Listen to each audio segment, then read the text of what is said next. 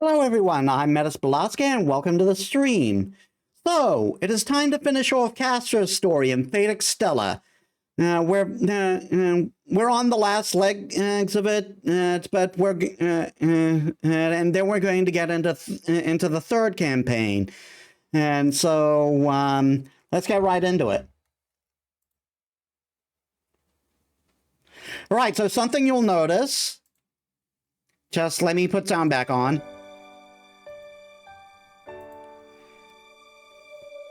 And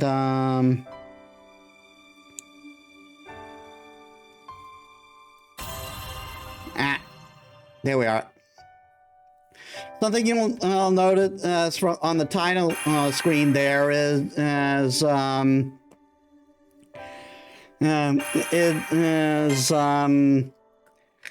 whatchamacallit, Archimedes wasn't there. その前にしばらく命の選択とシャレ込もうではありませんか。正真正銘の大決戦の前なれば心も体も全開にしておきませんと正直に申し上げまして、敵は大敵、今はなき月の聖杯戦争の歴史を紐解いても最強の部類ではないかと。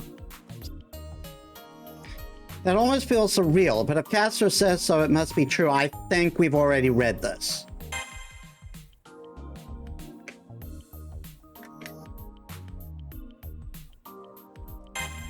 ありがとうございます。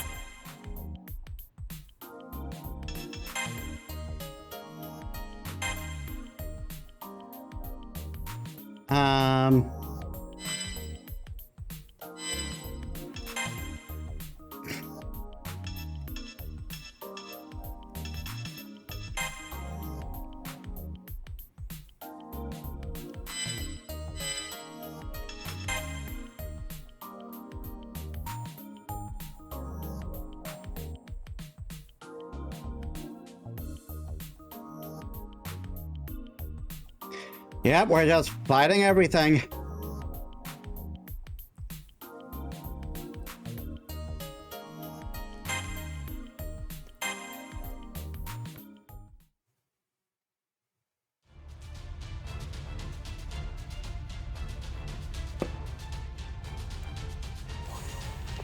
Caster か。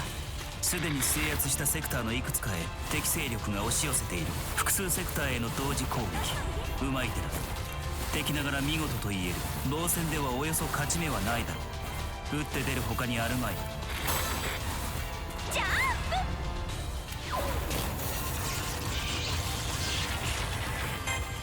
Ah, crap. I didn't see what the side missions were.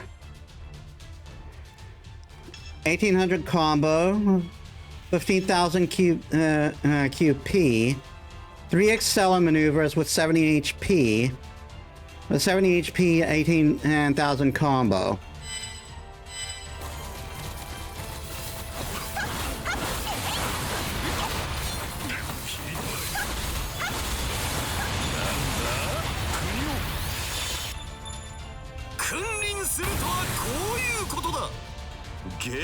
Yep.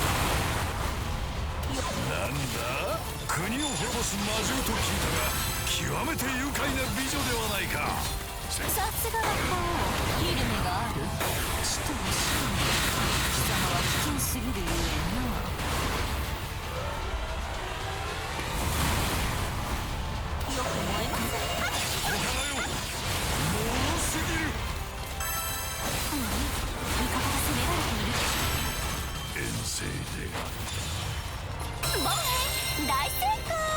さすがですご主人様。救援成功ですか。手間が Okay, now to take care of you.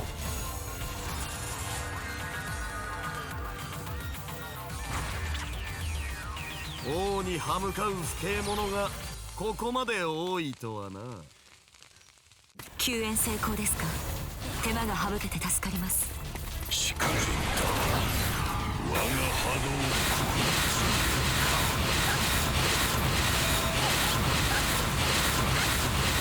美顔大作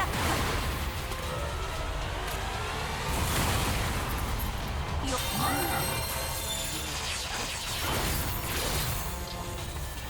これはまた物好きな神霊よな。何を企んでいる狐。決まっています。ご主人様の妻になること以外ありません。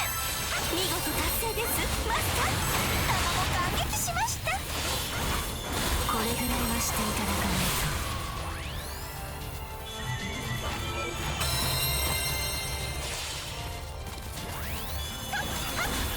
少しばかり猶予をやろう。一時の命ありがたく思えよ。風向きが怪しくなってまいりました。救援言っときます。制圧完了。この調子で徹底的にぶっ潰します。楽しげに制圧した。今日を滑る女は美顔は大作家。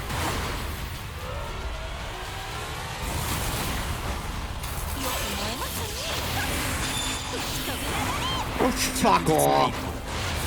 これでいくらか戦況は好転する。プラント発見で。私あれ大嫌いです。戦隊撃破とは。いえ失礼。思わず見とれてしまうとは。このままだと味方がやられちゃいます。しばらく味方の被害が拡大中。いかがしますマスター。しばらく味方の被害が拡大中。いかがしますマスター。よくやった。プラントを破壊したが敵の進行が弱まったぞ。手間を取らせろってもはや楽には済まぬと思え。 Where the... こちらに来ましたか。ではこの鎖でお相手しましょう。ストップです。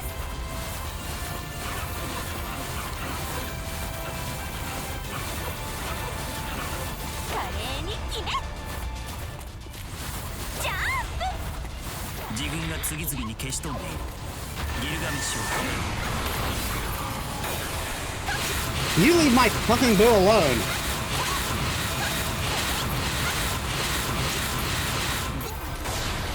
天罰てきめん。協力してくれるのですか。あなたも物好きですね。食い下がるではないか。いいぞ八つ咲きにしてくれ。舞い上がっていただきます。これはどうだ。カチッときました。あと少しで敵軍のレジムマトリクスが完成してしまいます。お急ぎを。おのれこの程度の雑種にここまで失態をさらすとは。僕は打ち切れますか。いや哀れですね。このままだと味方がやられちゃいます。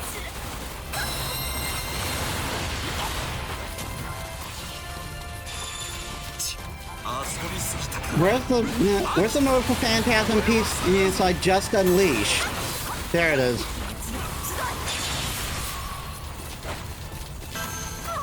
このままだと味方がやられちゃいます。舞い上がっていただきます。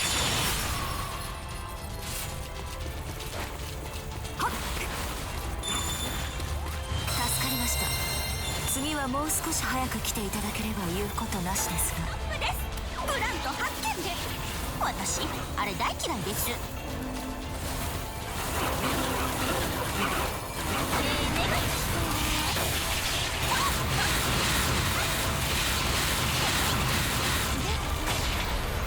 罰てきめん。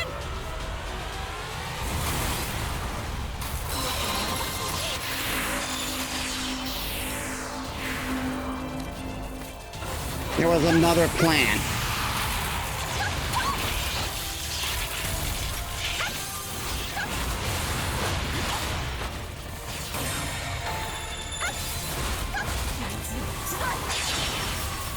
敵の戦力は大きく減じられた。この調子で彼らの戦力を削っていこう。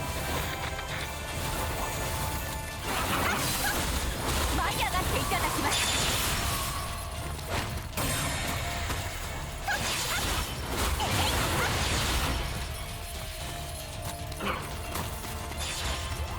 制圧完了。この調子で徹底的にぶっ潰します。見事達成だ。I hate this map.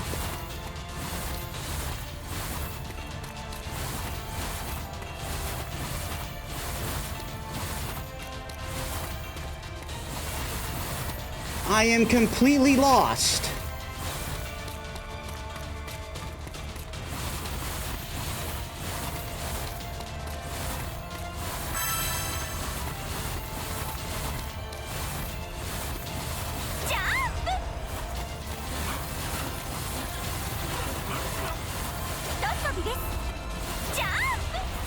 I'm not letting you go to another area, Elizabeth. God damn. 拷問踏みにじり最高ね。ここであったが100年目よキャスター。今までの恨み倍にして返してやるわ。ダメですが見逃してあげますから会えてくださいます。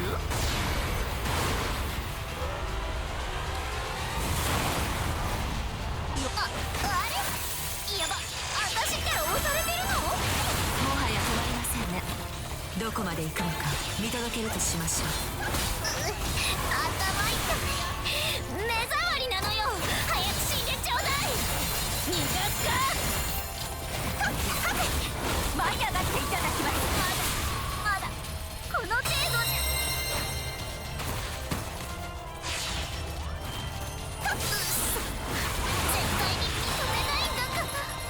敵サーバントが引いた。このまま残った敵も蹴散らす。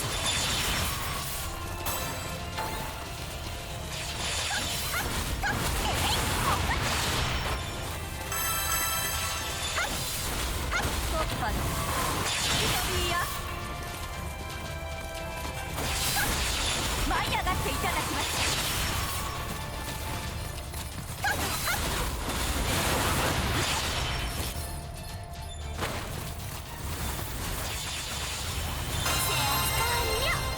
この調子で徹底的にぶっ潰します。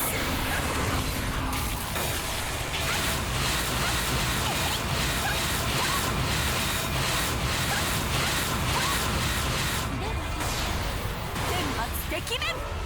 And I'll have to, I'll have to, full moon on the other, I'll have to moon cuts on the other plant, I think.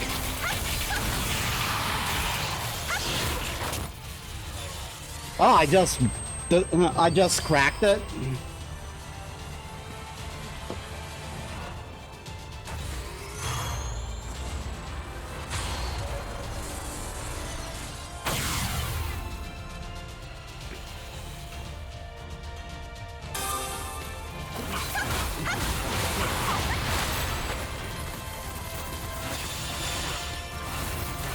出現を確認した。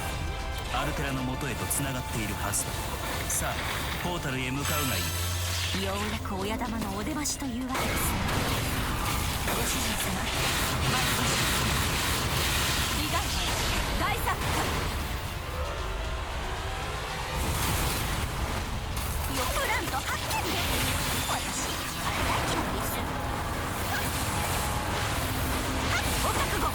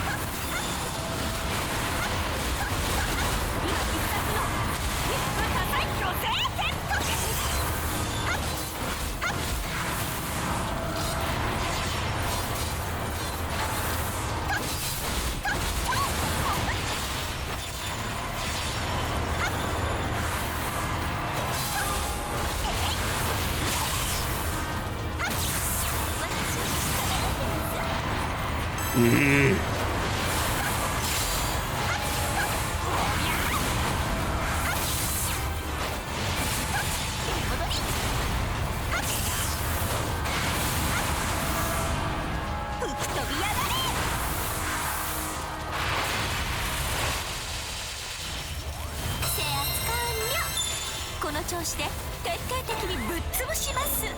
プラントです、ご主人様。まずはあちらを倒しましょう。いや、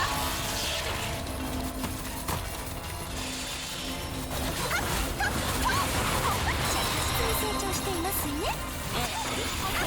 やっちゃいます。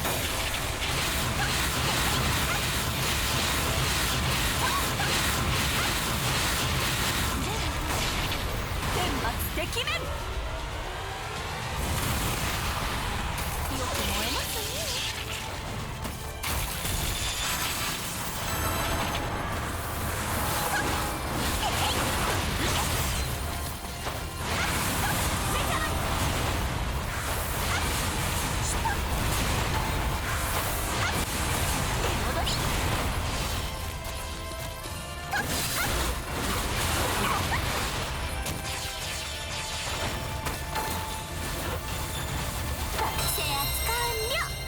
この調子で徹底的にぶっ潰します。楽しげに制圧したな。今日を滑る女は違うって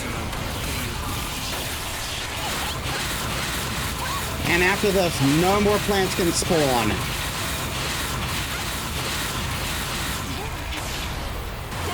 末てきめん。よく燃えますね。プラントです、ご主人様。まずはあちらを倒しましょう。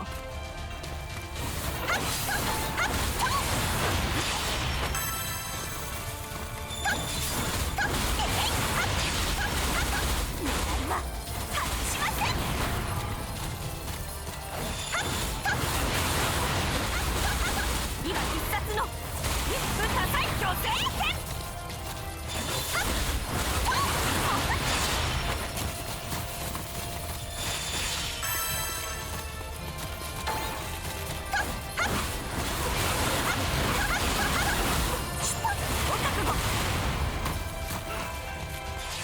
That was weird.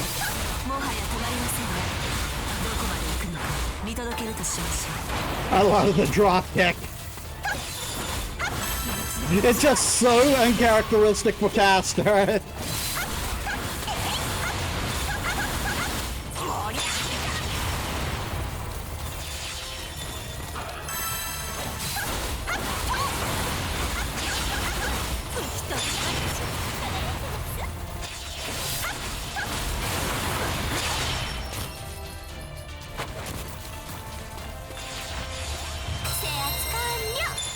この調子で徹底的にぶっ潰します。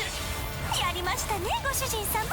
これで全部私たちの領土です。ジャン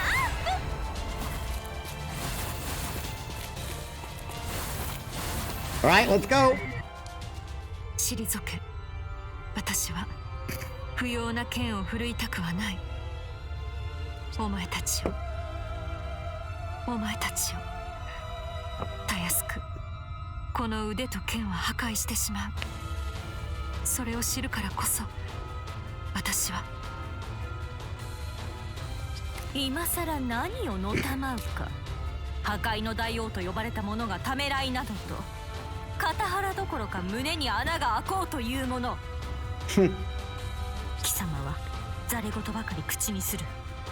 そのあり方はいかなる醜さか。戦いのための力をかようなまでに備えていながら、事影を通じて共闘の呼びかけ、果ては自ら赴いての降伏勧告とは、凄まじき力という無敵の矛と戦いを忌避する無形の盾。お前のようなあり方を人は矛盾と笑おうぞ。お前に言われるまでもない。私は何かを間違えている。だがそれはお前には関係のない事柄だ。少なくとも私より弱者であるお前には。キャスター、レガリアをここへ。そうすれば私は私にできる限りお前たちを守ると約束しよう。Yeah, once again, she's very reluctant to fight, isn't she? With her sword in hand, and Altera quietly declares her proposal. She doesn't look like the Umbral Star's messenger right now. She looks like a young woman with an earnest wish. I suddenly have to question this whole situation. I think we're misunderstanding the reason she wants the regalia. Why would someone so devoted to destruction be so interested in the Moon Cell Automaton's royal authority? For the Umbral Star, for destruction's sake. It's true that the Moon Cell would be defenseless without it, and would only be able to sit there and watch itself die. So that's the obvious reason why the Umbral Star's messenger would want it, which makes sense. But I still think there's some kind of misunderstanding here, because honestly, Altera could destroy the Moon Cell without the regalia. It's only a nuisance to her at best. So does she actually want to destroy the regalia? Or does she want to possess it for some reason? Gongo, 同断。その物言い、その眼差し、その思い。ようやく私も理解した、確信した。ゆえにこそ、許すまじ。私の指に輝くレガリア。焦がれるほどに求め、与えられた私の証。決してお前ごときに渡してなるものですか。Caster's words are like sharp slams against Altera. I don't think it's wise to provoke her in the middle of negotiations myself. I don't know why Caster's so agitated all of a sudden. I want Caster to calm down for a bit. If we can keep talking, maybe we can... ご主人様、ごめんなさい。あれはダメです。ダメなのです。あれは女です。どうしようもないくらい。そして私も女なのです。ですから私は何一つ奪わせはしないし、破壊させもしない。お前に何もくれてやるものはない。いいや、それは決してお前一人の所有物ではない。おだまり。そ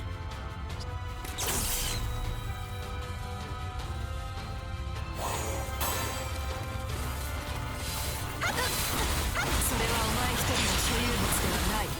奪わせません。何一つ、ただ一つ。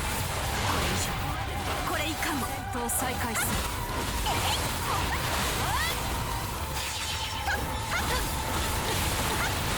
神霊に連なる者キャスターよ。貴様の相手であれば私も容赦はしない。忙しいぞキャスター。倒すのなら一撃で倒せ。できました。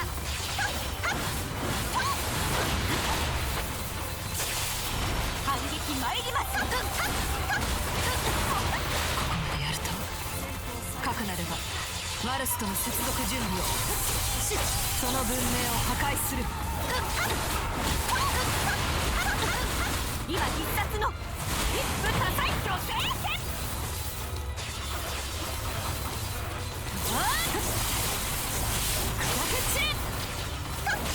破壊されるのか。私もタッチしません。そこだ。Ow. おりゃうし。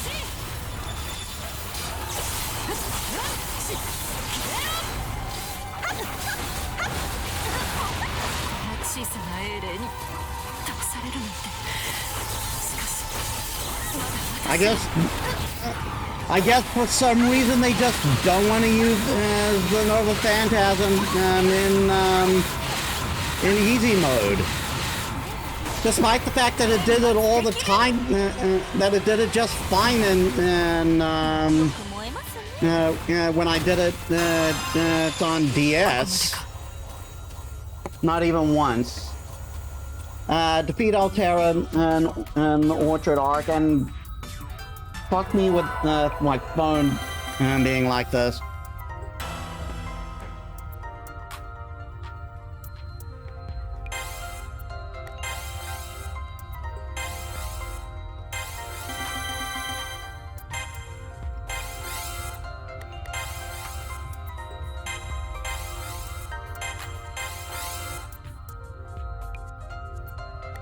お疲れ様です、ご主人様。ささ、お風呂にします。この Forget what the maximum for bond is. I want to say ハネ 20. ムーンまで待ったなしですね。いい戦いだった。人の2倍働いたな、マスター。戦いは始まったばかりだ。俺と話している暇はあるまい。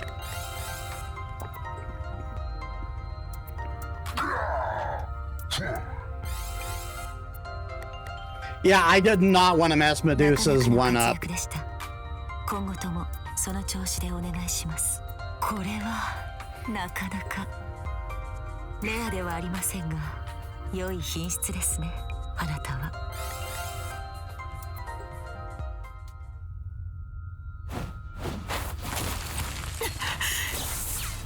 知恵と勇気、あまねく怪物なる者は人の英知に敗れ去る者。あなたとて例外ではありません、アルテラ。何の空より降りし怪物風情。過去のあれなど何かの間違い。太陽の化身のその分け身、天戦古戦の私が王権を得た今は。いいや、違う。私は怪物ですらない。私たちは文明の迎える滅びそのものだ。お前たちでは私たちに勝てない。プレイヤーエフェクト、マルスとの接続開始。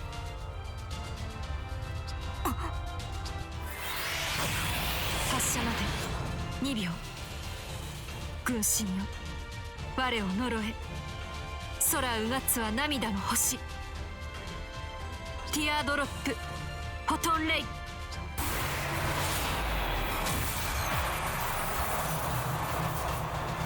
許せ。サーバントでは私を倒せない。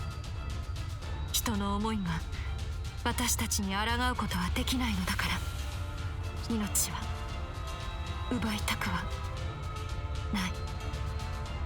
私はその意味をまだ知らない。だが破壊する。私の前に立つならば。何のしばらくこの程度。馬事東風にぬかに釘、大山明道、お狐雄山ってなもんです。甘いわ、半端者が。光の柱、何故に一つのみしか放たぬか。軍神とやらの力、そのすべてを費やさぬか。I love how between Saber and Castor, Castor is the bigger shit talker. 見えるぞ女、見つかせる。レガリアが砕け散るのを恐れましたね。All right, recording to put this in later. Darn it.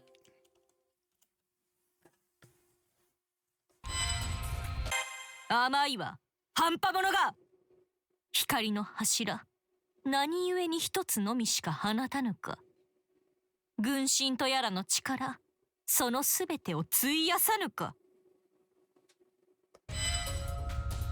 見えるぞ女、見つかせる。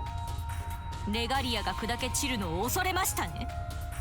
こっけーこっけー、甘い甘い、甘すぎです。どこに。出雲に神あり、これ自在にしてみそぎの証、神宝羽化の鏡なり。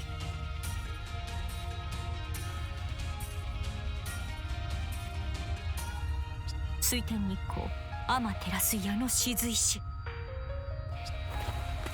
遅い。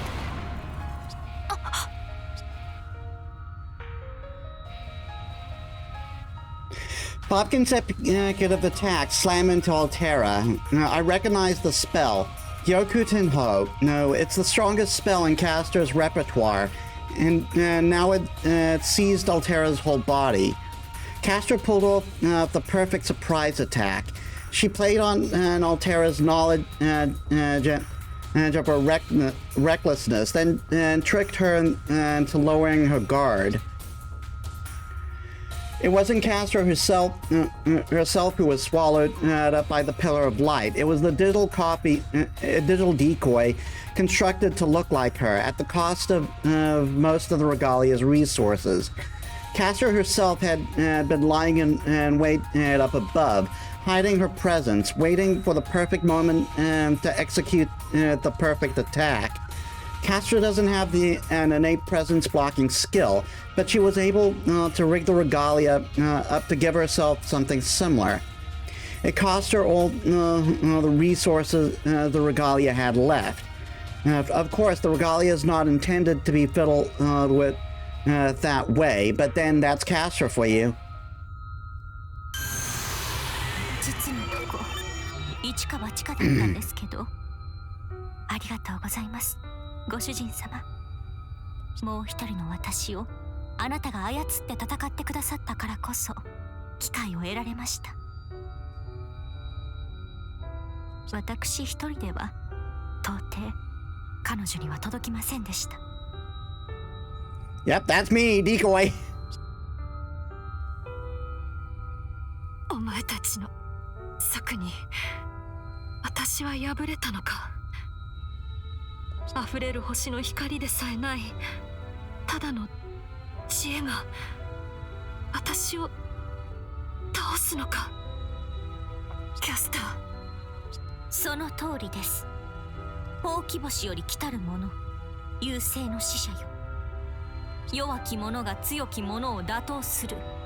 知恵と勇気を振り絞り、届かぬ頂を乗り越えるのが人の業。それを私はせいぜい真似てみただけのこと。地上にて人のあがきを私に教えた者どもと、ここにて人の光を私に見せた我が主。それらがお前を倒した者の本質です。あなたもかつてそれを目にしたのでしょう。やはりかキャスター。いいや賜物前私の過去を知って。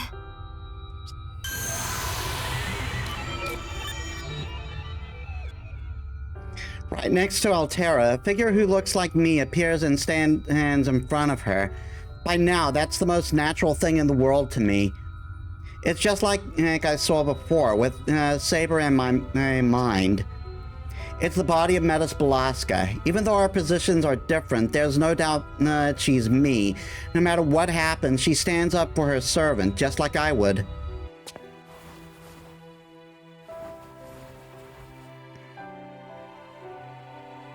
私のマスター、いけない。指輪から出てはお前を破壊から守れなく。守れないわよ。あんたは何一つも。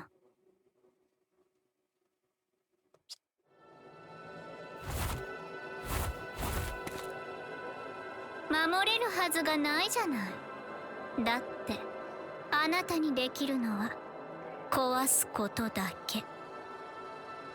弱々しい乙女のふりなんてやめなさいよ。冗談のつもりでも笑えないし、女が下がるわよ。って、ああ、そっか。あなたはそうよね。厳密には。うん。女でさえないわね。エリザベート。何のようです？ごきげんよう。一人ぼっちの帝国の女王陛下。レガリアを使った英霊退治見せてもらったわ。ひ弱な霊格のままなのは相変わらずだけど。ああ、むやみやたらに動かないでね。あなたが野蛮にも仕掛けてきたら、あたし反射的にそっちの孤立をまず殺すから。Elizabeth Bathory. Her face still looks the same. She strolls up to us through the dust without a without a mark from our last encounter. She's different. She still looks like she did when we first encountered Saber's regalia, but there's something missing from her now. Elizabeth was the one who told me to run away from the wicked queen of the capital. She even got herself shocked on my behalf more than once that Elizabeth is no longer here. いい加減目を覚ましなさい、アルテラ。英霊でもない、半英雄でもないあなたが人間の真似だなんて似合いっこないんだから。滑稽どころか哀れだわ。というか、これですっきりしたでしょ。外で活動する分身をなんでわざわざサーバントにしたのかは聞かないわ。どうでもいいし。でも負けたんだから遊びはおしまい。本気の、いえ本来の姿を見せる時よね。優勢の化身、白き巨人セファールさん。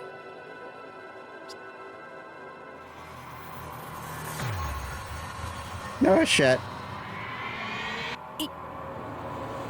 た。私は誰も何も何一つこの手で砕きたくない。Just checking editing software to see where where to end it.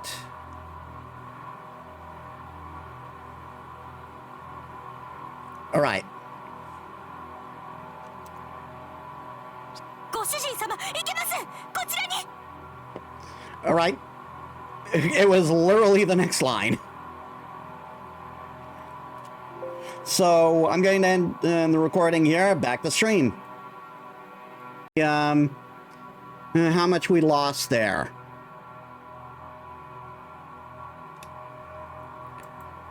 Are you serious? There we are. Again, I have no idea how much we lost there. I have no clue. I'm going to have to try and fix that in post.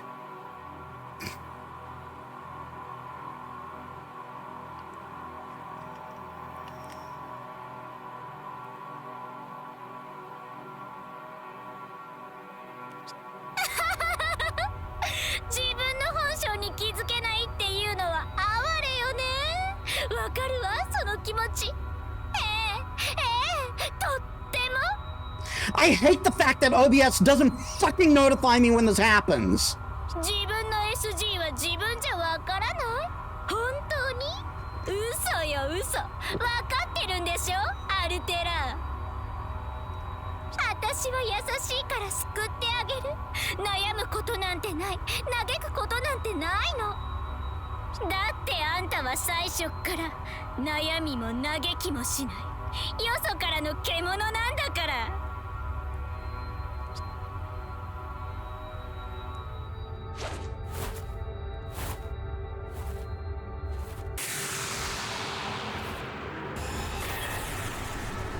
Once again, Nasu's not beating the allegations.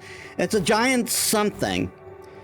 Its spiritual core is firing off terrifying amounts of pressure. Its white light is blinding hot.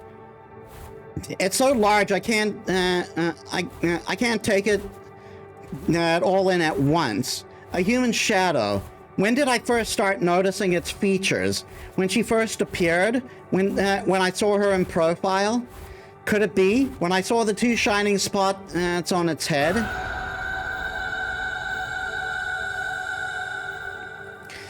The scream seems to shake reality itself. It's not human. It's not a heroic spirit. It's a monster. It's hunger, vast, unstoppable. It's hunger, vast, unstoppable hunger. 聞いてた以上のバッドテイスト。素敵じゃない。寒いじゃない。大きいじゃない。これでまだ初期状態なんてたぎってくるわ。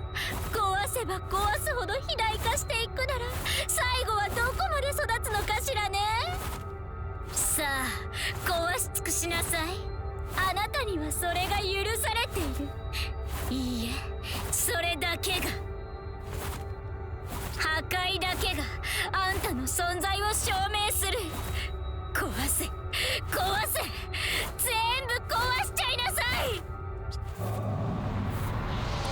She's glaring at me. Does it still want the regalia? I understand in an instant. Whatever makes her scream, she's still aware enough to know that she must destroy. And that's why she's looking at us. I remember, a little too late now, but I remember what happened at the moon cell core. It's a perfect match. The giant creature standing up in the dark, the one that split me, and the regalia in 3 pieces. The unknown threat to Seraph. I remember the feeling of my digital body being broken and split. Myself, the regalia, all by the same hand. That time I couldn't avoid it. It caught me. I was alone then, without an ally by my side, but it's different now, at least for the moment. I'm not alone. By my side is the blade who protects Metis Balaska, the Golden Knight servant who's chosen to stay with me to the end. Caster. Master!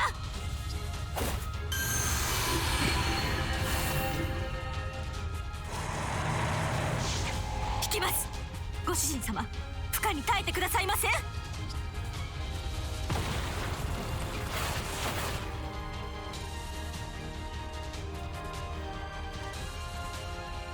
巨神アルテラ。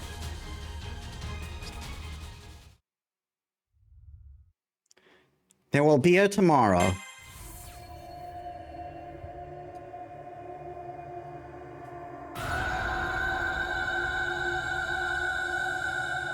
Her echoes reverberate and shatter everything they touch. The territory shakes apart. The Spiritron energy disperses. I thought Altera and her forces were strong, but this is something else entirely, infused to the core with unspeakably lethal power. The structure around us is shattering like glass. At first, the Titan was targeting us, but now she's smashing everything in sight. She screams and destroys. She turns and destroys. She breathes and destroys. As long as the Titan exists, nothing else can. ご主人様、あそこ、巨神。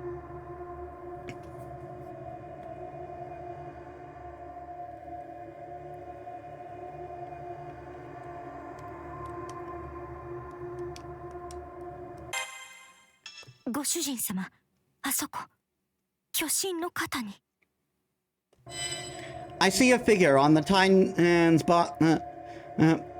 you see a figure. Metis Balaska's body is standing on the shoulder of the giant, and that that third me is eroding away, broken down. And I can tell from here. It's what I expect to happen. Being so close to a force of destruction, nothing alive can stand beside her. So nothing that bond. So no matter what bond they might have, no matter what they might have said to each other, her destructive power is absolute. セファールの巨人、大いなる恐ろしき白の神、14000年前のあの巨神がとうとうセラフに現れてしまった。もはやここまでなのですか、ご主人様。 Through quivering lips, Castor speaks my name. I've never seen and heard this vulnerable.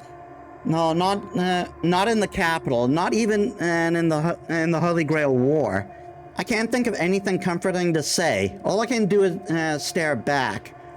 Her eyes flicker with fear, anxiety, and despair. ご主人様、私は申し訳ありません。すべてすべて、あらゆるすべてをここでお詫びいたします。どうか謝らせてくださいませ。あなたが眠りに落ちてからずっと自ら望んでよこしまな渓谷に落ち果てたこと、Yeah, that's why she was doing エリ it. ザベートからの誘いを拒み、アルテラによる最後の勧告をも疎んだこと、そしてあなたを、マスターであるあなたを一人は嫌だったのです。一人は嫌だったのです。そしてあなたを、マスターであるあなたを束縛し続けたこと、すべてもう一人になりたくなかった。一人に戻るのが怖かった。強くあらねば、支配せねば、あなた様を私はきっと失ってしまう。その未来に恐怖したのです。いつかの折、エリザベートが言った通り、ドンピシャです。図星どころの話ではありません。あろうことか私はやけのやんぱちになったのです。あなたとは一緒にいられない。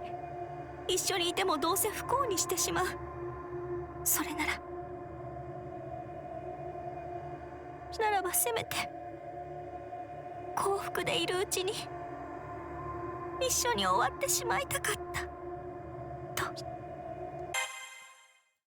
ならばせめて、ならばせめて幸福でいるうちに一緒に終わってしまいたかったと。The realization falls into my chest with a thud. So that's what she's been building up to all this time. She knows the ending's sad, so she wants to close the book before we get there. That's the only solution to the problem she's always had. Castor's a sorcerer, a supernatural fox.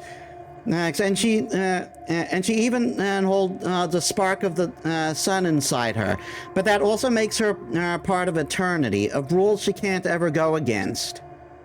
The notion of anything having an end is unbearable to her. Anything, like a peaceful relationship between a human and an anti-hero, or like a world doomed to the inevitable. That's why she wants to bring down the curtain while the music is still playing. But she knows that that would spell death for me. She wants to end it all, but she doesn't want me to die. She's been trying to keep all that turmoil buried under her throne. Even though her harlot persona could have driven me to hate her, or maybe that's what she wanted. For me to lose all affection. For me to lose all affection for her and walk away on my own terms. Make it easier for her that way. ごめんなさい。そんな私のわがままの結果がこの光景です。あの巨神には勝ちようがない。世界は救いようがない。初めからあなたを救うことはできないと分かっていた。分かっていたから私は封じたはずの警告モードを目覚めさせた。抗うためではなく、戦うためではなく、ただほんのひととき歌方の夢を見るために。仕方ないのです。だって私たちは以前あの巨神に敗れている。私たちだけではあの優勢にはかなわないとこの体が味わっているのです。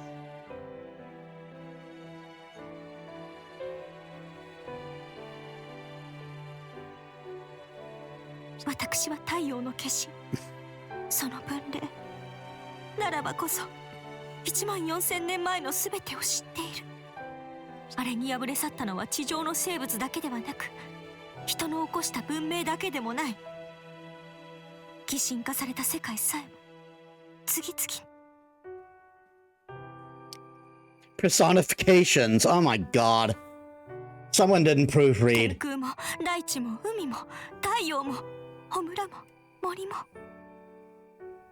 知恵は一切の意味をなさず、愛も絆も荒れ狂う巨神へは届くことなく、死もあれを殺すことはできなかった。戦いと争いの概念さえ同じこと。その剣を持ってあれを両断することはかなわない。そんな恐ろしきものがいずれ来たると私は知っていた。いいえ、知ってしまったのです。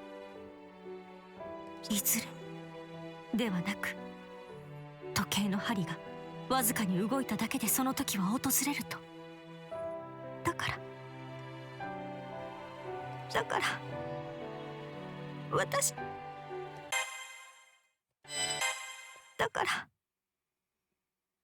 は I get it. Castor was ready to witness this scene. Not from a premonition, but from her own experience, or at least the experience of another version of herself. When the Unreal Star arrives, the world ends. The Moon Cell Automaton can't stop that. Every life form and civilization on Earth will be destroyed, just like it was 14,000 years ago. But Castor still hoped, prayed, simply to live with me. どうかお許しください、マスター。浅ましくも卑しい私の行いを私は諦めました。もはや世界に明日はありません。なら私は限界まであなたに仕えたかった。あなたに寄り添い、あなたと共に死にたかったのです。I think back on every event since I woke up in the Millennium City capital. It's hard to say from how much time has passed. It feels like both an eternity and the blink of an eye. I remember talking with Elizabeth earlier. I told her I believe in Castor. I believe she had a reason for her un-Castor-like behavior and for the construction of the Millennium Capital. Now, I believe she'd reveal it to me in the end. And now she has. I'm glad I have faith in you, Castor.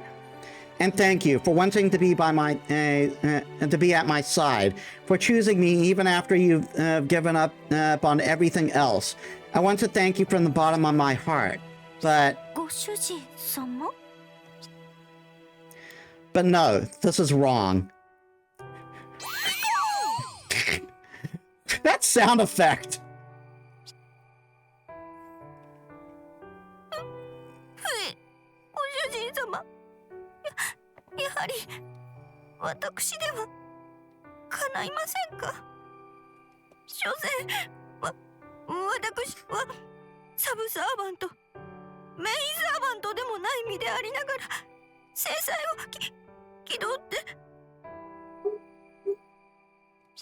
私ごときが共に朽ちるのを望むのは出すぎた願い。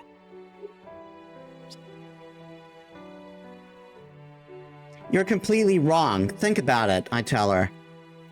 Not about accepting the end. After all, eternity's way too long for a human being. She gives another sob. I give her a smile. There's going to be a curtain call today. That's just life. But I want to spend that life with you. And if this is the end, then we might as well go out with a bang. We can't go out on a sour note like this. No matter how loud the band is on the sinking ship. But you know what the worst part is? This isn't like you, Castor. I tell her, whatever you and I stand together and face at the end, we're going to be smiling because we have all these wonderful memories behind us. We don't want to go out gnashing our teeth. You know what? When this war is over, let's leave the capital behind. Don't get me wrong, your queen of harlots has its charms, but your bright eyes, your cheerful voice, and the loveliest smile I've ever seen. I tell her I like the lively you, that shines like the sun, the best. マスターなんてもったいない。私にはもったいないほどの奇跡のような約束で。うわーしゃー新規充実ラブ最高にかしこみかしこみ高間ヶ原の私も一このためだつうか聞こえますよ太陽殿に鎮座まします大元の絶句同点阿鼻教官イエーイうらやましいかざまあみなさい私の勝利です Mama? Don't tell me all that reflection didn't count for anything. いいえそれは断じて完全敗北ですマスター。この水天日光たった今あなたに完璧惚れ直しました。どうせ侵食されるのなら私も国を持とう。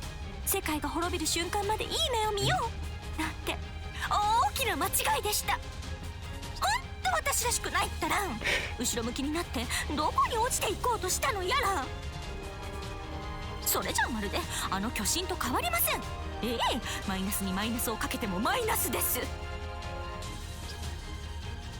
Technically, you can get a positive number that way. I know she's on a roll, but she shouldn't get that wrong. That's right. You multiply two negative numbers, you get a positive. Then again, I'm sure she was speaking figuratively, so no, I shouldn't put brakes on her here. Especially since she's talking herself up out of her harlot mode. I'll just stand back and enjoy the moment. The one true sun is rising over the zero dark. Its golden glimmer fills my eyes. マイクです。聞こえますね。我こそは天下御免の良妻狐。ご主人様のためなら鬼も仏も切り捨てること3000里。ご奉仕純情昼もしとねでバチコーイ。今も昔も枕も宗師も音に聞け。私の願いはただ一つ。6つとにかくいろいろあるけれど根本的にはただ一つ。我が願いは単純至極。幸福な世界で幸福な未来で旦那様とハッピーに生きるのです。私今度こそ改心いたしました。やった警告モードは時代遅れと脱ぎ捨ててご主人様が誇れる最高のサーバントとしてサクッとセラフを救いましょう。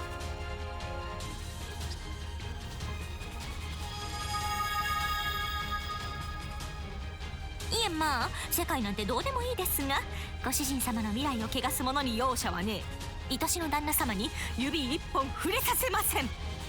いざ参ります。ハッピーウェディングサンシャイン。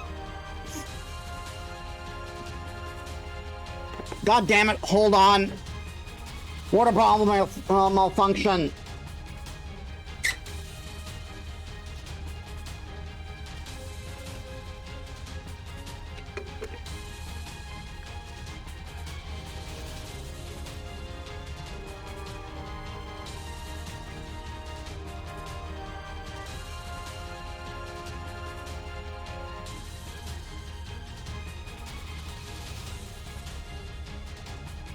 There we are. 全霊更新全開稼働。量子も魔力も何のその。今の私の動力源はあなたへのラブただ一つ。玉もラブマックス。 That's my Tamamo.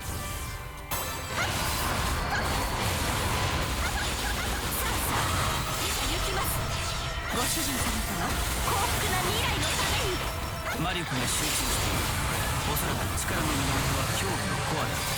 相手の行動をよく観察し、攻撃の機会が見えてくるはずだ。こちらです。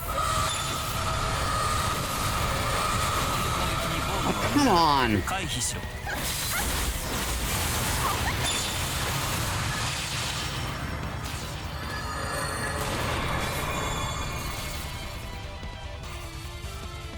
好機だ。胸のコアを攻撃破壊しろ。通常攻撃では効果が薄い。コアを攻撃するならムーンクランチを使い、レガリアの力を有したムーンクランチ、それだけが巨神を貫通 I し、 need to build up Moon Crux.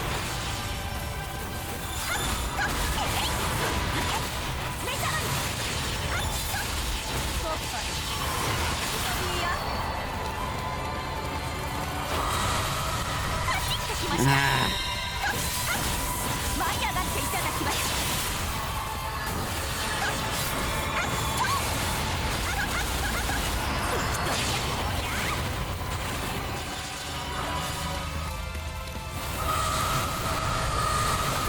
Oh, come on.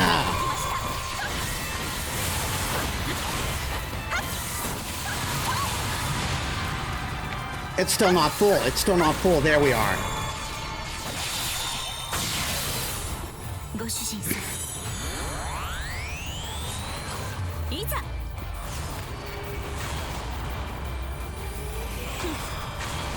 水、イカズチ。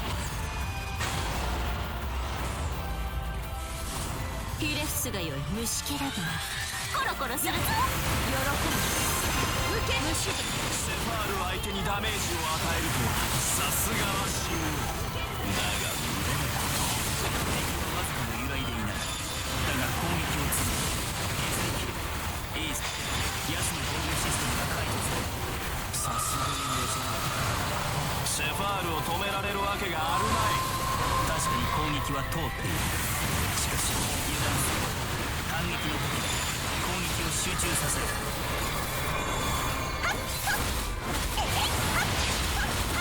今必殺の一夫多妻強制権、一歩当選、やっちゃいます。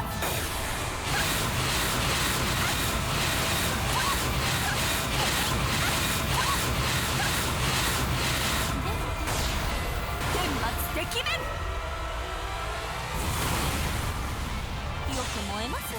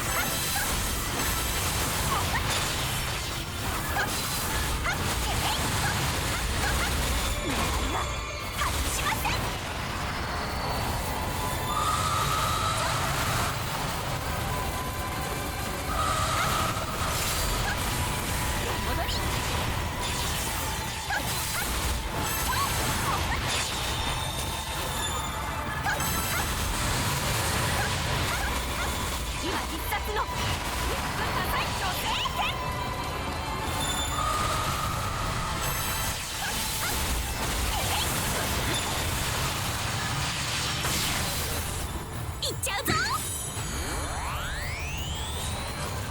コー。たまもちゃん、本気モード。きたきたきた。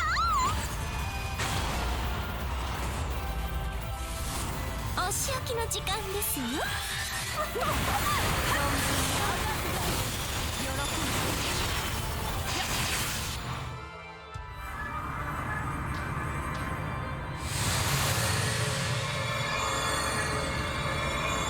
I don't remember this being this easy.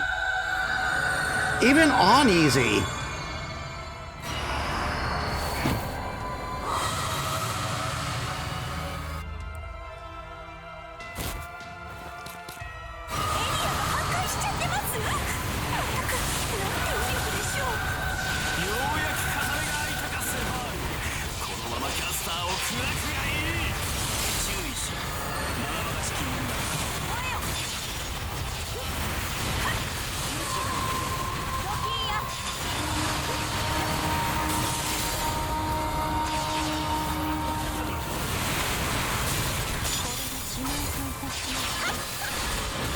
What the hell happened? What took all that health?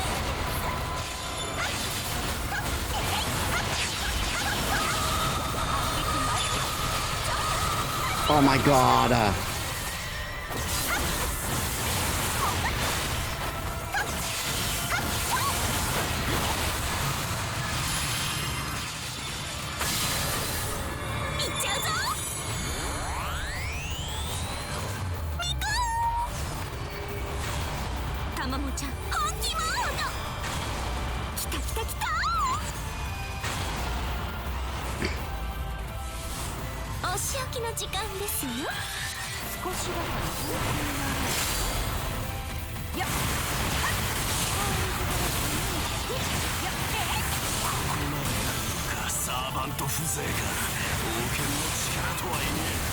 ご主人様、玉も全力で参ります。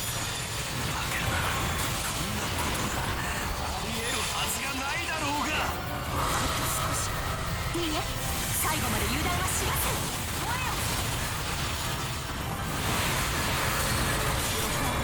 さらばじゃ。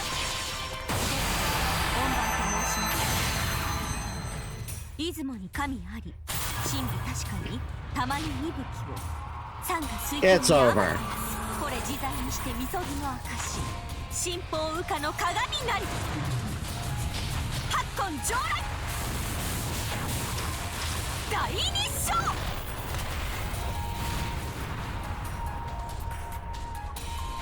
レベルアップ。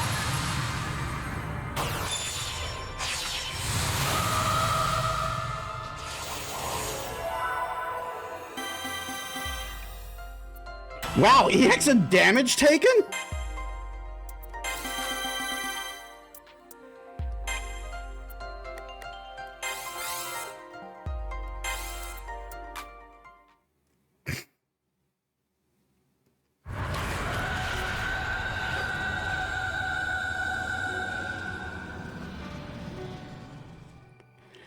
She unleashes her final attack. Perfectly aimed, it flies right into the Titan Altera's chest. As in terms of scale, it's minuscule compared to the giant, but it's packed with everything Tamamo has. At the same time, it takes the life, the future of the Maiden in White. I hear her scream. I feel a hole in my chest, not from my pain, or from my mind's pain, but from the pain of the third Metis Balaska. That Metis Balaska stays with Altera, ready to die with her. I have no words. All I can do is be a witness. And the final strike hits home.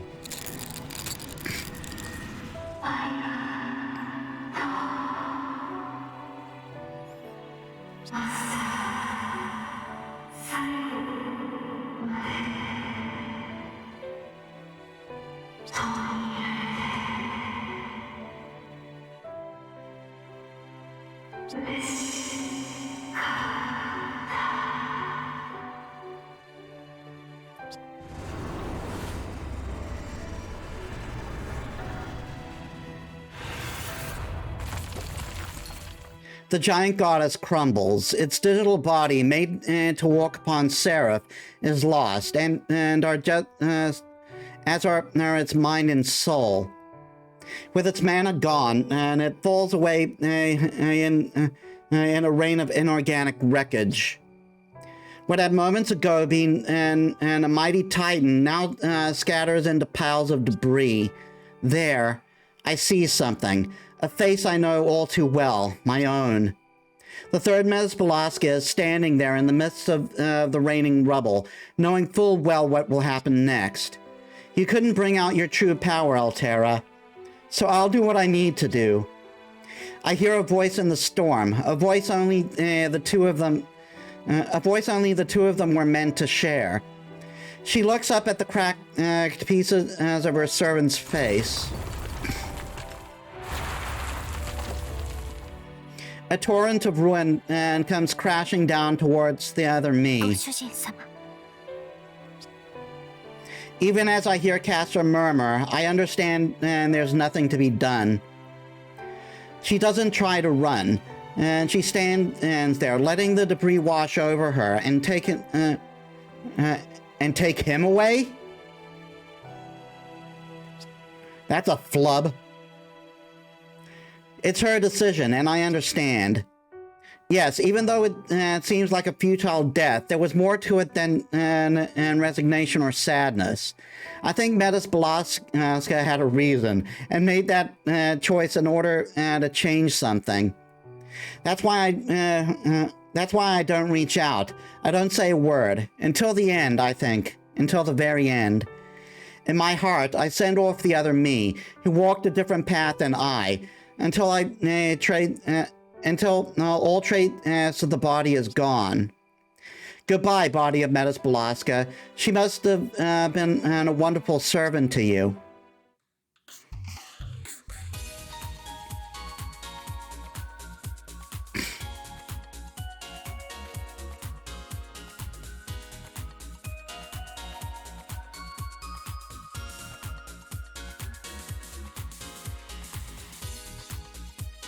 Don't know why the stage is glitching.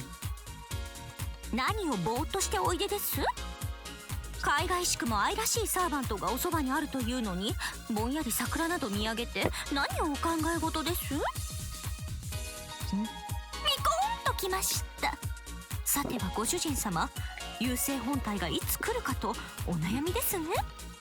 ダメですよ。いつかの日はいつかの日です。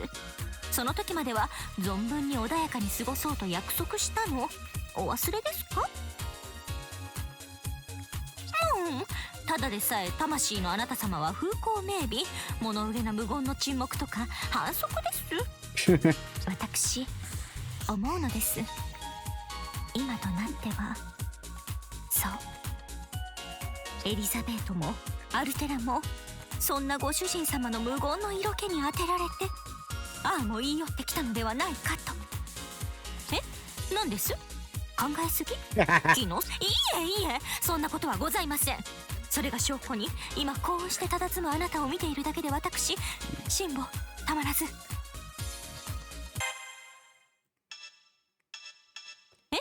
何です？考えすぎ？気のせい？もう何を言わせるんですかご主人様ったらさっさ立ち止まるのはもうおしまい。一緒に参りましょう。どこへってもちお夕飯の食材買い出しです。今日も腕によりをかけて作っちゃいますから。 I can't wait for that.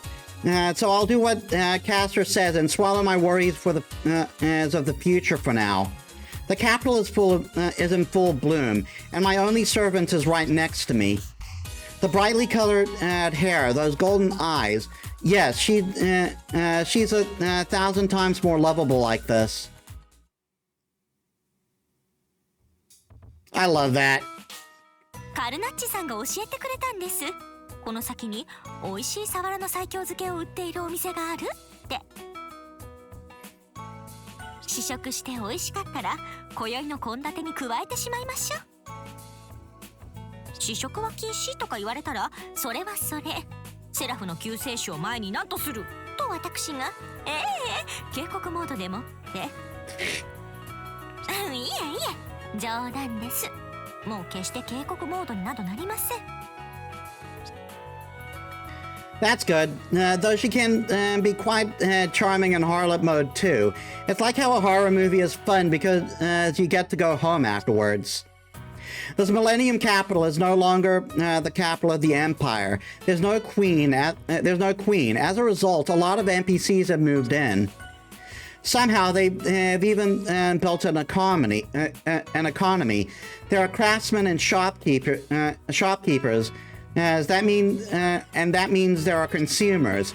Instead of a giant empire run by one ruler and her servant, and it's looking a lot more like a nation, almost like a real world, you might say. そうだ今晩の献立について基本メニューはもう考えてるんです。豚肉とナスの味噌炒めにかぼちゃの甘煮、ほうれん草はおひたしにせずごま汚しで、お味噌汁は赤だしのなめこ汁。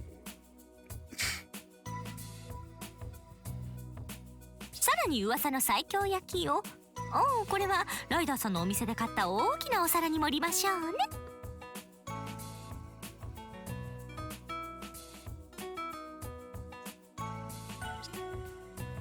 That's right. The other day, we saw Ryder at a certain antique shop.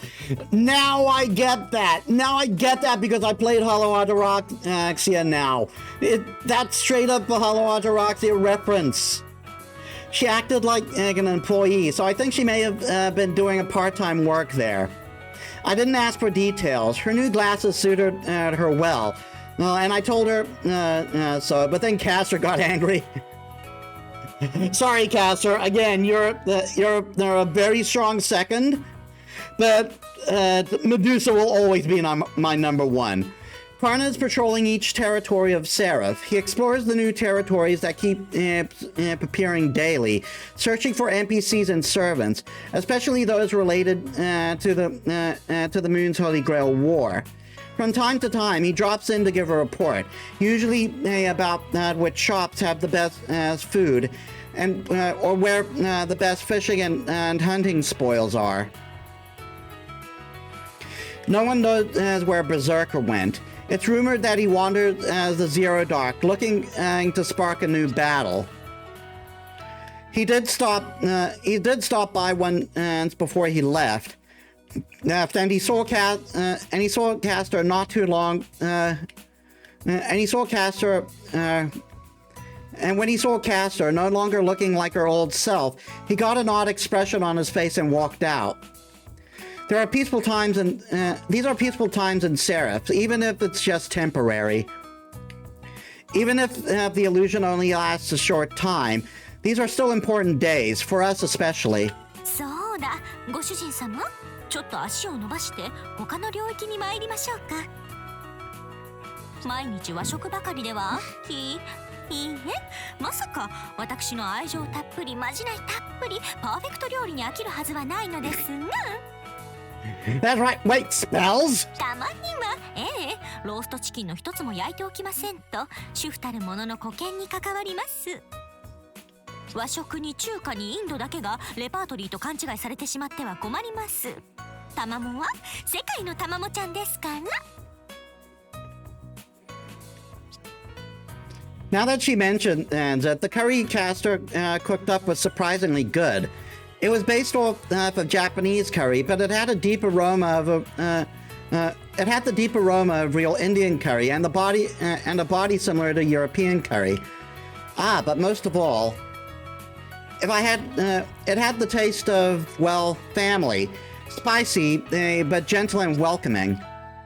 Really, it was so good that if I didn't know any better, I would think curry making was some sort of skill or novel phantasm she picked up. But そんな世界最高の愛妻カレーだなんて、私そんな風にまっすぐはっきり言われてしまっては。I keep doing that. そんな世界最高の愛妻カレーだなんて、マスター。もう今夜の献立予定予定変更しちゃいます。構いませんとも、すでにある食材は明日に回します。最高のお肉、最高のお芋、最高の玉ねぎ、人参、それに最高の香辛料と最高のお鍋を持っていざ。今夜はカレーライスに決まり。You're probably wondering, who's Mr. Vlad? I'm not telling. If you know the series, you know who it is. たっぷり食べて、たっぷり精をつけてくださいましね、旦那様。Although one potential problem. From the way Curry clears your eyes up, it might be hard to sleep tonight. なんて冗談です。何でもお好きなものをおっしゃってください。良き妻として、良きサーバントとして、共に最後を迎える伴侶として、わがままも暴走も極力控えます。さあ、旦那様、今晩のお夕飯何がよろしいです？ That's a tough question. I can't think up a whole menu on the spot like she can. But more importantly, I want her to be as lively as she wants to be. I don't ever want her to think she has to tone herself down for me. If she wants to feed me curry, I'm perfectly okay with that. I don't think she'll go into curry harlot mode or anything like that. はい Huh? もしかして私インド式警告モードのお話あなたにしてませんでした？ What?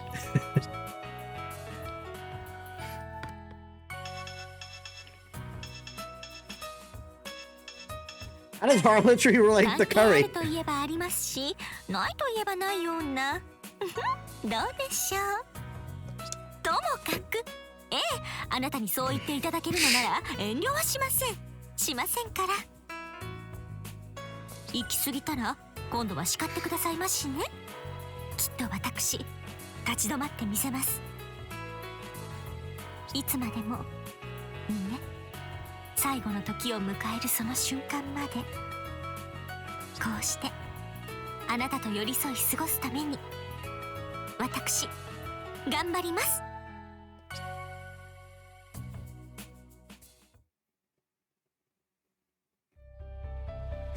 And that's the end of Castor's story. Yeah, Curry Rice of Bliss. Complete the Orchid poem arc.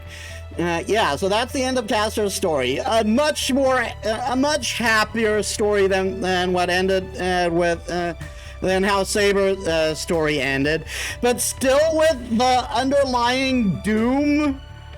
Because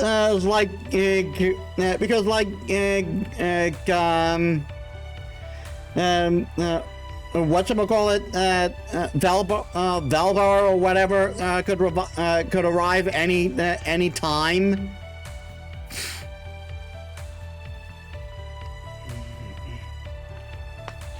But yeah, definitely a happier ending.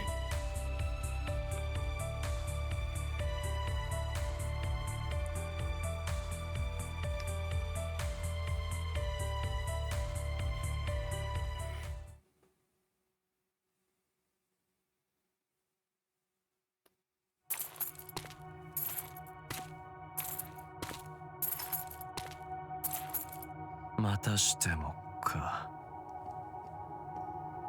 身代の絶望を知るがゆえにいくらか組みしやすいかとも思ったが、よもやここまで愚かしくも人間ごときによった存在とは。落胆したぞキャスター。警告の美記、おとぎ話の怪物が聞いて呆れる。束の間の甘美を味わいながら滅びの時を待つがいい。無価値無意味の極みたる平穏にせいぜい浸れ。次期クオンタムタイムロックに入る。やれやれ、またも移動しなくては。まあいい、成功するまで何度でも繰り返すだけだ。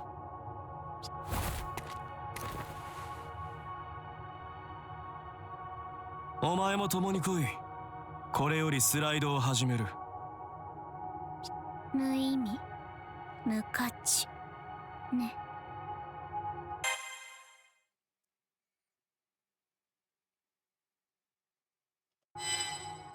黙ってついてこい。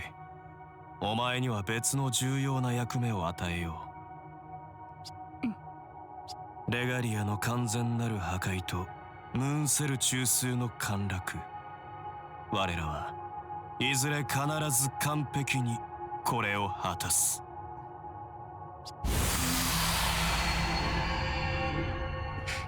無意味だか無価値だか知らないけど、せいぜい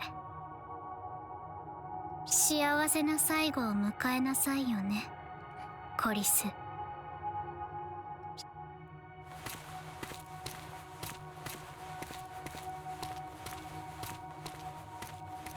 Yep, not quite over. We finished Castor's story, but that's only 1/3. Dawn Arc has been added to main story. Parna's side story. New content to gallery. Reward for strengthening bonds. New character added to free battle. Uh-huh.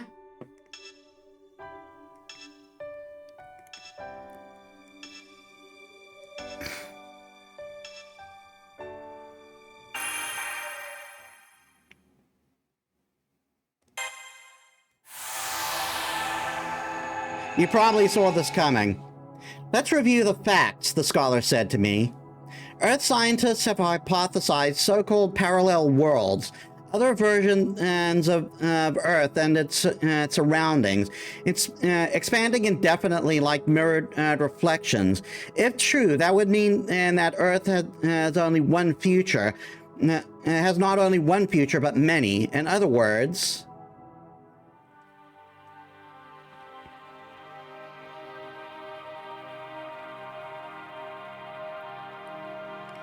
Think of it like this. The you that you are aware of exists somewhere upon this timeline. It might sound unreal. Humans aren't equipped to perceive, let alone traverse the wall between worlds. But what if I put it another way? Think of these parallel worlds as other possibilities. Imagine what might have been in your life. Think of it, and think of the connection that were cut off and thrown away. Options you see now in retrospect that you never have considered at the time. Picture how your life today might be different and had those what-ifs come to pass. All those varying futures in everyone's lives make up the vast array of parallel worlds. Your actions, and those of you in the as present and moment and on this particular timeline can change the world in any number of ways. That proves such possibilities are alive, and that your world exists on a proper axis. Conversely, the world where the future cannot be changed, regardless of your choices, can have no parallel worlds. Such a world is nothing but a dead end, solitary and singular, with a past as immutable as its future.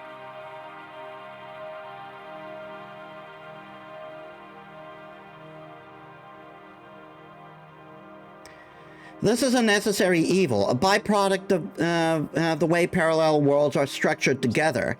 After all, a world where humanity made radically different choices would bear very little resemblance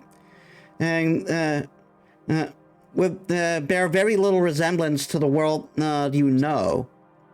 Some worlds may have crumbled by making all the worst choices. As others may have made all the right ones and rocketed ahead, perhaps too far ahead. In either case, the world can no longer be be said to resemble ours, and once the world moves out of sync, it is no longer parallel. Why would those worlds become solitary, you ask? Could the people in those worlds still make different choices? Unfortunately, no. This dimension contains a finite amount of energy, and has none to spare for creating new worlds from worlds gone so far astray.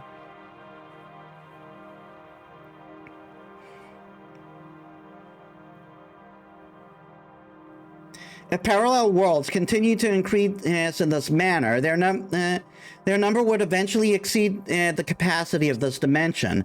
Parallel worlds must exist, but in a manageable quality. By my own rough calculations, and judging by the civilization and of Earth alone, this solar system would collapse within 100 years if the parallel world expanded without limits.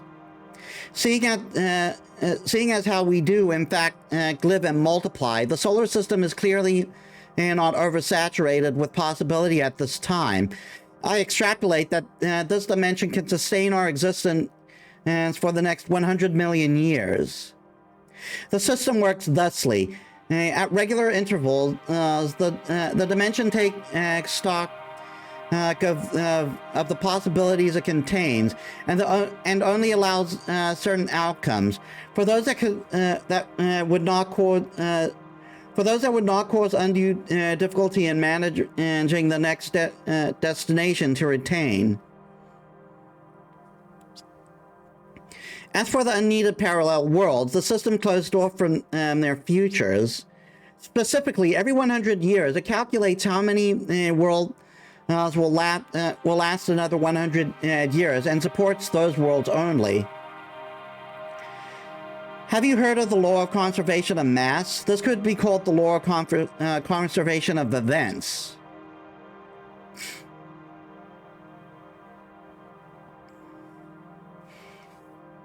And so the civilizations in these numerous parallel worlds line up with one another. Think of it like a giant tree. Only the trunk at the center can grow tall. The branches may bear fruit, but eventually they reach their limit and fall without reaching the future. You understand, yes? There are no parallel worlds for a world that has evolved too fast or crumbled too quickly. Such worlds are merely dead ends whose outcomes are predetermined. And so there is a set time frame in which these branches are trimmed. Extra possibilities are removed, and future histories, once fluid, turn to stone. The mages of the old world continue the mages of the old world call this time frame the foundation of humanity.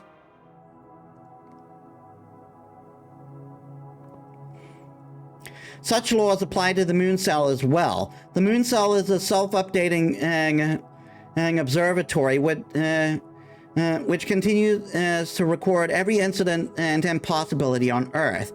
You could say it makes the same observations on parallel worlds. It's all quite vexing. But in any case, the so-called foundation of humanity governs the moon just as it does the Earth, tracking the various spiritron worlds and determining whether their futures will come to an end. Once one passes that event's horizon, there is no turning back, nor turning aside. Any lingering ifs become might have beens. It is the work of the great invisible hand. No, of a god, of a god's invisible hammer. No, I have named this point in time the quantum time lock. The event compilation and set by an absolute observer.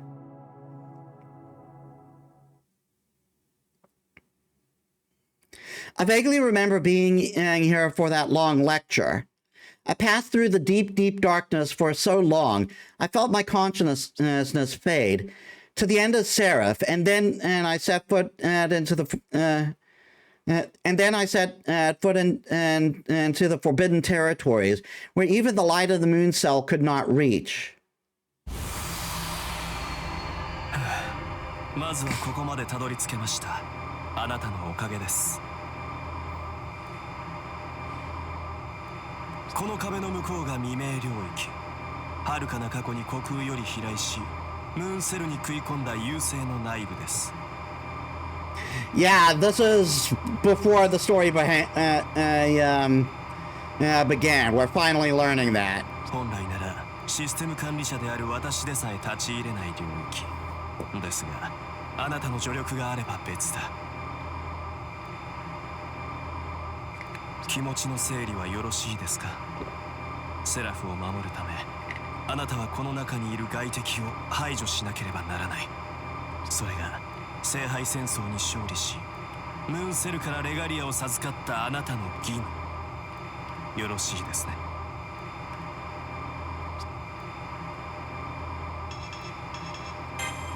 はい、いい返事ですよ。その調子で躊躇なく力を振るってくださいますよ。I nod in agreement and look up at the wall again. It's huge. Seraph has its giant structures, but it's still rare to see something on this scale. The bizarre architecture gives me the impression of a prison, capable of holding tens of thousands of prisoners. I feel the urge to touch the wall. It's hard as diamond, but smooth as silk. Normally, Seraph only builds objects out of the same materials found on Earth. The touch alone tells me the stone was made from somewhere else. There's no doubt this belongs to an invader, something from beyond Earth, made from pseudo-spiritrons, just as Archimedes said. It's an external threat. I'm afraid anyone would be. Inside this place sleeps a monster who nearly destroyed both Earth and the Moon. And now they expect me, one lone wizard, to defeat it. If only Saber were here. 仕方がないのです。強力なサーバントを連れてきては、ここに着いた時点で敵に感知されてしまう。どれほどのトップサーバントであれ、ムーンセルに作られたものでは優勢の先兵にはかなわない。勝算はただ一つ。怪物が目覚める前にレガリアの力で倒すのみ。そのためにあなたに来てもらったのです。あなただって負けると分かりきった戦いにサーバントを投入したくはないでしょう。 What was that? 中にいる怪物の寝息でしょう。やれやれ、全くおぞましいことこの上ない。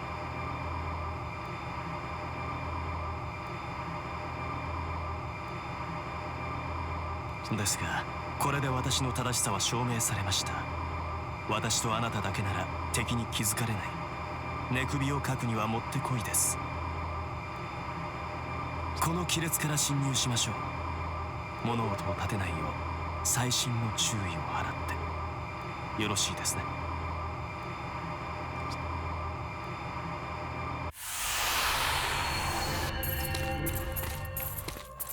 時間と空間があやふやですね。焼けた飴のようだ。ここは限りなく広いようで限りなく狭い構造なのでしょう。捕食優勢ベルバーは1万4000年前この太陽系に現れました。それがこの構造体です。優勢はかけらとなって月の裏側に刺さり、物理的にムーンセルの内部に食い込んでしまった。内部からのハッキングですね。かけらはムーンセルのネットワークに接触し、このように疑似量子の世界に自分の領域を作った。ムーンセルは侵食してきた優勢のかけらをネットワークから遮断、光の届かない未明領域とすることで侵食を食い止めた。しかしそれが限界でした。ムーンセルはムーンセルを守れても地上までは守ることができなかった。Yeah, this is all very interesting, but I got a question.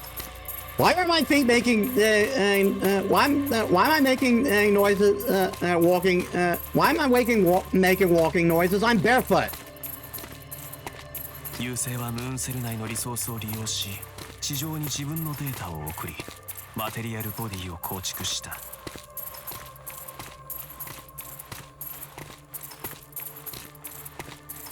それが1万4000年前に地上を滅ぼした白い巨人、セファールと呼ばれるアンチセルです。この先にいるのはその本体。文明を破壊するためだけに生まれた怪物。いいですね。くれぐれも用心し、気を許さないように。セラフを守り、斧がサーバントのもとに無事に帰りたいのなら、決してためらわないことです。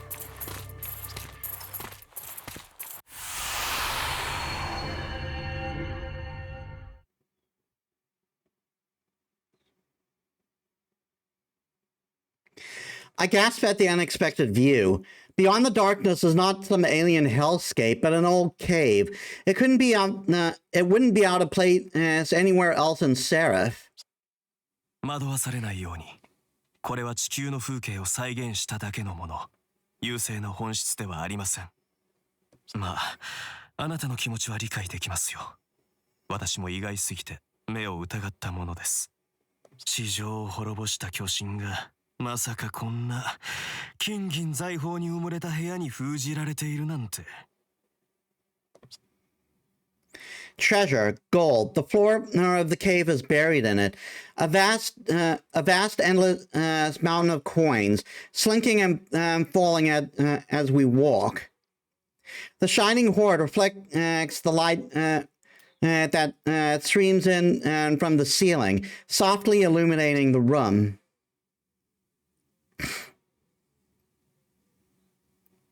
Amidst all the treasure is a giant altar.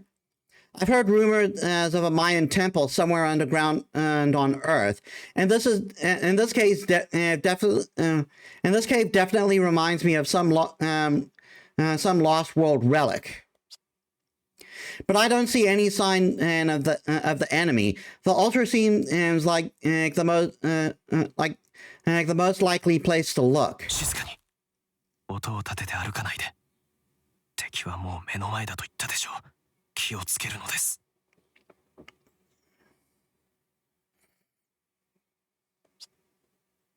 The enemy's already in front of us? Hi! No, it can't be. As my eyes lift slowly upwards, I try to breathe as quietly as I can. There.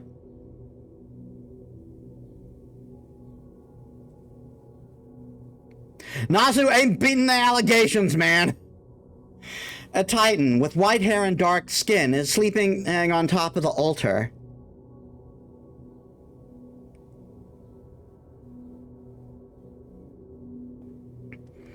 I literally can't believe my eyes.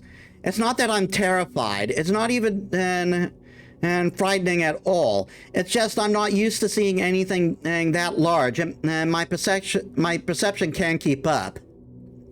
I've seen a number of strange or giant weapons before in the past. I know I've seen things much more terrible than what's in front of me now, but even so, none of it compares. The impact of seeing it slams through my head and leaves me paralyzed. In some distant, abstract way, I'm ashamed of myself.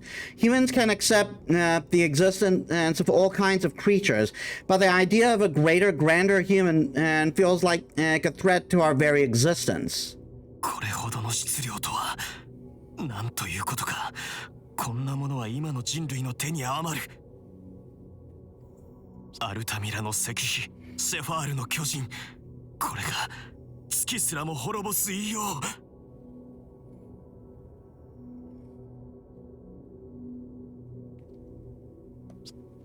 さあ、今すぐ攻撃を。レガリアでムーンセルの力を引き出し、あの首を断ち切るのです。As hard as I'm shaking right now, I can barely hear Archimedes screaming at me. I'm in awe. The same awe people must have felt when they saw their gods in ancient times. So I've almost forgotten how to breathe. But I can't freeze up forever. This is it, right in front of me, the vanguard of the Umbral Star itself, destroyer of the Earth and the Moon. I come to my senses and...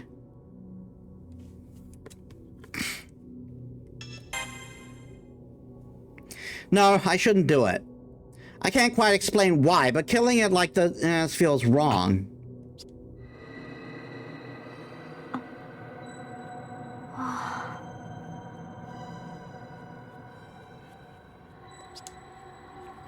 The ground shakes, the mountain rises. Her movements are so dignified and graceful that I can barely believe what I'm seeing. The cave's atmosphere changes. I can feel a blackness eating away at my heart. I can feel myself being crushed under terrible lies. My eyes are working, but I feel like I've just gone blind. Whatever it is, it's enormous, and I can't take it all in at once. This itself is a piece of the Umbral Star, the Earth-ravaging Titan, the absolute threat to humanity, and it's waking up, and it knows we're here. おはようございます。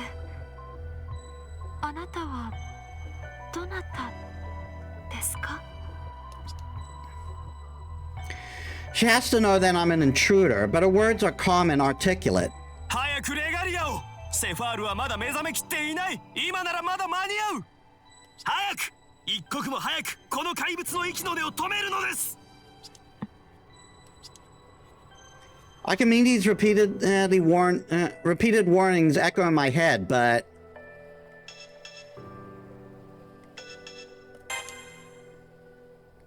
I can't hurt her. There's no way. I don't feel any hostility from her, no intent to kill. The Titan, Zephyr, as Archimedes calls her, doesn't seem to want to hurt us at all.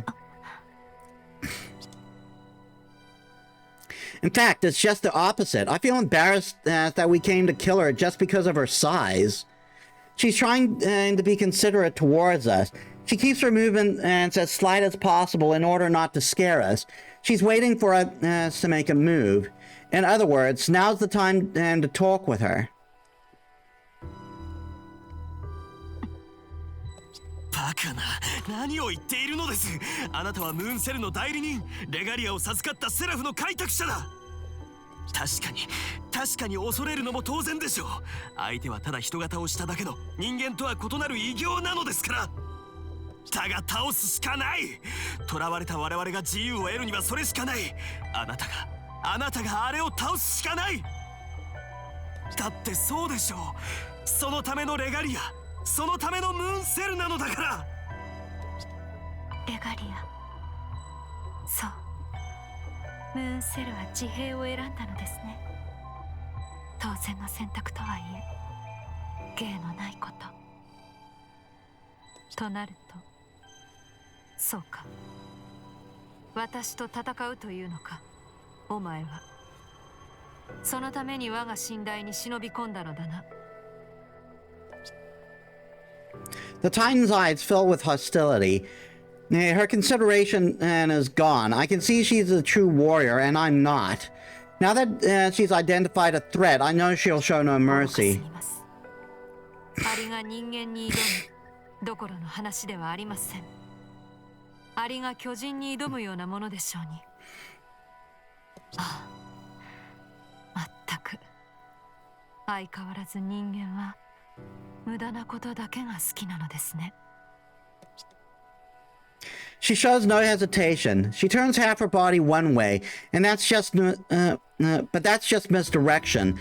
And then she reaches out and ridiculously with the ridiculously giant hand and grabs me with the force of an avalanche. And that's how I died. It's impossible to dodge. This isn't even a battle. She just grabs me and squeezes all the air out of my lungs, clamping me between her fingers.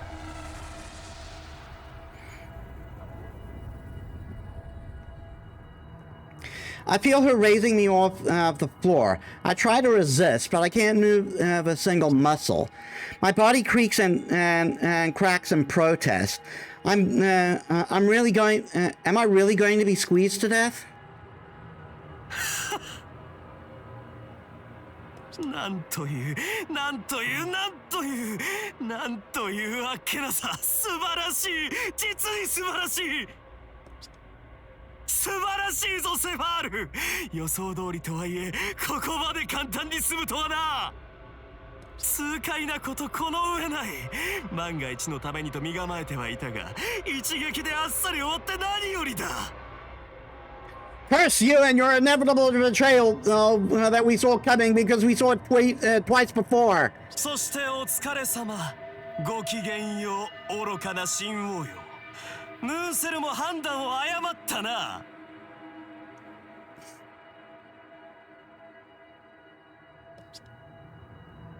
I can hear Archimedes' voice. What is he saying?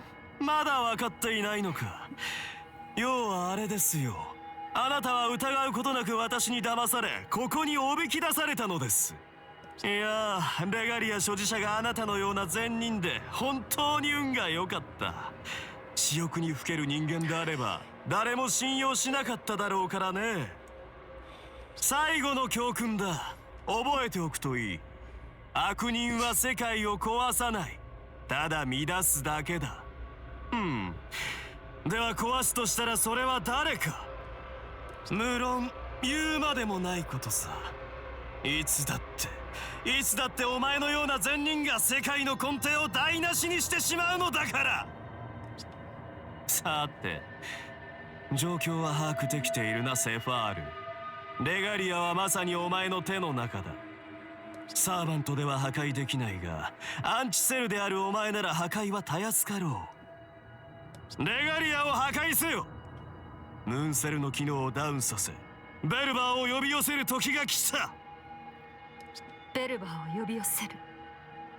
ムーンセル側のサーバントではないな。何者か。なぜこの人間を裏切った。何？そんなことに関心を持つのか。破壊だけが鳥への巨神と聞いたが、余分かつ不要な機能だな。まあいいでしょう。私はアルキメデス、ムーンセルの元システム管理者ですよ。今はあなたと同じ優勢の到来を望む者、ベルバー側のサーバントに過ぎません。この体を見ればわかるでしょう。あなたと同じく優勢に体を預けているのですから。Archimedes is Velber's servant? How could this happen? I know I'm not that smart, but I wouldn't have thought that he was playing me for a fool. No, now's not the time to be angry at myself. I just have to get out of here. If I die now like this, I'll never be able to show my face around Saber or the others again.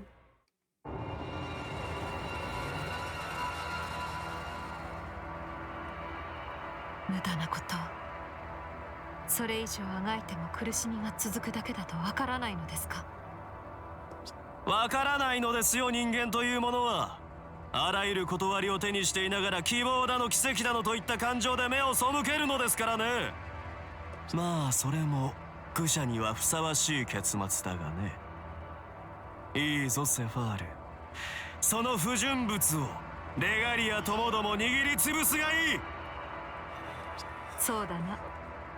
レガリア所持者を生かしておく理由はない。私はムーンセルを破壊するのだから。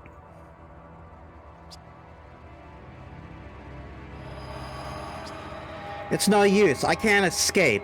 I can't move an inch. It's as if the entire world is pressing against me. In another few seconds, I'll be ground meat. It's hopeless. Will I die just as Archimedes planned? It's terrifying. It's terrifying, obviously, but it's also infuriating. I feel like some sort of big important chance has been taken away from me. Excuse me. That's it. This is wrong. It's not supposed to end here. I think back to when I first walked in and saw her. If Archimedes hadn't interfered, this whole encounter could have gone very differently.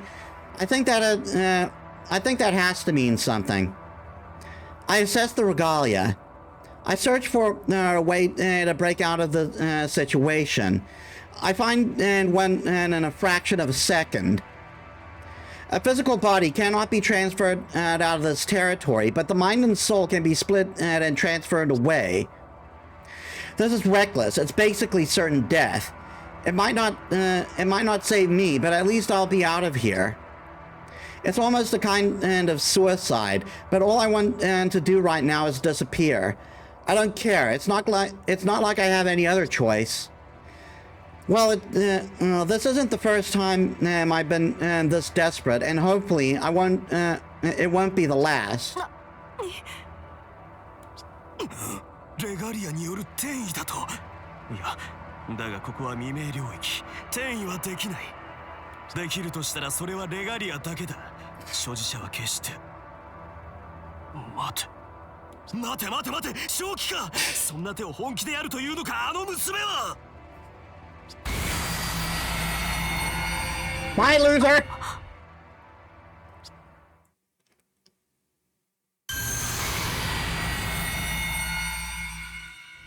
私の石室からログアウトしたものが2つ。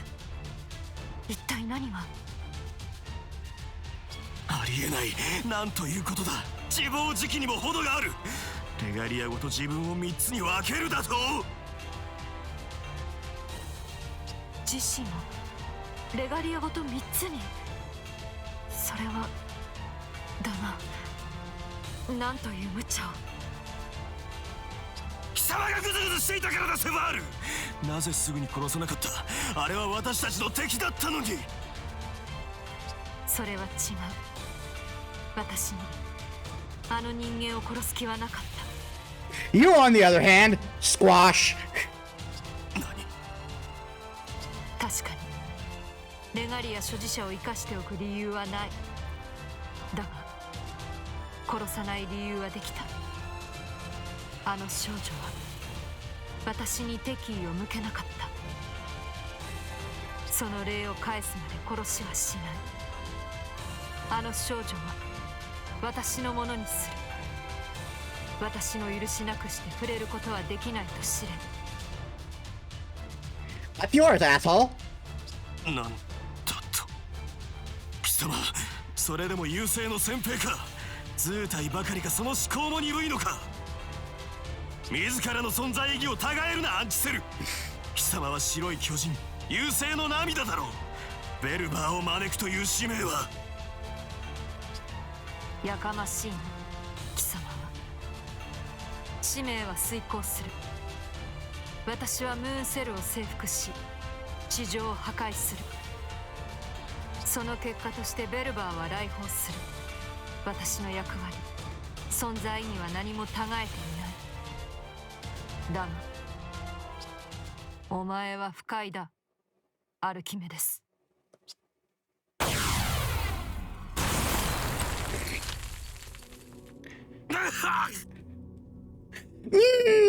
That's some good karma.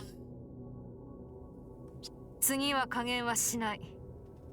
二度と私の前に現れるな。Real talk, I completely forgot she did that, but it's still so cathartic. なんという無駄を。貴様も道理のわからぬバカ者か。まあいいさ。なんであれ貴様は優勢には逆らえない。貴様は貴様の思惑でムーンセルを落とすがいい。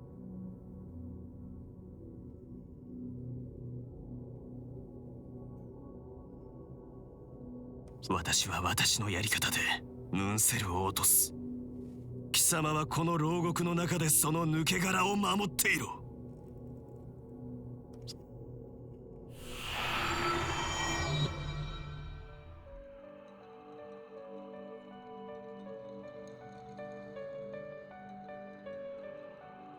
I'm in a huge room, a sealed pit like a temple or an underwater cave or a prison. Why am I here? I don't know where I am, or what happened to me, or even who I am at all. My back hurts. I can hardly breathe. I can't even move my body. My name. I don't even know my name. But even now, there's something my entire being is trying to tell me. I need to run. I need to get out. I don't need to know what's going on. I need to go now and figure it out later.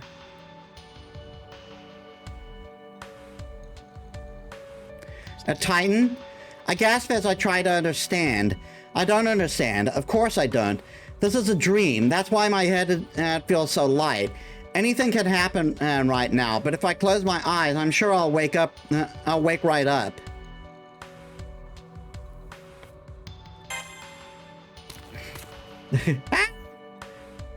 Running through the sea of gold coins is hard enough, but no matter how far I run, the exit doesn't get any closer.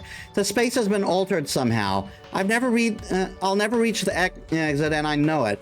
If it were possible to leave, the Titan already would have. 懲りない人ですね。そう足元で騒がれては迷惑です。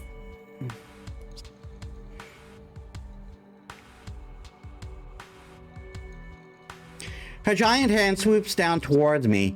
I remember how an old fairy tale about a boy who climbed a beanstalk in the sky. He found a giant's house there and was caught by the giant himself. No, I can't escape. She's got me. The giant has me right in the palm of her hand. I can still breathe, but I can't move. She's going to kill me. I know it. A long moment passes in total silence. And then I dare to open one eye. ほら、もう逃げられません。あなたは虜になってしまいましたね。I look into her eyes and I see not a cold-blooded monster, but a being with reason and heart. On a side note, how did that story of a boy and giant end again? もしできるだけ注意を払ったのですが、もしやどこか怪我をされてしまったとか？ Yeah, she's sounding a bit different, isn't she? I fall back on her hand and shake my head to show. I fall back on her hand and shake my head to show she didn't hurt me at all. The Titan lets out a sigh of relief. 私はアルテラ、この石室の主です。では、あなたの名前を教えてくださいますか？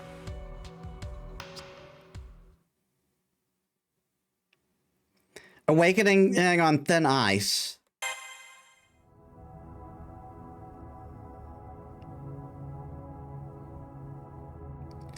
The question is so surprising that I jerk involuntarily. Metis Balaska, I tell her. My name, the only two words that I own for myself. I try not to look away as I say them. 人間の名前にそれほど親しみはありませんが、あなたの名はいい響きなのですね。はい、覚えました。どうか安心して。もう忘れませんから。Her smile shows a mix of shyness and humility. I feel dizzy and I almost fall out of her hand. A moment ago, she looked like a mountain of death, but now... How can she seem so beautiful now? No, I'd expect those red eyes to be full of menace, but instead she looks more... they look more like the eyes of a benevolent goddess. Wait, hold on, am I thinking straight? No one in the series is straight, so no. Wasn't I running away from the immortal terror just a minute ago? It's not like I've forgotten that, but, well, for one thing, I don't even know why she grabbed me in the first place. 怪我は見たところないようですね。本当によかった。頭を打っていたりはしませんか？記憶領域が頭にあるのは電脳体も同じでしたよね。Memories? Now that she reminds me, I can't remember much of anything. Not even where I came from. What is this cave, anyway? What am I doing here? Bigger question, who am I? I have no idea. None at all. My memories are completely blank. 混乱してしまっているようですね。無理もありません。私が何かも覚えていない。自分が何者かさえもあなたにはわからない。違いますか？ Well, she's right about all of that. All I know is that I'm here, and with the name Metis Balaska in a digital body staring up at a giant woman. Wait, digital body? Right, because this is Seraph on the moon, and I'm a wizard. That's why I have this body, or at least that's why I should. I fought in the Holy Grail War as a Spiritron hacker. I was one of the masters who strived for the moon cell. I made contact with a servant who fought for me. Okay, if I can remember that much, what else can I remember? Who was my servant? That, to my dismay, I can't remember at all. I remember we fought all kinds of battles together, and... そんなに動き回らないで。あなたは先ほど。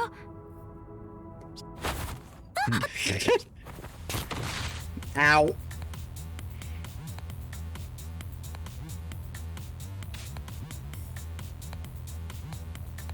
Moving freely now, I jump straight down.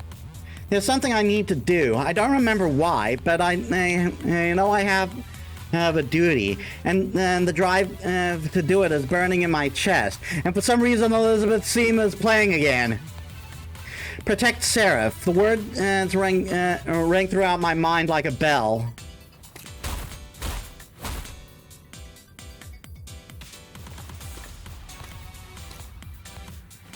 Hontou懲りない人。そんな小さな体でまたそんな無茶をするのですね。ですが無駄です。わかりませんか？人間では私からは逃れられないと。私がほんの少し乱暴になればあなたは簡単に捕まってしまう。なのになぜ逃げるのです？ I can't properly answer that. Even if I open my mouth right now, all I'd be able to tell her is the truth, or as little as I understand of it. I have to escape. Even if I don't know where I am or what's going on, I feel in my gut that I can't disobey her. I have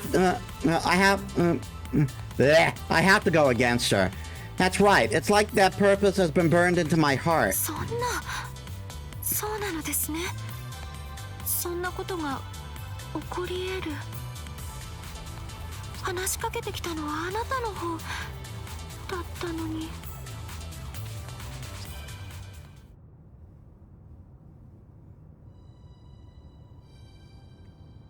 What is she talking about? I know this much. With her, any mistake I make could be my last. She's obviously more dangerous than any other servant, but is there more to her than that? What am I not seeing? And what have I forgotten? I know I've forgotten something. Right, so what I need to do now is stay calm. I have to keep my head down, keep my eyes and ears open, gather all the information I can, and figure out what's happening. I bow my head and close my mouth tight as I look the Titan over. Despite her overwhelming size, she has a very feminine, almost as delicate appearance. If I start talking again, she might listen. So the first thing I say to her is, やっぱりって覚えているのですね。そのことだけは嬉しくはありません。でも避けられない事柄でもあります。いずれ言わなくてはならないこと。私はアルテラ、間違いなくあなたの、いえ、あなたたちの敵でしょう。私の目的はセラフの侵略、月の聖杯たるムーンセルの完全なる支配、そして地球の時間基準で言えばおよそ14000年ごとの周期で訪れる侵略者、空の彼方からやってきた優勢の一部。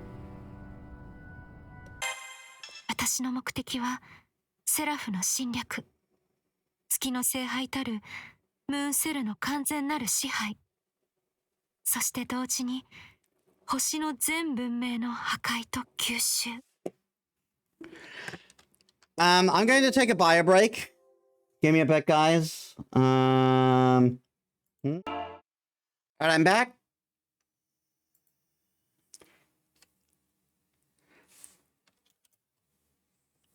私の目的、生命にとっての敵であり文明にとっての破壊者、それが私です。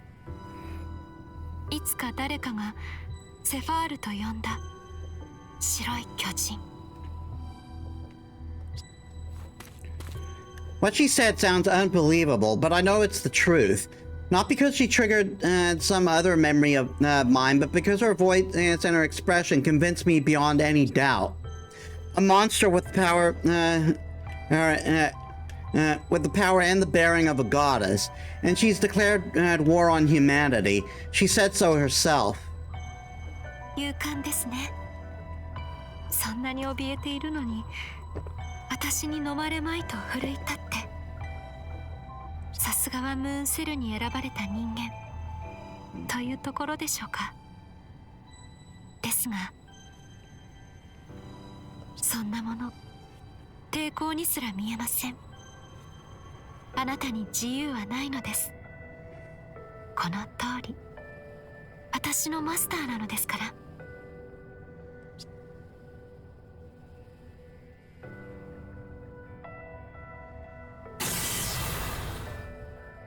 言ったでしょ。あなたはもう虜になってしまったのです。サーバントとマスターのことは分かりますね。契約を結んだ魔術師と英霊。私は英霊とはいささか異なるものですが、工事の電脳体として契約はできます。あなたは私の虜、つまり私のマスターになった。That's called entrapment? Master? That doesn't sound right. Masters are supposed to give orders to their servants, not the other way around. This is all wrong. そうですね。確かにあなたの言う通り、ムーンセルの仕組みを利用したものですから、多少私たちの関係とは違いますね。あべこべです。ともかくあなたはマスターです。私とつながり、私からは逃れられない存在。ちょうどそう、私には必要だったのです。石室から出られないこの身に代わってセラフを巡るものが。Can't leave, she says. I can relate to that, but wait, she wants me to roam Seraph without her? ええ、言った通りです。あなたに嘘を述べはしません。私の虜なのですから、偽る理由がないでしょ。Also, those bars are very big. I can get out of there really easily. それでどうでしょう。私のお願い聞いてくださいますか。A wish, is it? I wonder if they have a choice. Can I say no? 断れるのですか、この状況で。そうですね、断っても構いません。その時は私に逆らったということですから。手荒な真似をしてもいいということですもの。A shiver runs up my spine. She's still calm and civil, but she's also well beyond deadly. I better not betray her right now. ああ、これは警告の類を示すものです。敵影を自動察知。誰かがこの未明領域へ向かってきているようです。敵の進軍ですね。敵はおそらくムーンセルに召喚されたトップサーバント。世界を維持するために私を殺そうとする敵です。先ほどの質問は意味がなくなりました。私のマスター、早速出番ですね。私の代わりに外へ赴き、トップサーバントと戦ってくれるのなら、一時的に檻から出してあげられます。どうされますか。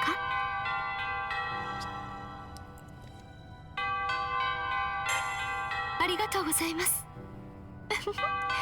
そう言ってくれると思っていました。Agreeing with her seems to be the best strategy for now. It might be the only way out of this cavern, so I nod along. Escape is still my number one priority, but I'll have to make it a long-term goal. よかった。ではお願いしますね、マスター。いってらっしゃいませ。あなたならっと大丈夫だと思いますが、相手はトップサーバントとして選出された強力な英霊です。くれぐれもお気をつけてくださいね。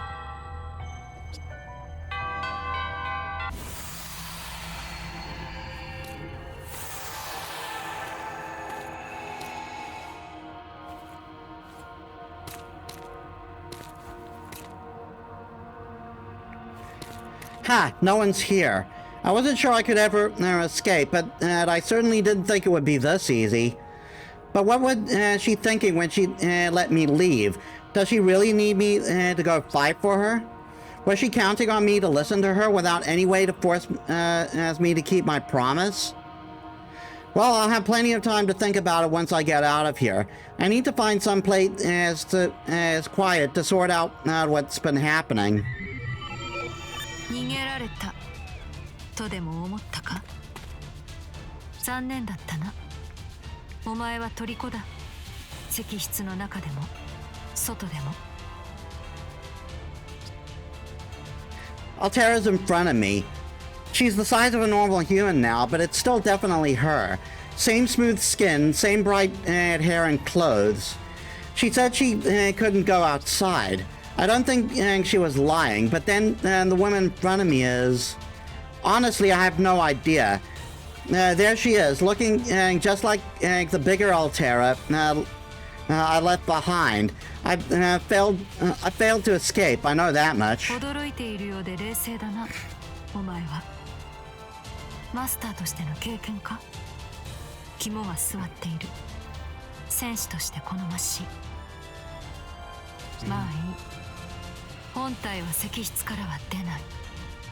この私は本体が見る夢のようなものだ。難しく考えるな。昼と夜の顔と思えばいい。私はお前のサーバントだ、マスターよ。英霊のようなものとでも捉えるがいい。私と共に敵を排除せよ。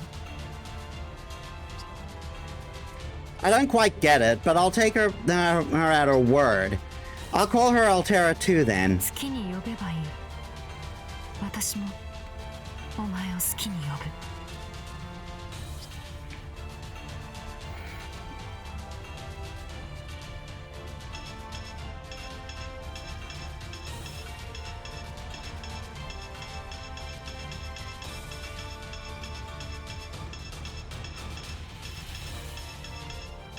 Why are you giving me this choice? I don't have particularly strong feelings of one over the other.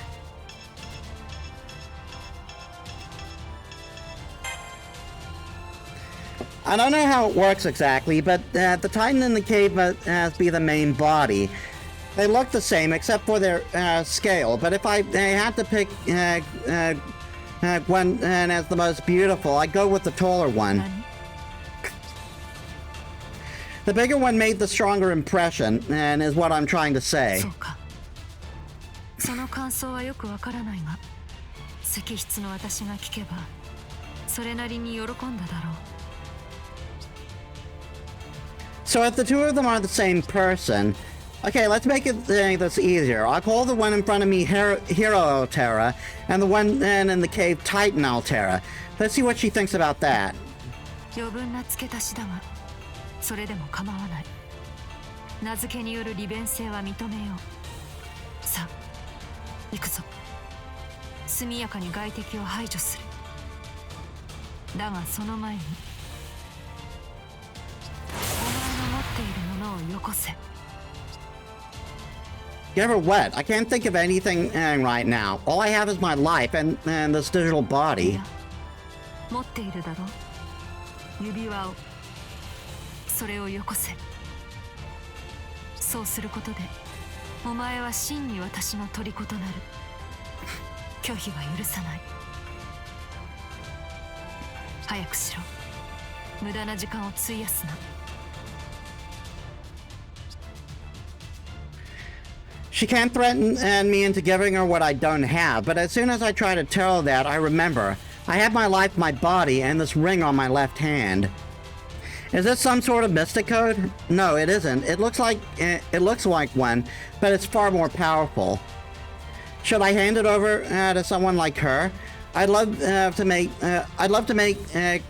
take more time and think it over, but I really don't have the time right now.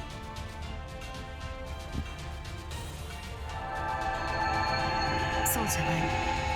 それはお前が私にはめなければ意味がない。さあ、やれ。迷うな。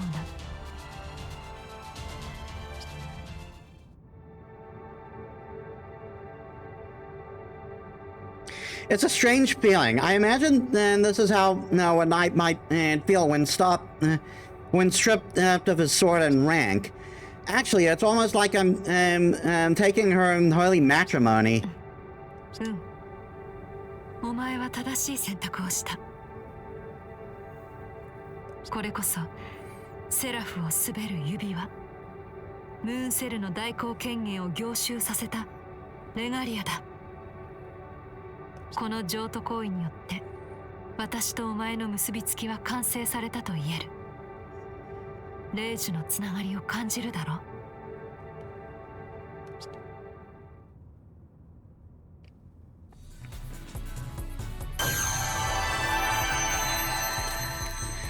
The ring to rule Seraph. I almost said the ring to rule them all. The moon cell's royal authority. Did I just hand the enemy something unthinkable? On top of that, the command seals. What I just did can't ever be taken back. 今さら慌てるな。断っていれば、お前は私に殺されていただろう。お前は誤っていない。自分の命の保護を最優先にする。それが人間という戦士だろう。だが、取り返しのつかないという認識は正しい。これでお前は永遠に私の虜だ。And I imagine while we're doing all the ceremony, the servant that Sierra's just thrashing the place.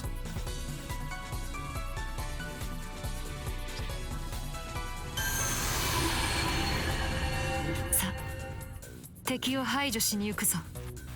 お前はそこにいろ。案ずるな。戦いが終われば出してやるし、いくらかの自由は聞く。Hey Absol, welcome to the stream. How was your day? コードキャストぐらいは使えよう。もっとも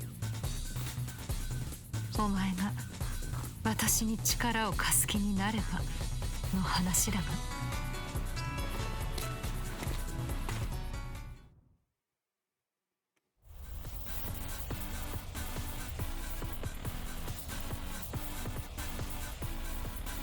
ああ、この夢はいつ覚めるのか。見よ我が無双の軍勢、今こそ開幕征服の時であるぞ。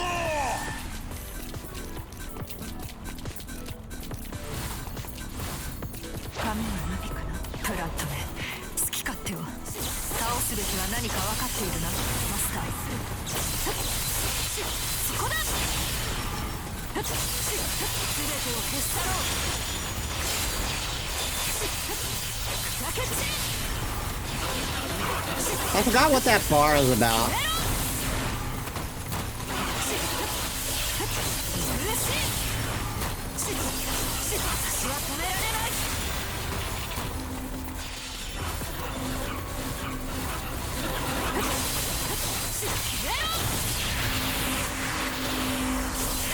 Hey, get back here!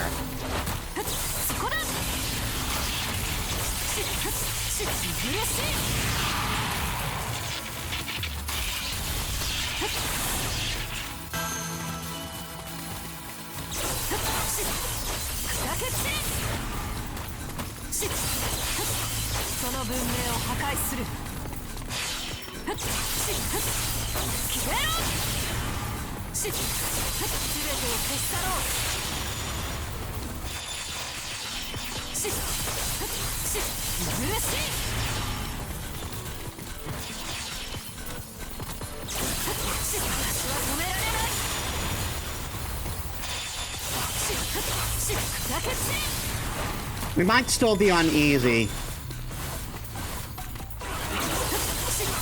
その文明を破壊する。し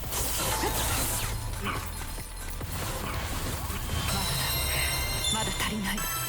全てを私の足で埋め尽くす。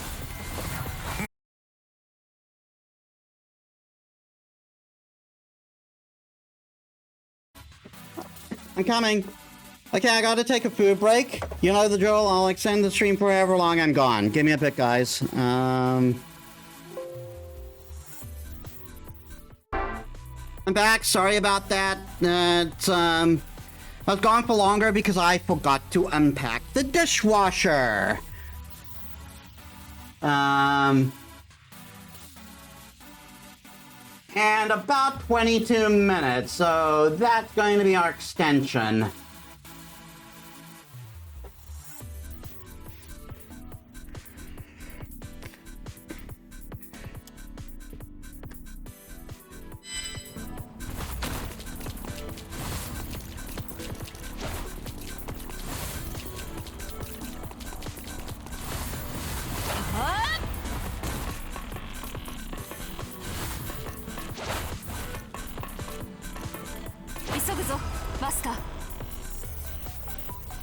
That's the wrong way.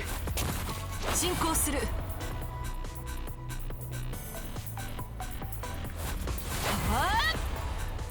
プラントがいる。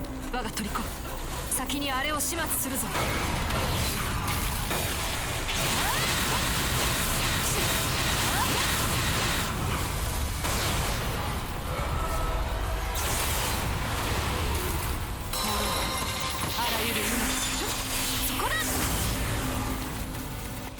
Hey, get back here! その文明を破壊する。苦しい。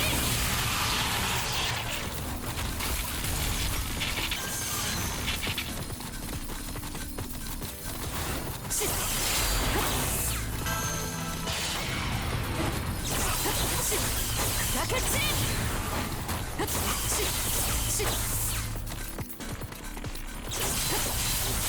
そこだ。I'm not gonna do that quite yet. 髪はナビかな。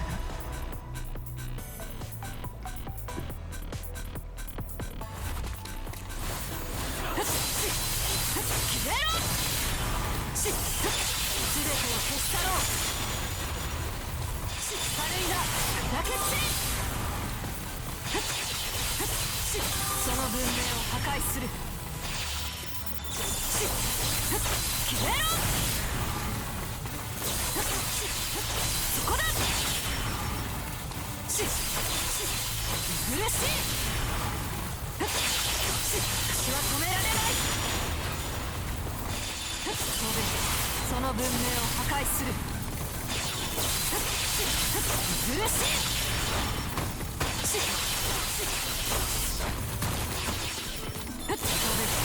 砕け散。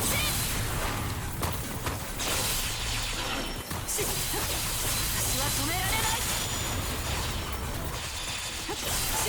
全てを消し去ろう。消えろ。全てを消し去ろう。I promise at the next opportunity I'll make sure we're on normal. まだ足りない。全てを私の足で埋め尽くす。敵もなかなか侮れぬものよ。世もただ奪われるばかりではないぞ。プラントめ、好き勝手に。倒すべきは何か分かっているな、マスター。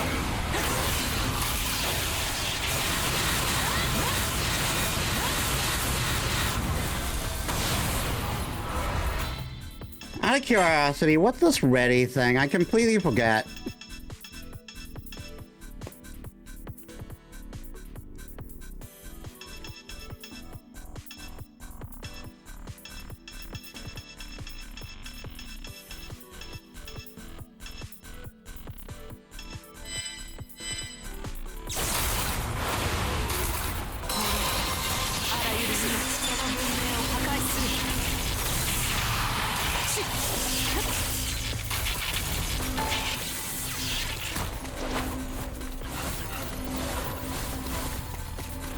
進行する。 I'll be back. I just want to get that thing quickly.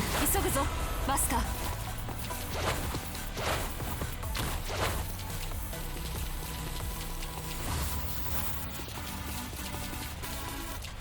There it is. 強が乗った。殲滅する。振り落とされるなよマスター。髪がなびくな。プラントがいる。我が取り込む。先にあれを始末するぞ。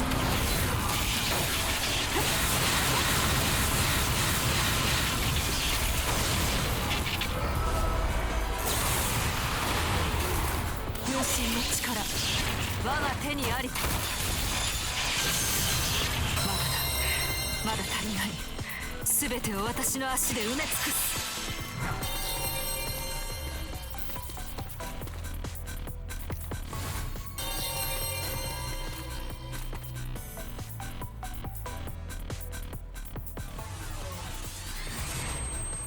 Black key for Altera.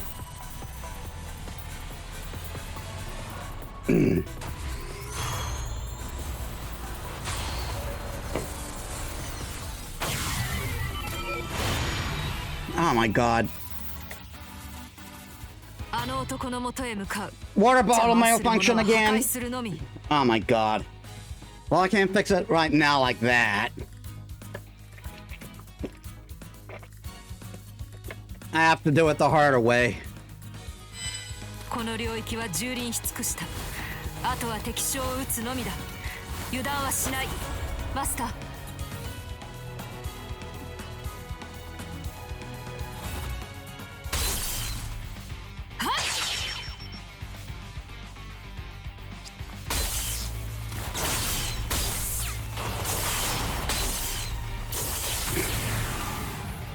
Top servants are capable of controlling enemy programs, probably because the moon cell allows them to. There are more of them here than I expected.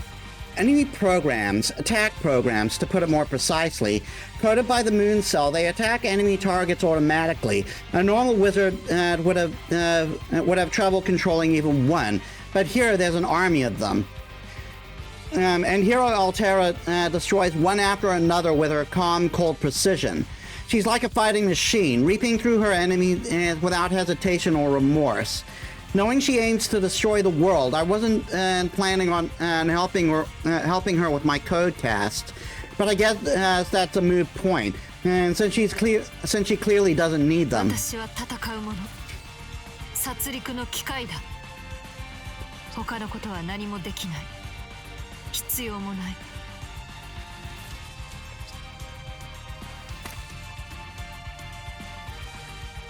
いや、敵ながら見事な剣さばき。遠慮なしに随分と壊してくれたものよ。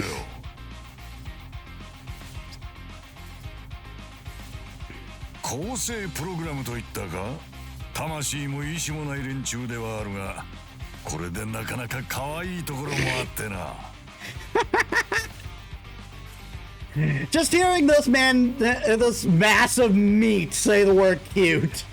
この征服王のため自らが砕け散ることも厭わずに突撃してみせる。一流の兵士や勇者の働きまではさすがに届かんが、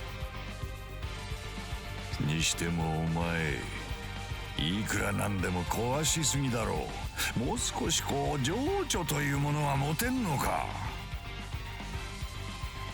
征服王マケドニアのイスカンダルか。ようこそが征服王。他にこの二つ名を持つ者はおるまいよ。競争なるペルシャの強者どもよりイスカンダルと呼ばれし男も世の他にはおるまい。それでそういうお前さんは何者だ。アルテラ。さて機関なだな。これほどの力量であれば思い当たる剣士も 2,3 出てこようものだが、とんと心当たりがない。貴様もしや正体隠しの特技でも持っているか。いや黒い霧はまとってはいないか。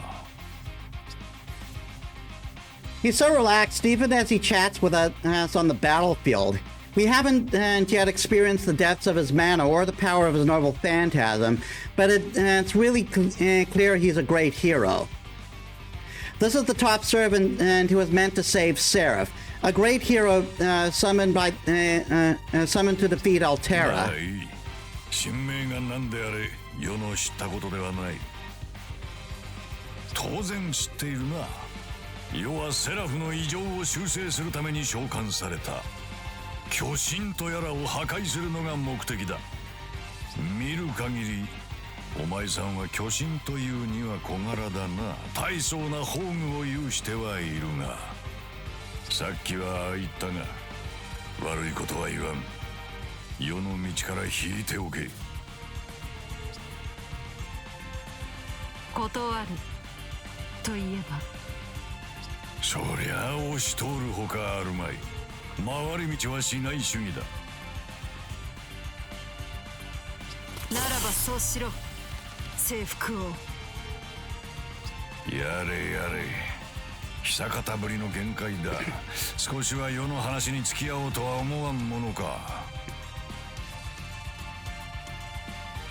貴様のやってるそれはな、蹂躙でもなし、さりとて制覇でもない。そんなものは、いや、どうにも込み入った事情がありそうだ。子供の感触であれば少年から叩き直そうとも思ったが、これは世の手に負えんと見た。貴様のあり方をとやかく言う資格もなければ義務もない。人生相談なんぞ柄でもないしな。となればあとはこれしかあるまい。話してわからん相手ならば矛を交える。その後に見えてくるものもあろう。アルテラとやら、いざ尋常に勝負。その目で見るがよい。これぞ征服王が道、遥かなる蹂躙制覇なり。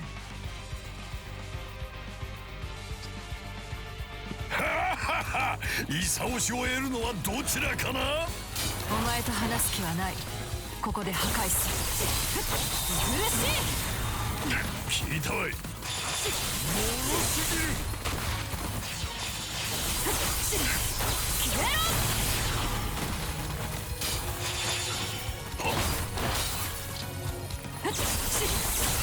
そこだ。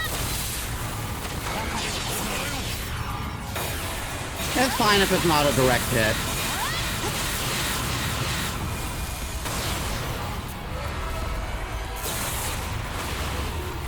もろあらゆるもの。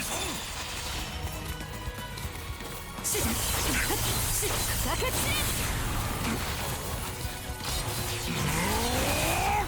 私は止められない。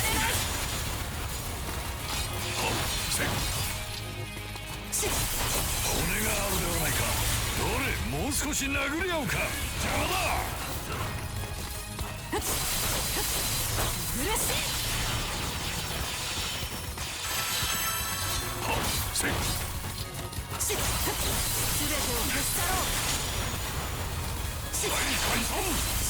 そこだ。聞いたわい。だけつせい。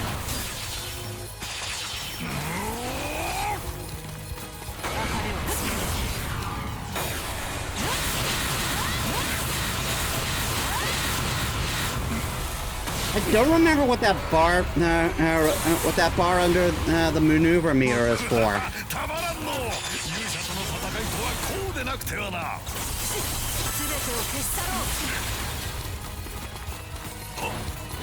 せい。その文明を破壊する。せい。私は止められない。消えろ。聞いたわい。そこだ。せい。I let go too early. せい。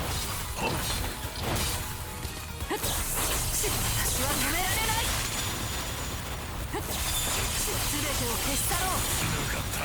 いいのをもらっちまったわい。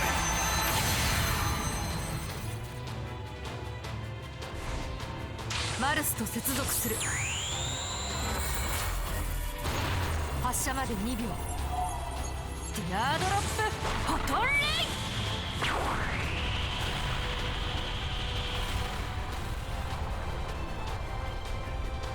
良い遠征であった。しくじったわ。我が波動をここについえるか。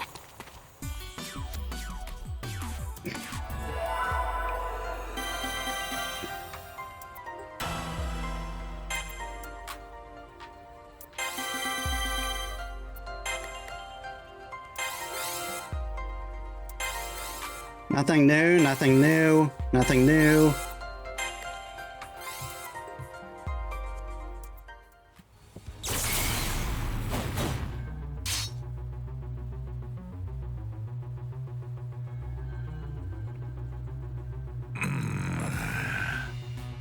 お前の考えなど私は意に介さない。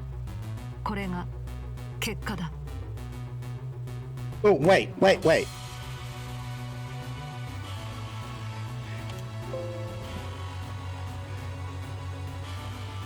I should not be using Metis for this. Oh my.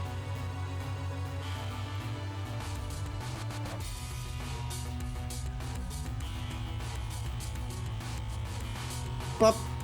Bup.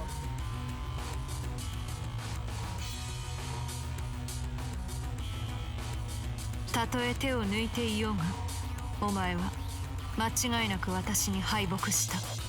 征服王。Compared to Iskandar's passion, Altera is completely mechanical. Her thoughts are as clear as her body is fierce. Without any regard for her own life, without a spark of warmth, Altera fights like an avalanche and she wins. 最強の者に後を継がせろ。それが貴様の遺言だったな、大王。その言葉を使わせてもらおう。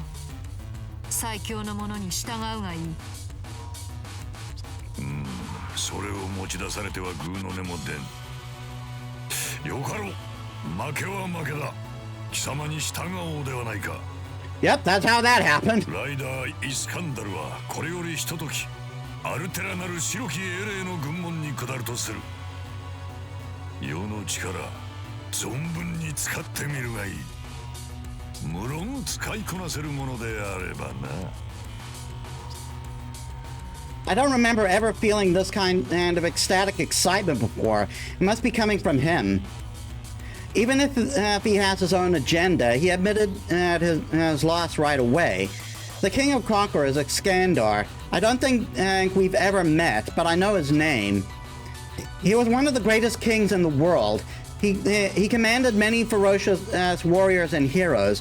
I see him standing here with his fearless grin, and I feel his magnetism radiate off him. 使いこなす必要はない。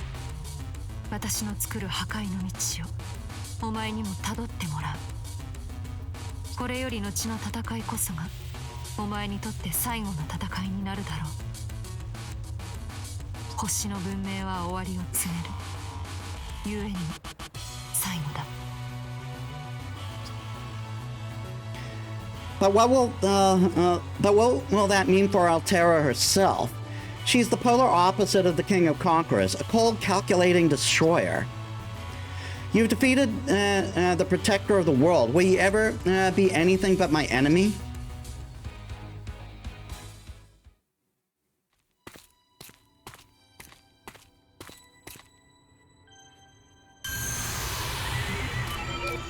ご苦労だった。お前からの援護の一つもなかったが、マスターとしては十分役に立った。魔力相応に疲労しているだろう。ゆっくりと休め。I accidentally hit the button. お前からの援護の一つもなかったが、マスターとしては十分役に立った。魔力供給という形でな。無論あちらでだが。After winning the battle, we're welcomed back home with empty silence. Couldn't hurt for Altera to gather her new recruits in this room. Specifically, could she maybe call the King of Conquerors in 無駄 here? に控えさせるつもりはない。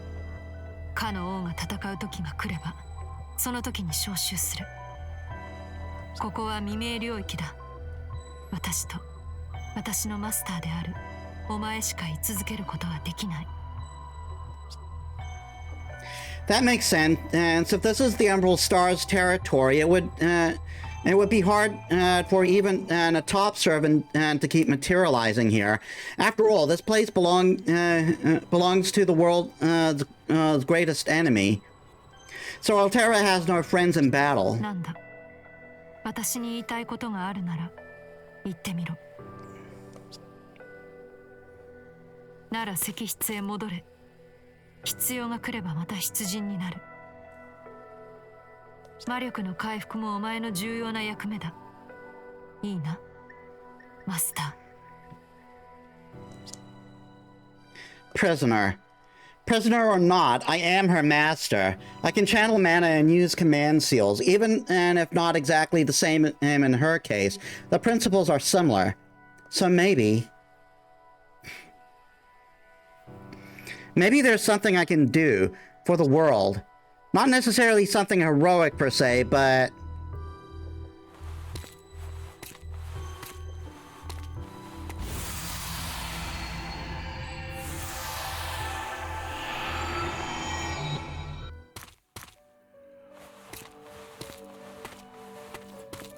お帰りなさい、私のマスター。無事に戻ってくれましたね。ごめんなさい。たくさん魔力を使わせてしまって。戦う時はいつも全力ですから、あなたには時にきつい思いをさせてしまうかもしれません。でもどうかご安心を。魔力すべてを吸い尽くしてしまったりはしません。外の私は少し怖かったかもしれないけれど、優しくしますから。そういう風に気をつけますね。Her choice of words makes it sound like they're two different people. Everything about Hero Altera, especially in battle, is the opposite of her. Her expression, her body language, even her tone of voice. But they both have the same divine look to them, even in those same red eyes. Her gentle manner stirs something inside me, something small, some small hesitant feeling, even though I know she's as an enemy monster. Maybe she and I should talk more. But the bits and pieces of my memory are warning me, saying I should fight, be suspicious of her, be afraid of her, fulfill my duty. If I really have become her master, I should try to control and subdue her in any way I can. There's no point. No, I'll hold off. Even if she does call herself the enemy, and even if she did defeat one of the world's greatest protectors, whichever Altera she is, I can still talk to her. Even the hero Altera hasn't, as much as she acts like a killing machine, still has feelings, I think. どうかされましたか？あ、もしかして疲れてしまってます？それなら宝具あまり使わないようにしないといけませんね。See, I can talk. We can talk like this. She can. We can share our ideas and our opinions and our feelings. Then maybe. ごめんなさい。これに入れちゃいますね。少しは回復の効果もあるはずですから。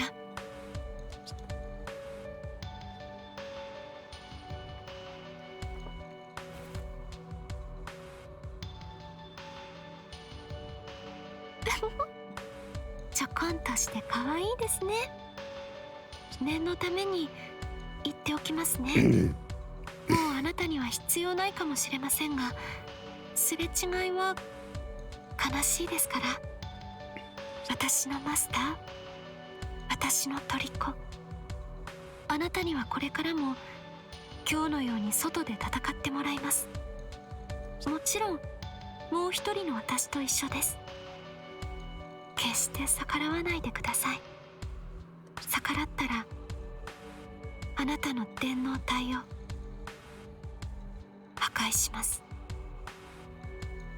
私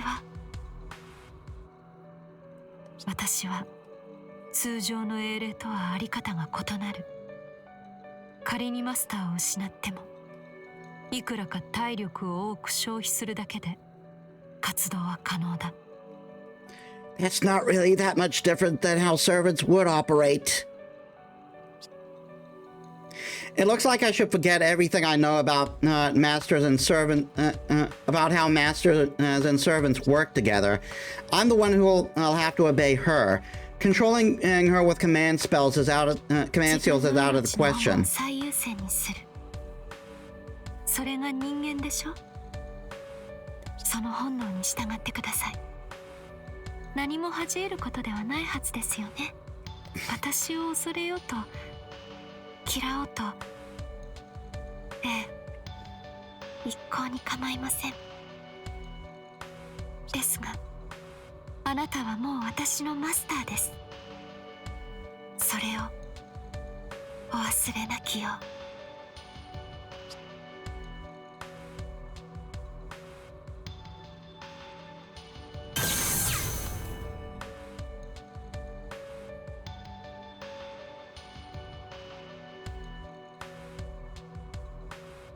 I mean, I can still walk out of those things. It looks like I'm utterly trapped in here. I can't go on like this. At this rate, I'll end up pelping the Umbral Star whether I want to or not. I'm out of ideas now. If I could just get out of this cage. I have to do something as soon as possible. Again, the bars aren't really tight together. You can just walk out.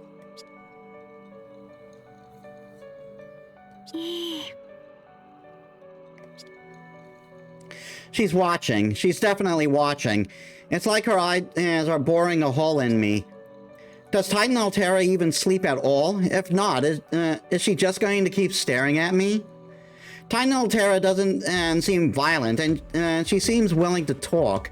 But if she keeps me here long enough, she might eventually talk me into helping her destroy the world. The Ancient Contract. Look at who it is.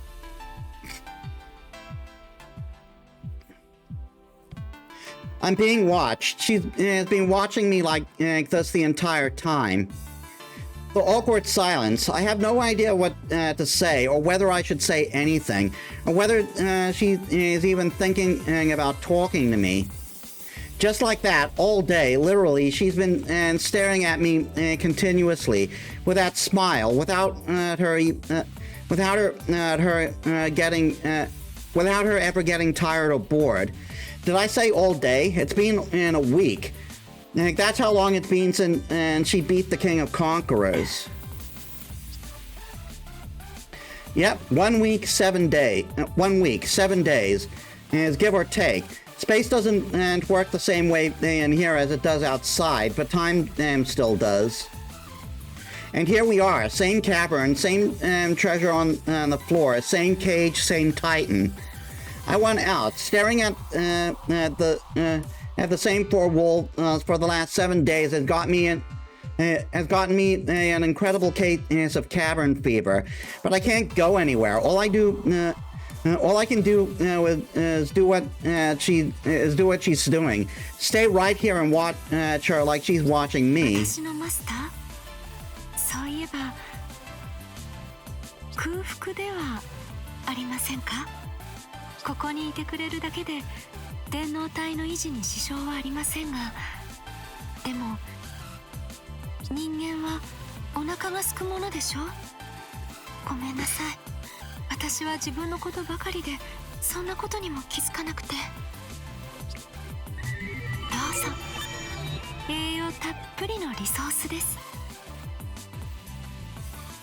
Open it up. It's joke on papers with the word nutrition on it. このままじゃ食べられませんね。そのくらいはわかります。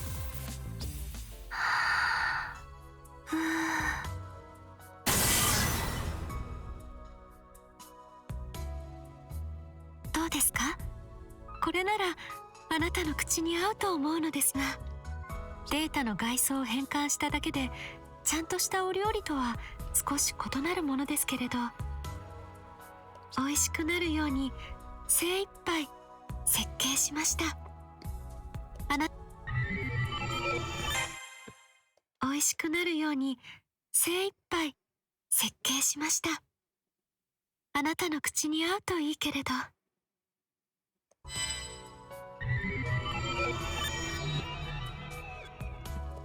That bird's as big as I am. Her unexpected kindness throws me off balance, but my observations, including the ones about how to escape, are teaching me more about her. The Titan in the cavern, a servant who controls her master, a monster called Altera, who's not quite a heroic spirit, with the smile and the bearing of a goddess. Her guard is completely down. She's still watching me, but not as carefully. I know that because I've been watching her. I know that because I've been watching her the whole time. Every movement, every word. She doesn't suspect a thing. Master? 早く食べてくださらないと冷めて。あ、いいえ、冷めにくいように設定はちゃんとしました。でも出来たてがおすすめですから。It wasn't in a stove though. Even if she's not being cautious, she's still talking to me every chance she gets. So I haven't had a chance to try messing with the cage. All in all, no matter how much she lowers her guard, there's no practical way to break myself out. Again, just walk through the bars. They're not too close together. I've learned one thing. I'm out of options. But in order to maintain my digital body, I do need to share some of her resources. She served me drinks already this week, and none of them were spiked with viruses as far as I know, so that means... 召し上がってくださいますか？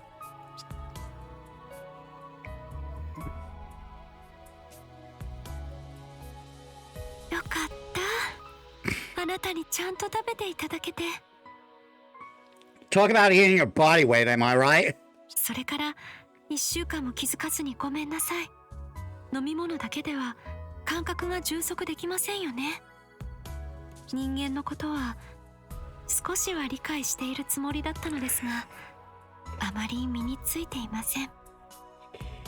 情報を把握しているはずなのに、つい経験に比重を置いてしまう。At first, I don't know what she's talking about. Is Altera referring to me specifically or to humans in general? Strictly speaking, digital bodies don't need to eat food, but wizards still naturally crave the experiences and habits they're used to, like eating and drinking. I thought maybe she meant she wants to learn more about humanity, but apparently she's only talking about me. So then what kind of experience is she looking for? Excuse me. If she didn't even understand that humans get hungry, what knowledge or experience does she have? That's a good question, actually. What has she experienced in her past? 破壊です。あなたたちの視点で言えば戦いでしょうか。私が実体を伴って得た経験は、おおむねそこで起こった出来事です。あなたたちの視点で言えば戦いでしょうか。14000年前の戦いです。優勢のための破壊、地上の文明の大半を私は滅ぼしました。私が目にしたあらゆる生命は抗っていました。戦っていた。ですので食事だとかそういうものを見る機会はほとんどなくて、最後までそうでした。力尽きて倒れて崩れ去るその瞬間まで。Again, with what happened 14,000 years ago, it sounds like some mythical epic. But I don't think she's lying. At least it makes more sense if she didn't literally destroy the Earth, but rather collapse in the middle of trying. If she has been out of power ever since, that explains how humanity has been able to grow and prosper, not having to worry about her. We've built and maintained civilization all the way up to the 21st century, long enough for me to become a wizard and try for the Holy Grail. 地上での私が得た経験はそれだけです。本体としての私自身はずっとここにいました。再び優勢がこの銀河にやってくるまでずっとずっと。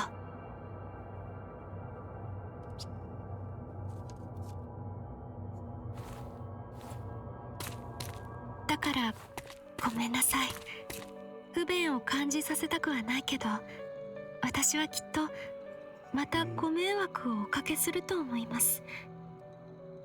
本当にサイズばかり大きくて、あなたにとっての私はひどく世間知らずに映るのでしょうね。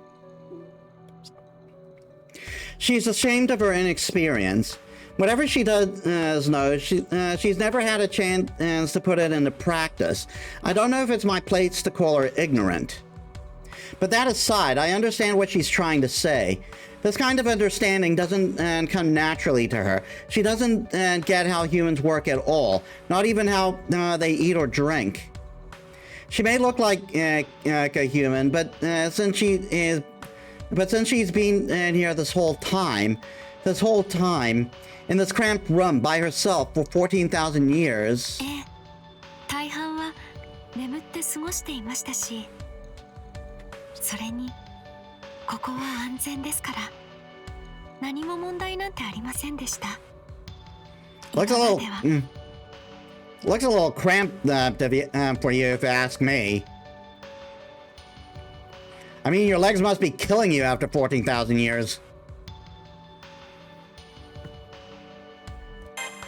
はい。私だけでなく、誰も傷つかないこと。そんな状況はここにしかありません。なんであれ、私は目覚めました。再び優勢が到来する先触れとして。それまでの間はずっと長い夢を見ていたようなものなのでしょうね。I don't know how to feel for her.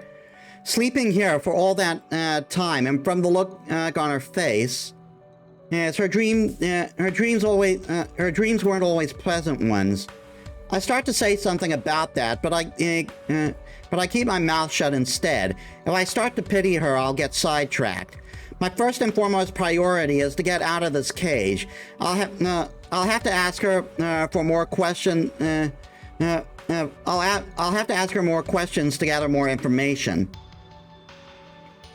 I should ask her more about the way she collapsed back on Earth. セファールが地上でムクロとなったのは確かです。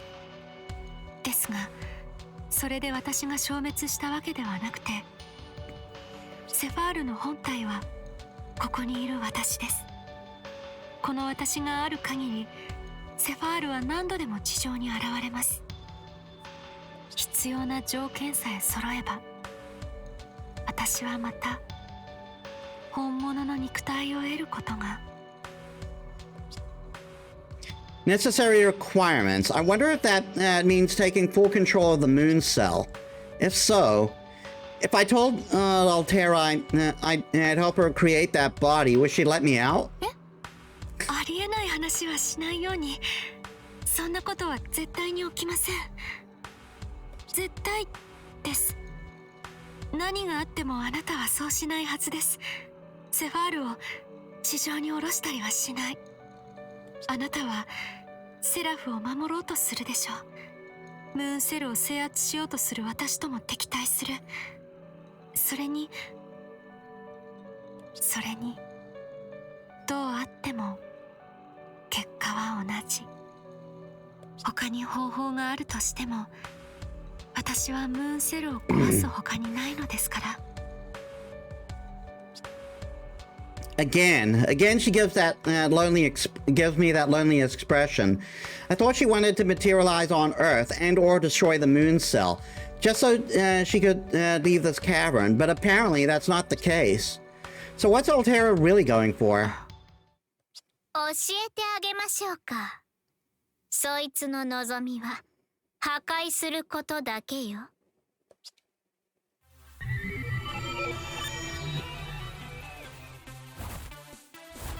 やっと入れたわ。へえ、ここが巨神の石室ね。You're back to your normal form. 多少は手こずったけど、いざ本気になれば何のことはなかったわ。エリザベート・バートリーにかかれば未明領域だろうと思いのままなんだから。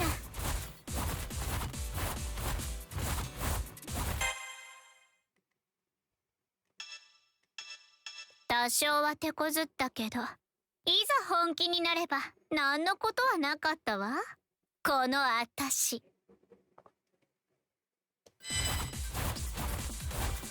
Someone flown in through a hole in the wall. Wrong hole. A petite young girl with features of a dragon. Who is she? Yeah, she gave her name, but いいこと。私は親切だから教えてあげる、コリス。あんたを閉じ込めてるそいつにあるのは破壊だけ。他には何にもないの。それはそいつが破壊の化身だからよ。文明を踏みつけてめちゃくちゃに壊して何もかも終わらせるのが楽しくて仕方がない。いいえ、それしか楽しみのない生き物だからよ。Elizabeth Bathory. The name doesn't ring a bell. She doesn't look like a wizard, so she must be a servant. And she sounds like she knows Altera well. その気配、貴様、アルキメデスの手のものか。ここは私の領域だ。侵食されたサーバントごときが軽々しく立ち入っていい場所ではない。ダメよ、そんな風に選ぶって見せたってね。優勢のしもべって意味じゃ対等でしょ。それにあなた、何？おかしいったらないわ。セラフの NPC だってあなたよりはまともよね。Hey Luna, welcome to the stream. How was your day? Yeah, I'm doing well. We just finished Castor's story. Just made food, and I get to sit down and so I can lurk for a bit and enjoy the stream. Cool. I'll hope you enjoy it. We finished Castor's story, and now we're doing the third campaign, which is Altera's. And well, as you can see, she's a big one. She's actually a big one. 破壊のためだけに生まれたものがあれこれ考えること自体間違ってるのよ。不純だわ。そうね。正しくないのよ。どうしようもなく間違ってるわ、アルテラ。Oddly, even though Altera could easily punish the pink dragon girl, she doesn't. And did she say they were both working for the Umbral Star? Yeah, the one we fought in previous encounter is like around our size, but this is her actual size. Needless to say, I'll say it again, Nasu is not beating the allegations. Is that why Altera's not retaliating? Because they're allies. Altera told her to leave, but that's it. Now she's sitting there and letting Elizabeth tell her off. That's not like her at all, at least from what I know about Altera, which admittedly isn't much. から言ってあげるわ。あなたなんかに大きな顔させてるのはムカつくの。だってこの私が優勢勢力に加わったのよ。 What do you mean acting big? She's literally the biggest thing in this room. 自分が何かもわからないデクノボーなんかより私の方がよっぽどうまく。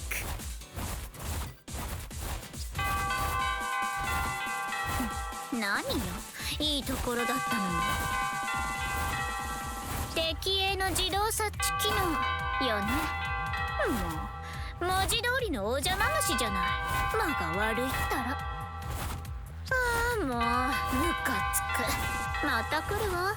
それまでせいぜいやることやって私のために働きなさい。アルテラ。あ、そうそう、そっちのコリスも少しは必死になりなさい。そこにでーんとそびえていらっしゃるのは優勢の巨人なんだから。甘く見ていたらもみくちゃにされて死ぬわよ、あなた。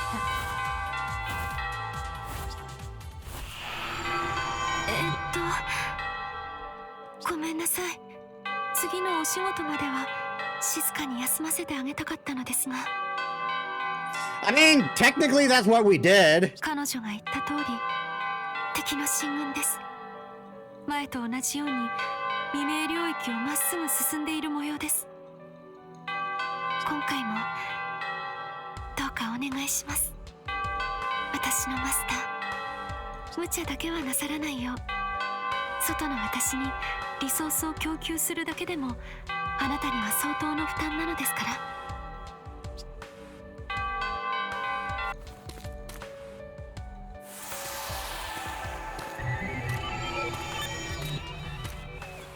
来たか。征服王を撃破されたことでムーンセルも焦っているらしい。今回はトップサーバントが2機だ。Oh, really? 石筆の私ならともかく、この姿の私ではそれなりの苦戦が予想される。もっともお前は私が敗れる方が嬉しいか。聞くまでもないか。Yeah, no need to ask at all. I'm her prisoner, not her friend, and she's leeching off my mana by force, thanks to her special little contract. I may not be able to escape, but I can still say this. I would never willingly support Altera in battle.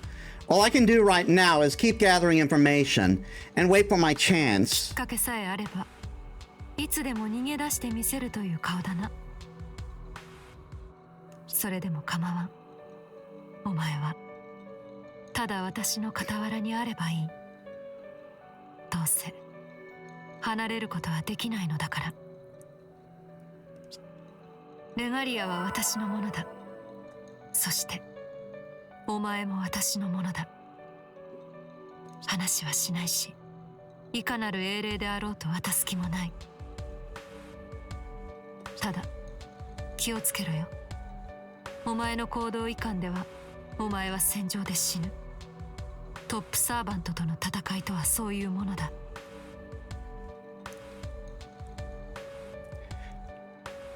I was gonna make a joke about there being bottom servants, but nothing comes to mind. Did she just worry about me? For a minute there, she almost sounded like Titan Altera. What exactly is she thinking? She keeps me in a cage, but at the same time, she's someone I can talk to. I respect the attempt. If I ask her a question, she answers, and she worries about me too. And something else is bothering me. Something Elizabeth said. It's what she does for fun. そうだ。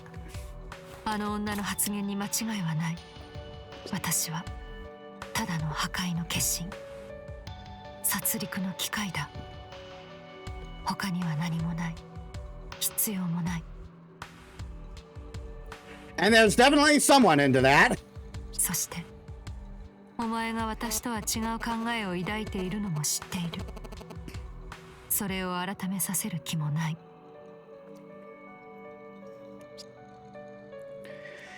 Then isn't it odd that she seems so worried about me? I understand she needs me for mana, but she has the regalia now, so I think she'd be able to work around that without me. 思い上がるな。お前は私のマスターに過ぎない。私をどう嫌悪したところで、私の指に収まるしかない囚人だ。援護をしろとは言わない。コードキャストなど私には不要だからな。黙って私の戦いを見ていろ。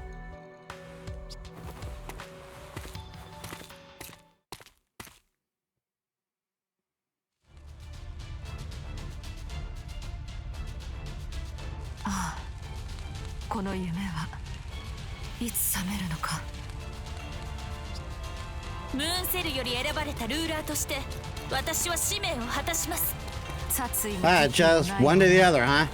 立ち去れ。それ以上踏み込めば私は容赦はしない。急ぐぞマスター。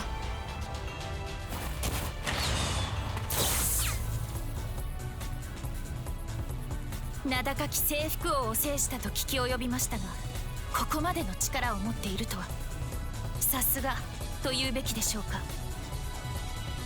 I mean, that's her sword if she alone is gigantic. That's an interesting question. And because that's the sword of Mars. It's the sword the friggin' god of war used to use.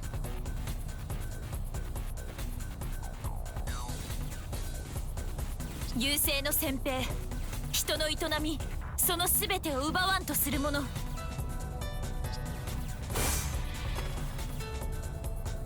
なるほど。次なるトップサーバントはお前というわけか。And I suspect those are all your bottoms. There, I did it. 旧国の聖女ジャンヌ・ダルク。故国ならざるセラフをも救わんとするか。無駄なことだ。やめておけ。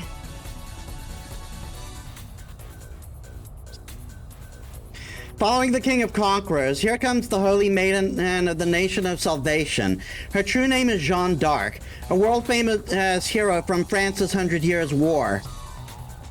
Even if I'm stored away in the ring, I can feel her hidden power from here.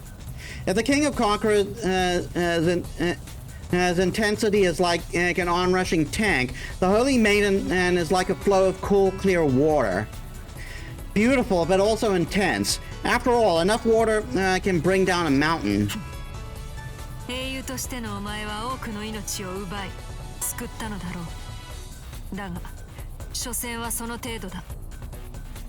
私は文明を破壊する天の使い。たとえ貴様が津波になろうと我が猛威を崩すことはできない。諦めろ。そして我が破壊の軍門に下れ。従うのなら殺しはしない。トップサーバントであれば使い道もあるだろうからな。私に下れと。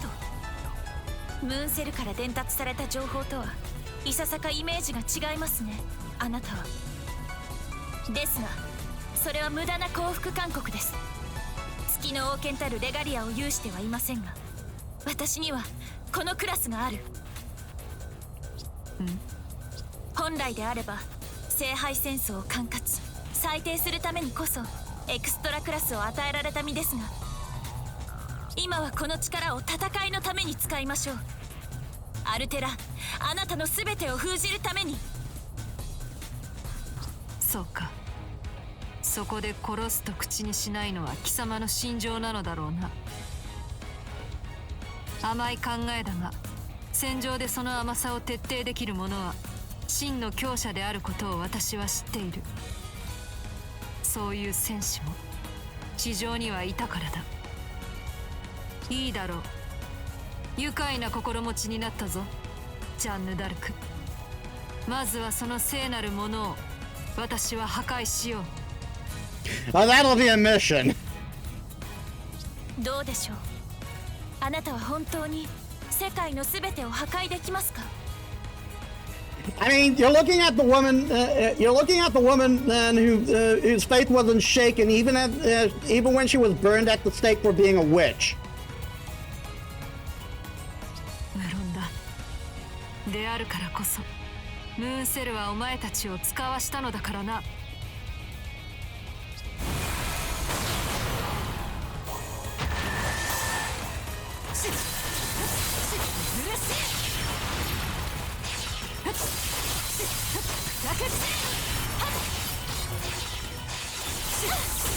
その文明を破壊する。抜けない。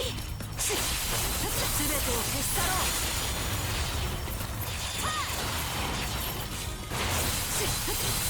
決めろ。私は止められない。そこだ。まだだ。戦闘を再開する。抵抗は無意味です。おとなしく下りなさい。軽いな。その文明を破壊する。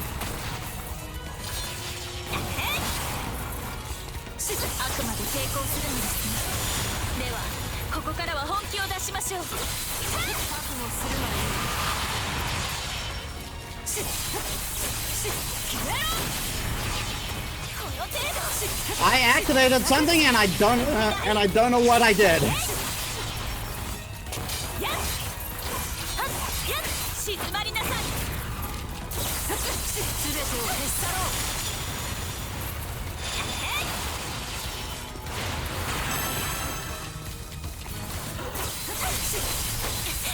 主よ、我が旗に力を。私を神の道と呼んだな。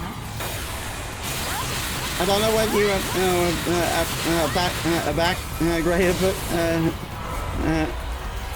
effective, but press all the buttons and eventually one will do something positive. I mean, fair enough.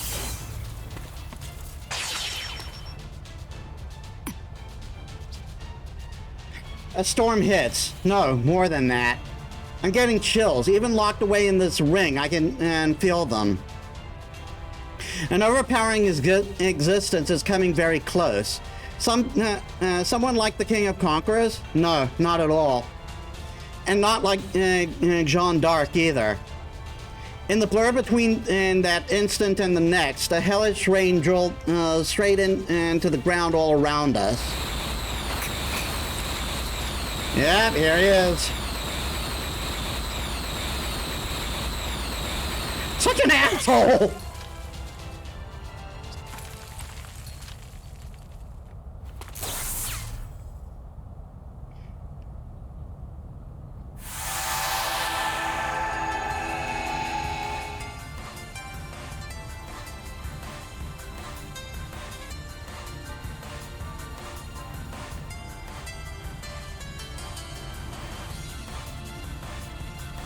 Ha ha ha ha ha!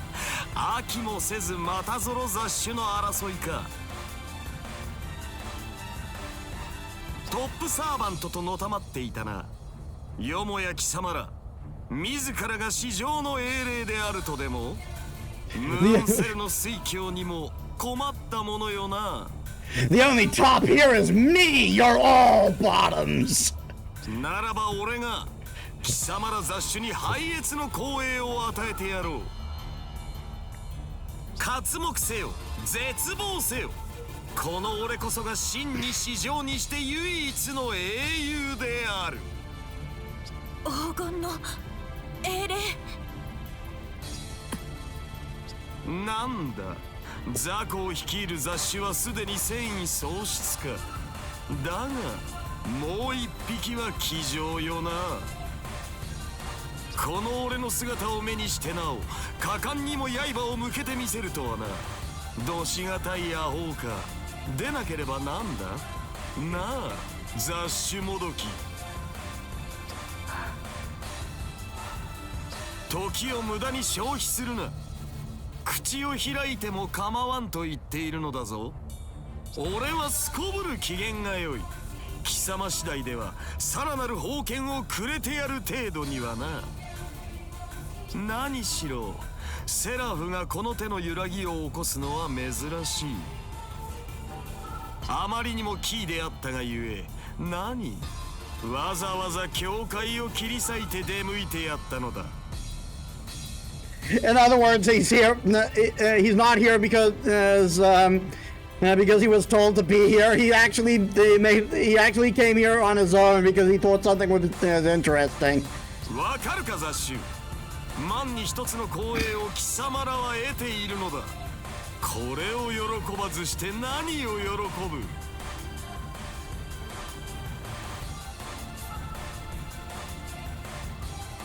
自らの手で限界を。 I feel like he was actually summoned, but he's pretending he wasn't just so he can try and farm that much more aura. そんなことはあり得るはずがありません。いかにトップサーバントといえども。 I'm at a loss for words. I'm as stunned as she is. That golden heroic spirit's presence is overpowering, and he hasn't even revealed his true name yet. If I still had my memories, I might have known his origin. I try to see what I can sense, but all I can perceive is an enormous projection of noble phantasms, just like in that rain. 単独での限界、あり得ざる事象、それが何だというのだ。私は戦う者、殺戮の機械だ。立ちはだかるならば何であろうと破壊する。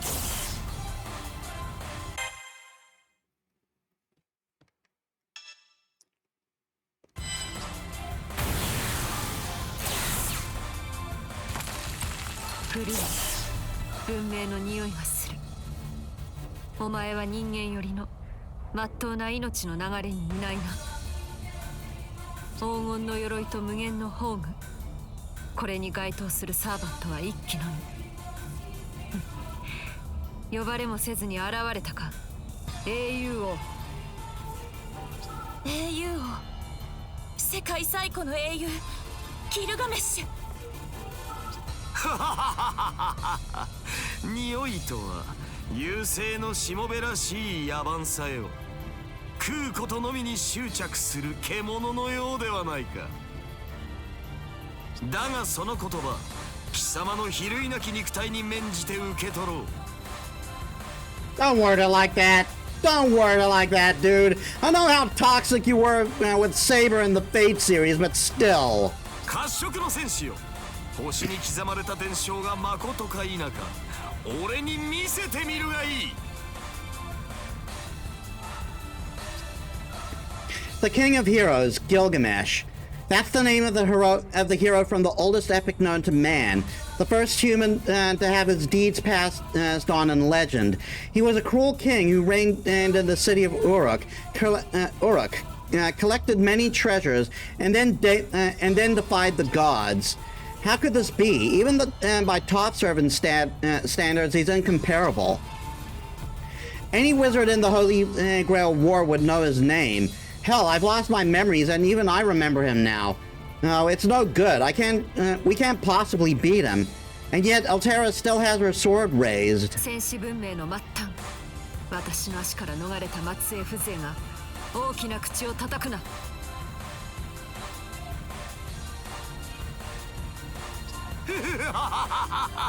そうか、やはり破壊しか知らぬのか。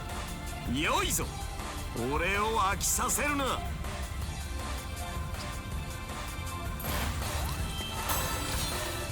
や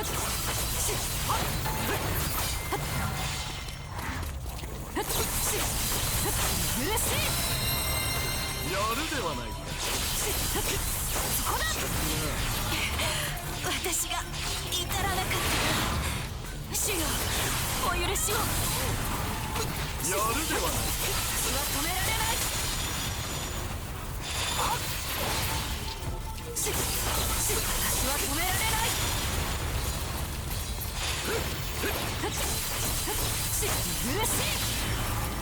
小尺な。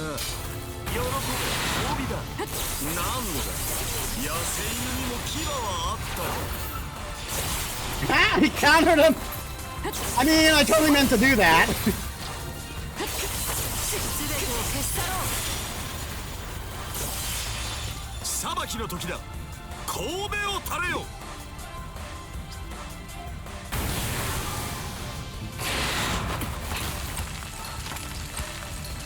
Gilgamesh strikes without hesitation or mercy. He's no doubt aware that Altera fights for the Umbral Star, but he has no qualms about catching his own soldiers in the crossfire. The amount of artillery he's laying down would be terrifying just to watch, and here we are in the thick of it. In a sense, I'm more frightened of him than I am of Altera. Him? A relentless destroyer. In those terms, they're both the same. I should have seen it sooner. どうした？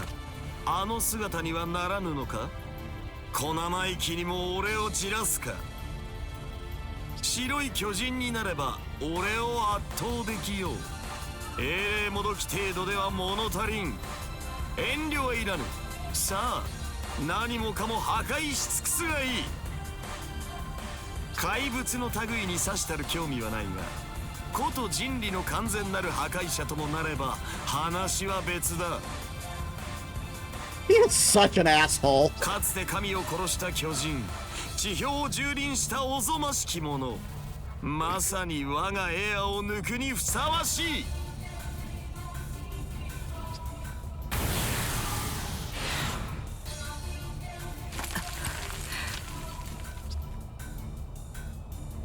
The King of Heroes is right. Altera broke a sweat against the King of Conquerors, and here she's up against a wall. If she really can transform into world-destroying Titan, why doesn't she? Is her ability to transform restricted somehow? If so, it occurs to me that Seraph was built on information. We could theoretically reproduce the White Titan's data and unlock her power that way. Of course, that's a wild guess. 英雄王、確かに私は破壊の化身だ。多くを残してみせた英雄とは違う。剣を振るう目的はただ一つ、破壊のみ。だがそれでも私にはかつてこの姿で地上をかけた記憶がある。14000年前の巨人ではなく、小さき人として。ただ壊すだけではなく、確かに意義を残したはずの戦いだ。その過程を汚すことはできない。ほう。お前の言う通り、この私はただの英霊もどきに過ぎないのだろう。けれど今の私は英霊アルテラだ。そう呼んだ者がいる以上、私はこの姿のまま破壊の大王として剣を取る。This is just the duality of maximum armor and minimum armor. Yeah, because he's a demigod from Mesopotamian mythology, and she's Attila the Hun. セファールと戦いたいのであれば、この私の体と教授ごと粉砕するがいい。I'm not complaining.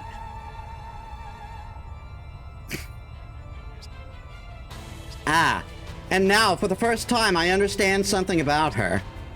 Everything she just said was completely sincere. Every word of it was true, and it came from the bottom of her heart. She may be the king of destruction. She may be a killing machine. She was born that way, and I fully expect her to stay that way. But at the same time, just in this one moment, I felt a quiver in her heart. Not as Altera, the vanguard of the Umbral Star, but as Altera, not as Altera the killer machine. If she can be a heroic spirit, then I. 白き巨人にはならぬと言ったな。ならば無理にでも巨人を叩き起こすまで。これはなんだ。毒か。 Well, shit. さあ白き巨人に変われ。雑種もどきのままではたちまち死ぬぞ。私はセファールには。poison, and she said. An offensive program designed to inflict continuous lasting damage. But if that's the case, we have an option. A certain codecast can cure poison, regardless of the nature of the target. This particular poison, and having come from a novel phantasm, it might be harder to cure, but I can at least suppress it. Altera, I tell her. I'm going to use a code cast. Hang on. 私に助けを。いいだろう。我が虜。治療を任せる。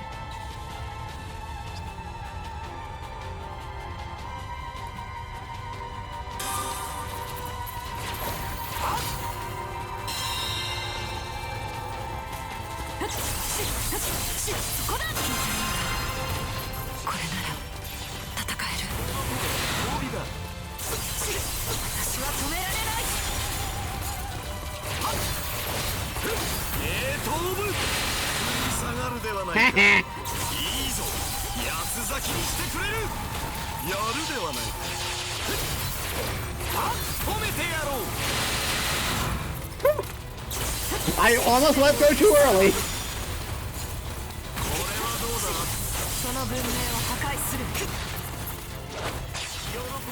褒美だ。そこだ。止めてやろう。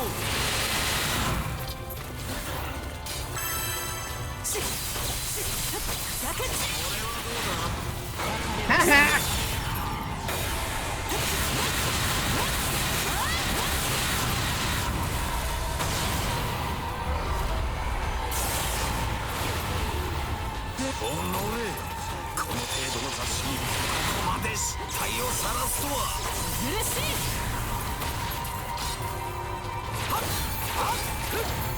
飛ぶ。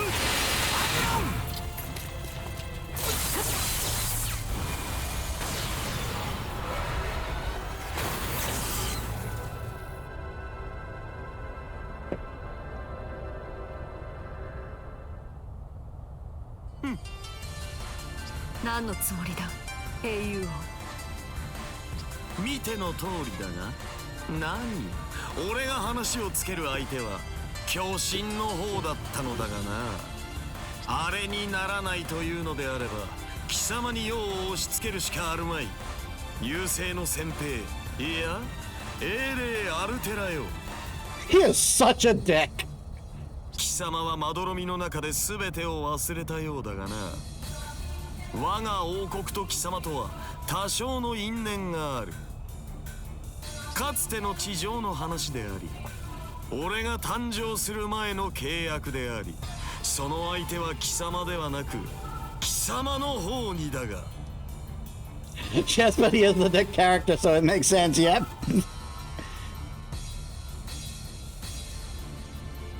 お前が私と契約だと。 And we know his weakness is Saber and a mate, and Alpha being a domination to him, so there's that.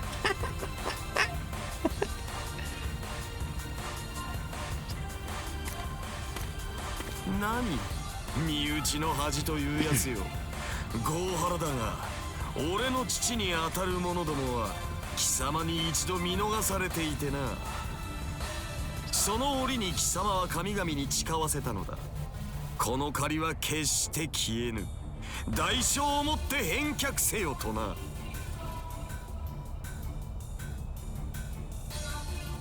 まったく俺には関係のない負債だが、これを踏み倒したとあってはウルクの名に傷がつこう。よって神々に代わって俺が貴様と契約しよう。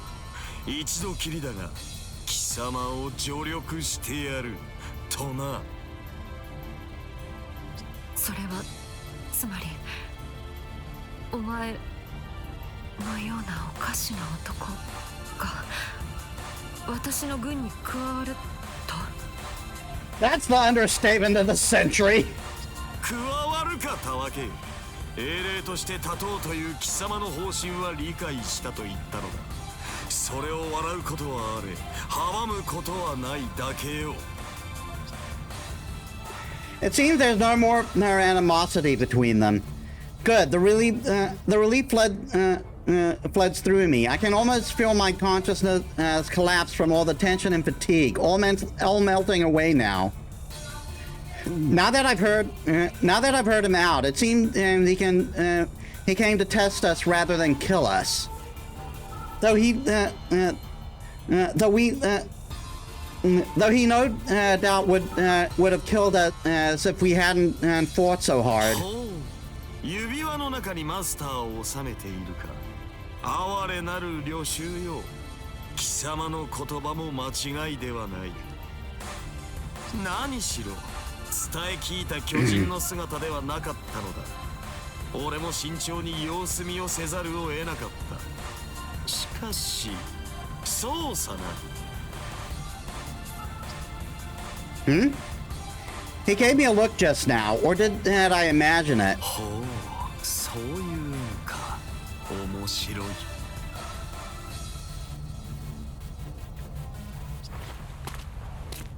喜べアルテラ。俺はこれより貴様の副官となることを決めたぞ。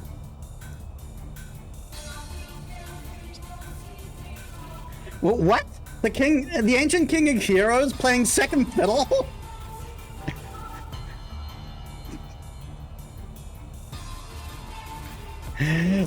Like, you know, he's doing this to still be the #1 player.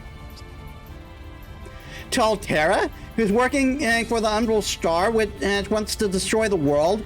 Doesn't that mean the world's finished? And wait a second, didn't he say he wasn't going to join earlier? Starting to think Gilgamesh has a type, and I think I'm starting to see his type.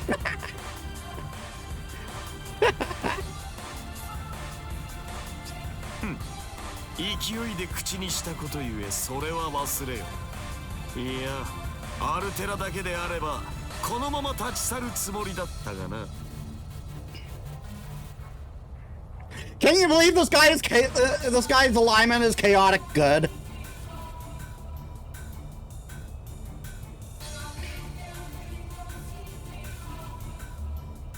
まあよい。この俺が手を貸してやるというのだ。二度も言わせるな。ただし心せよ。俺が進んで貴様らの企みに助力することはない。たとえ貴様が命を失おうともな。So in other words, こう思っておけ。最上にして最強の武器を得たと。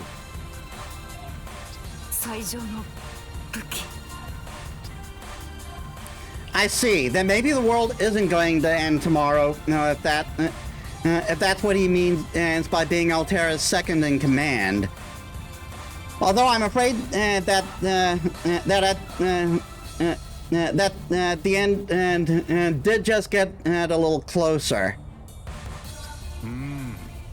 驚天動地の展開にしてやったというのに、これでも笑わぬか。ほとほとつまらんやつよな、アルテラ。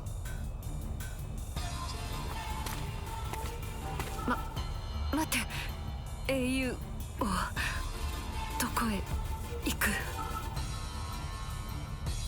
俺は貴様の軍の副官となったが、命令は受け付ける。だいたい俺が口出しをしては意味があるまい。英霊として立つのなら、その立ち方は自分で見つけるがいい。俺はそれまでヤジを飛ばすだけの男よ。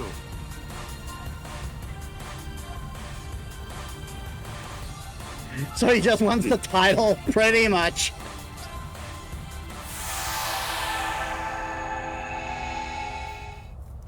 And just like that, he's gone. And is he a stubborn tyrant or just free-spirited? 終わったか。Altera quietly breathes out a sigh. I can feel her touch the ring ever so slightly. Aside from the difference of scale, it feels the same as being held by Titan Altera.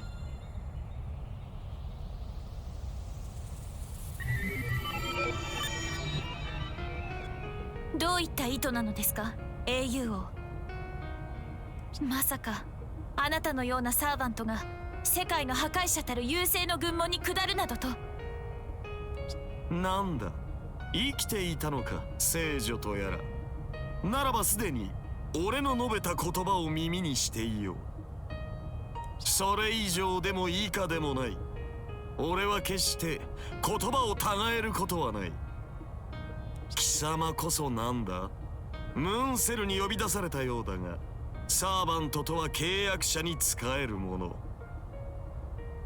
英霊とはムーンセルを守るものではない。最終的に人間の未来に重きを置くものだ。あの征服王がそうであったようにな。奴め、最後まで自分の理由で戦いおって。まあいい。旗持ちの聖女よ。果たして貴様が重きを置くのはどちらかな。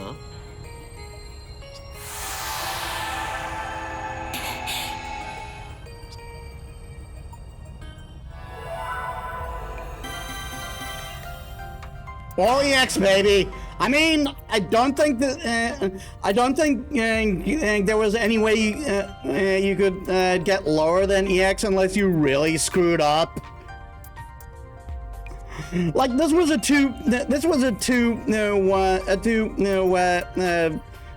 two-land map. It's not going to take that much.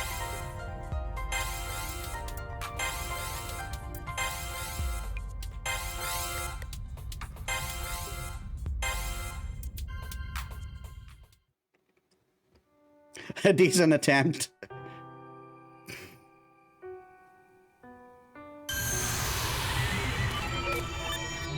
そのだな。今回は思わぬ予想外の結果だった。お前のつまり礼を言う。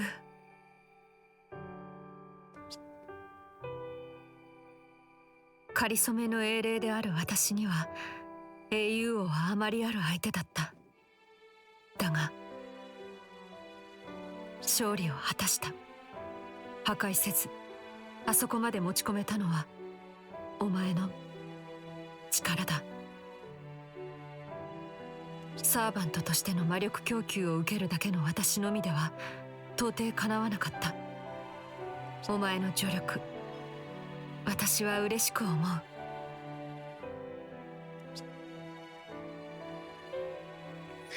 No matter what our contract looks like, I'm her master, so of course I'll support her. Regardless of everything up until now, I'll spare no effort in assisting her with my mystic code with my codecasts from now on. She doesn't have to thank me. After all, our contract binds us together. 調子に乗るな。お前が我がマスターであることには何一つ変わりはないのだからな。そうだ。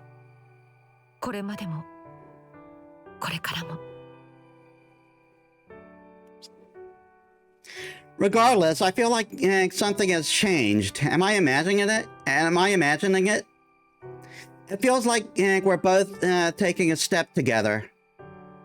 I know Altera is still an enemy, out to destroy the world. I'm still afraid of her, still cautious of her.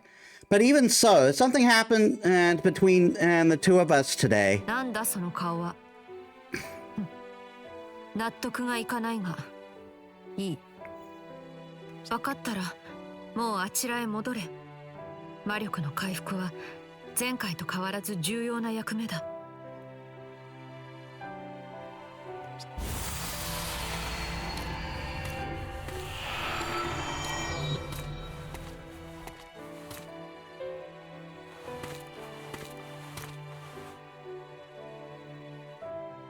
Oh? What's this? I feel like I've walked in on something awkward. She's hiding her face like an ostrich hides its head. What is she doing? I don't remember saying anything to the other Altera that would have upset her like this. At least not that I'm aware of. If I did say something, I wish you would tell me.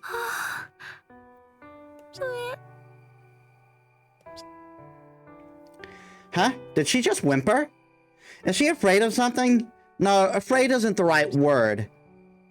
Alright, well, standing and watching isn't going to help. Titan Altera, why are you... はい。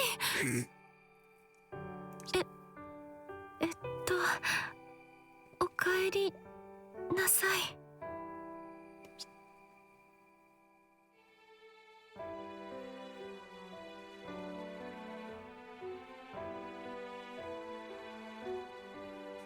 Yeah, she is adorable. Am I supposed to ride her hand up to the cage again? I could, but did I really catch her that much off guard just now? She was so relaxed and elegant before. What happened? Hero Altera's never been like this either. This is...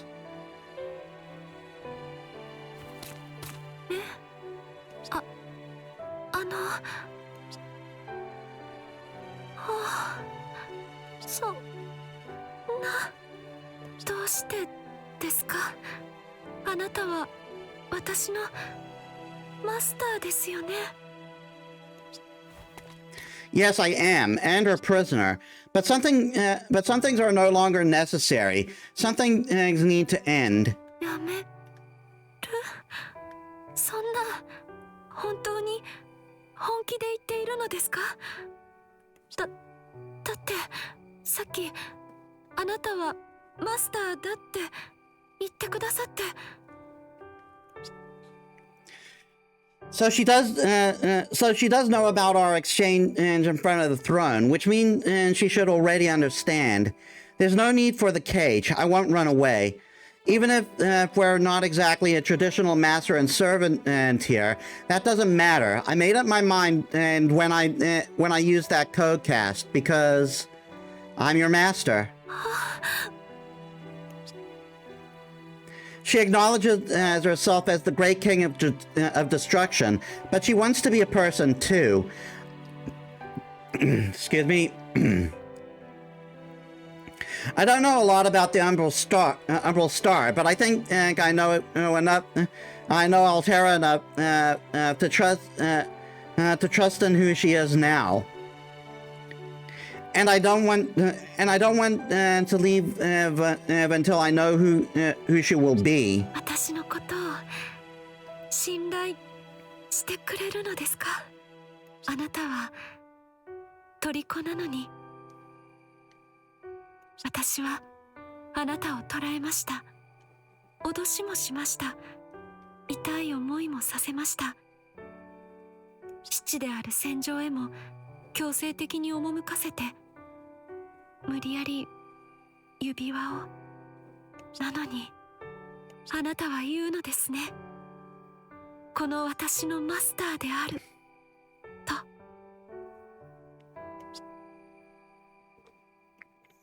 はい。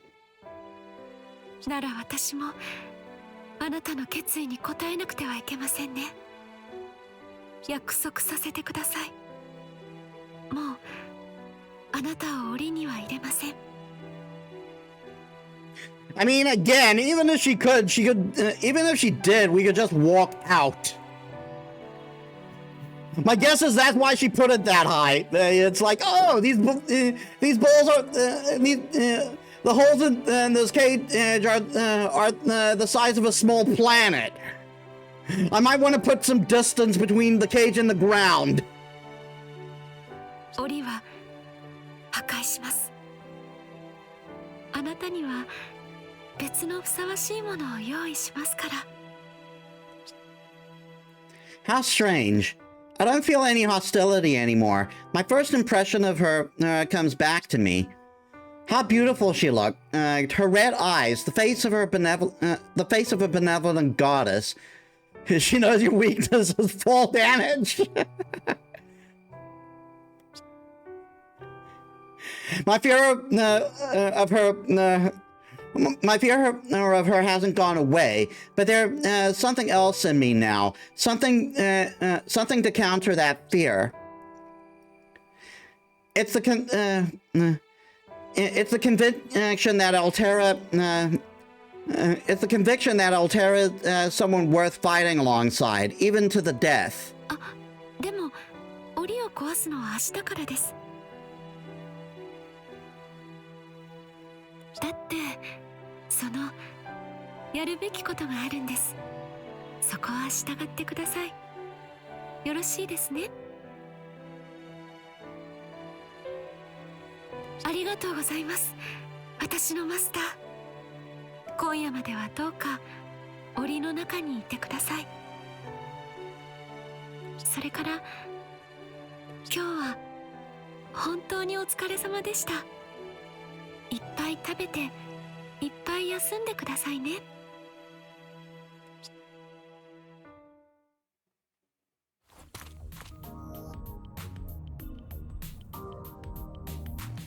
New content added to the gallery. New Mr. Code. And that's it. First, let's switch this thing because I was forced into this.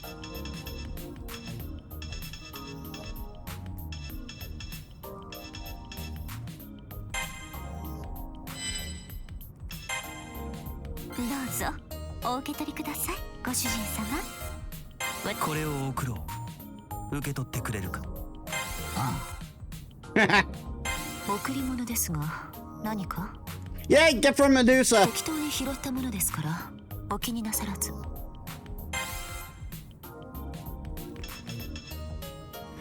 Okay, what to put on her?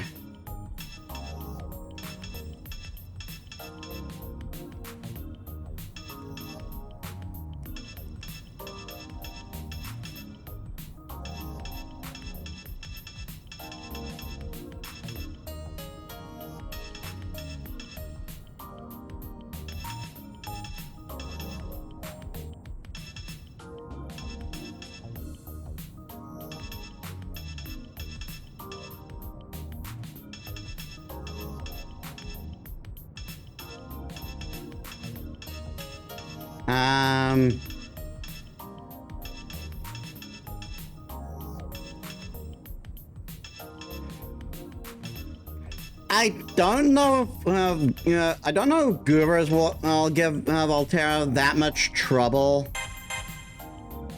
So I'll increase her defense against servants.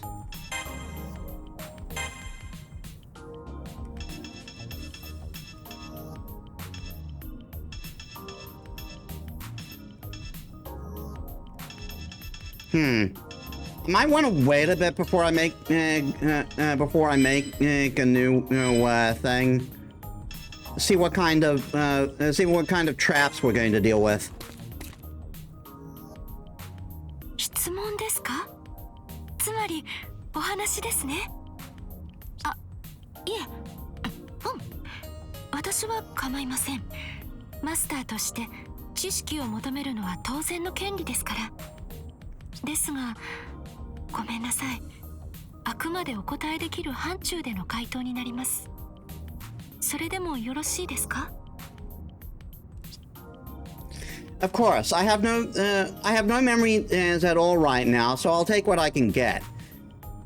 Besides, I feel like a few things have already gone over my head, and I'm kind of curious about them. What is Sepher? セファールは簡単に言えば私のことです。白い巨人、優勢の先兵。連合体として存在しているという点で月のサーバントたちと似通っていますが、根本的には異なるものです。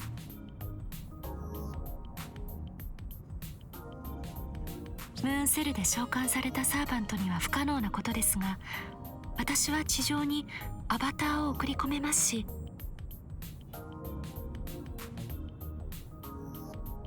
スキルとして定義される能力もあなたたちにとっては異質でしょうね。例えば魔力吸収スキル、これは人工物を破壊し、その量子を吸収して成長することを可能とします。Man-made things, so she absorbs spiritrons from buildings and machines? ええ、そういったものも含みます。およそあらゆる術式で加工された魔力を自在に吸収するのです。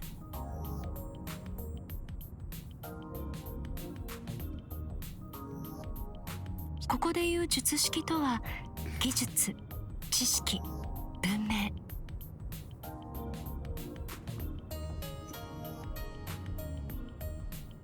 知性体によって加工されたあらゆる力、万象すべてを栄養源として吸収します。私にとって食事の対象は文明です。In other words, she nods on things.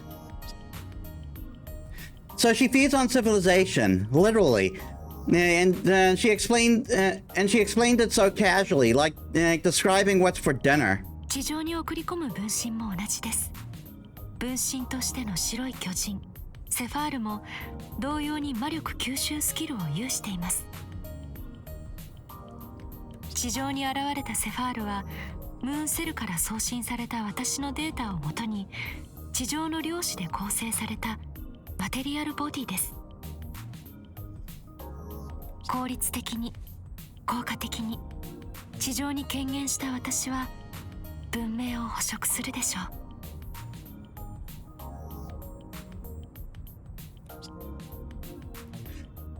う。How'd you get to be so big? そんなに大きい、そんなにいえ、そうですよね。大きいのは事実ですし。I'm saying it again. Her legs are probably killing her being in this room for 14,000 years. I mean, it's huge for me, but for her, it's like being in like a slightly large box. 私はどのような世界、どのような環境にあっても巨人として存在します。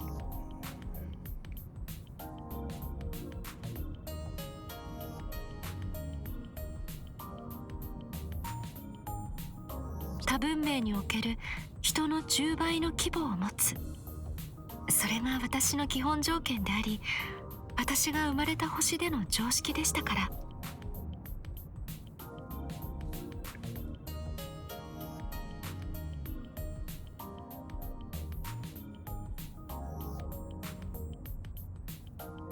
その中でも私は特別。あなたたち風に言えば王族でしょうか。かつて私がいた星における最高の素体として追加機能が与えられています。それが巨神化とも言うべき特殊スキルです。 So your entire planet simped over you, is what I'm hearing. これは文明を破壊するために巨神と化す力、私の基本設計です。the simp planet, respectable. 私の手で破壊した地層、建造物、生態系、文明という概念を量子情報として吸収し巨大化していくパッシブスキルに相当します。I didn't know such a terrifying passive skill existed. The more she destroys, the bigger she grows. And it's just how big will she get? I kind of want to imagine it, but at the same time I don't. さらに付加効果として原生生物にもこの巨大化現象は伝播します。14000年前の折には地上の原生生物たちにもこの能力を付加して破壊の軍勢として刺激しました。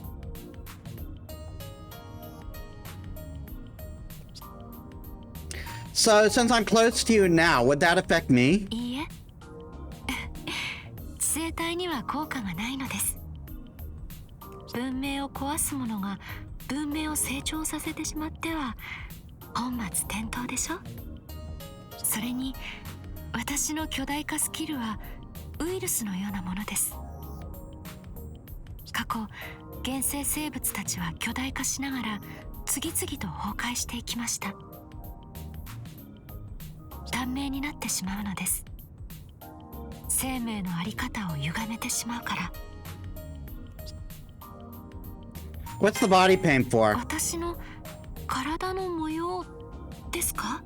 これはその優勢の紋章といって、私がセファールとして活動するための巨神化スキルの象徴というか、あまりそう見つめないでください。なんだか頬が熱くなってしまいます。あんなにお話をしたかったのに、ちょっぴり疲れてしまいました。きっとこんなにたくさんの質問をされるのは初めてだったからですね。それとも誰かに質問されること自体が初めてかもしれないですね。今日のあなたはとっても好奇心旺盛ですね。でもこの辺りにしませんか？続きはまた次の戦いの後にでも。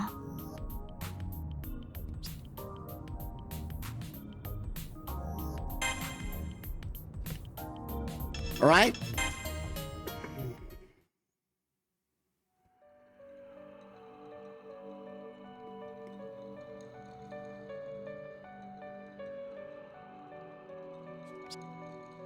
Today's really tired me out. I'm not just fatigued from using Codecast, but also from channeling mana to Hero Altera. I'll eat a lot to help my to help my mana, and I'll just have to sleep to give my mind a rest. Do I technically have a mind? No, of course I have to. No human could exist without one. Even a digital shell has a mind and a soul. Then again, my amnesia can't possibly be natural.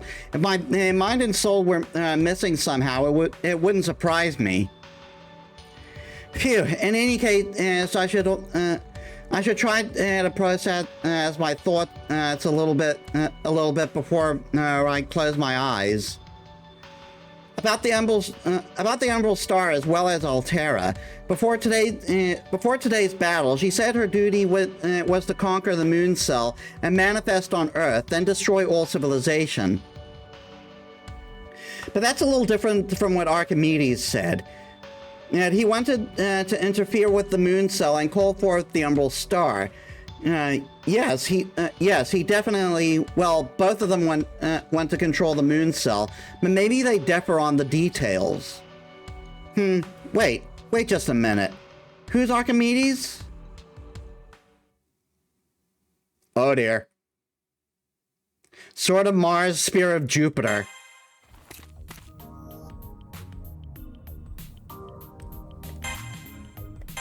地上の私が何なのかですか？14000年前の？以前にも言った通り、私はセファールと呼ばれるものです。優勢から落とされた戦兵、白い巨人。この説明では足りないということでしょうか？She did explain it when we first met, but there's something I'm not getting, or at least that doesn't feel real to me, because she looks so much like a human, and she's nothing like what I imagine and an alien from outer space would look like. Although it should just be that it could just be that I don't that I just. Although, it could just be that I'm not that imaginative. ではそうですね。どこまで語れば納得されるのかはわかりませんが、かいつまんで説明しますね。わからないところがあったら遠慮なく言ってください。まず14000年前、優勢から落とされた本来の私は疑似量子で構成された存在でした。So our makeup is the same as a servant. In principle, servants are summoned onto Seraph using data downloaded from the Throne of Heroes and are built with spiritrons. But she wasn't made on the moon cell. It sounds like she was made on the Umbral Star, right? はい。優勢で作られたというのは正しくはありませんが、初めから疑似量子体として生まれたものです。私はデータ上でのみ生命として認識されるもの、地上の人々から見れば情報体に過ぎません。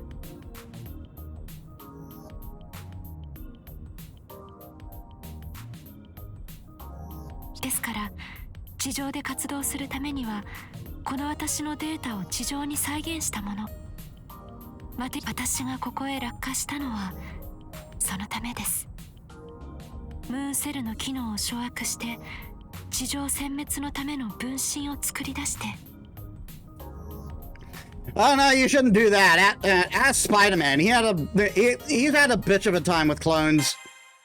ですから地上で活動するためには、この私のデータを地上に再現したもの、マテリアルボディを作成する必要がありました。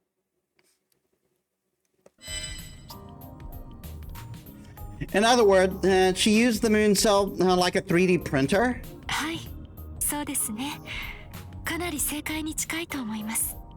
そうして私は白い巨人として地上の何もかもを焼き払いました。自然を、生物を、そして何よりも文明を。かりそめの分身が息絶えて崩れ去る瞬間まで。それが私の存在意義です。セファールという破壊機械が稼働する理由です。私も同じです。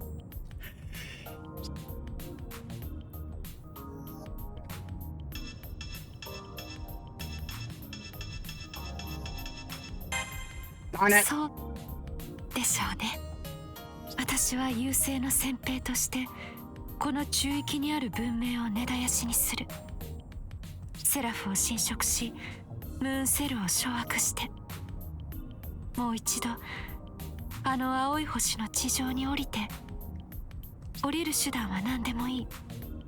14000年前のように分身でも構いませんし、月をうがった星の船で降りてもいい。いずれにせよ私は文明を破壊する。私はそのために生まれたものなのですから。はい、檻ですか？ Yes, I would like to talk about the cage I'm in, thank you. Did you build it first off? はい、私が作ったものです。きちんと作れていませんよね。きっと寝心地も悪いのでしょうし、座り心地だって気持ちの良いものではないのだろうと思います。いえ、わかります。I mean, I'm more focused on the fact that I can practically leave it whenever I want.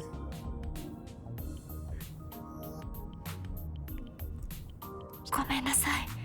不快な思いをあなたにさせたいわけではないのです。でも I mean, seriously, you can put your head through one of those holes.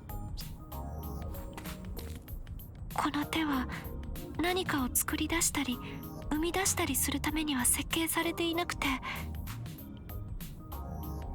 当たり前のことではあるのですけど、人間サイズの小さなものは組みづらくて不便ばかりかけさせてごめんなさい。I mean, that does make sense, and like the smaller something is, the harder it is to be accurate with it.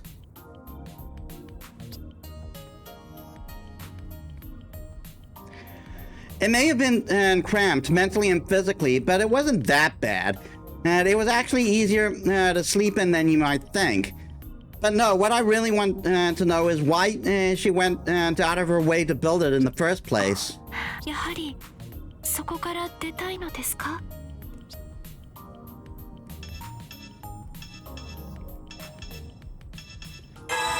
？Yes! ありがとうございます。今夜まではどうか檻の中にいてください。我慢を強いてしまいますけれど、もう少しだけですから。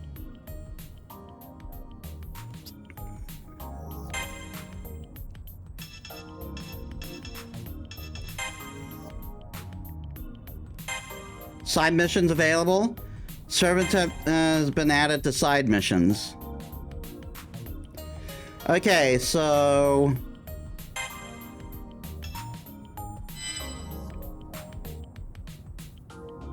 I cannot see traps on the map.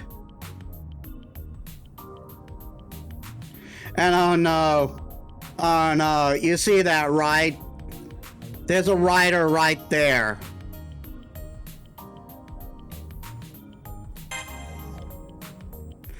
Within time limit for an 1800 hit combo. Within the time limit, defeat 500 enemies.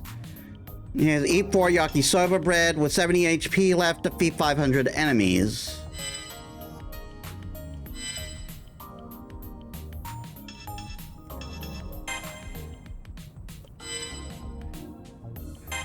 I'll hold out for now, and we'll get to the mission. We're going to normal.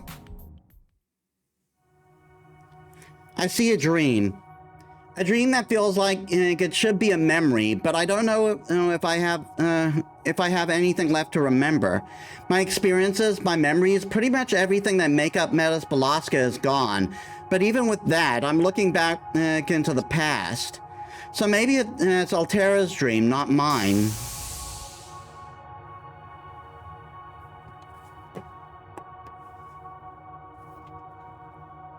I see a single vessel traveling through countless glimmering lights in a boundless sea.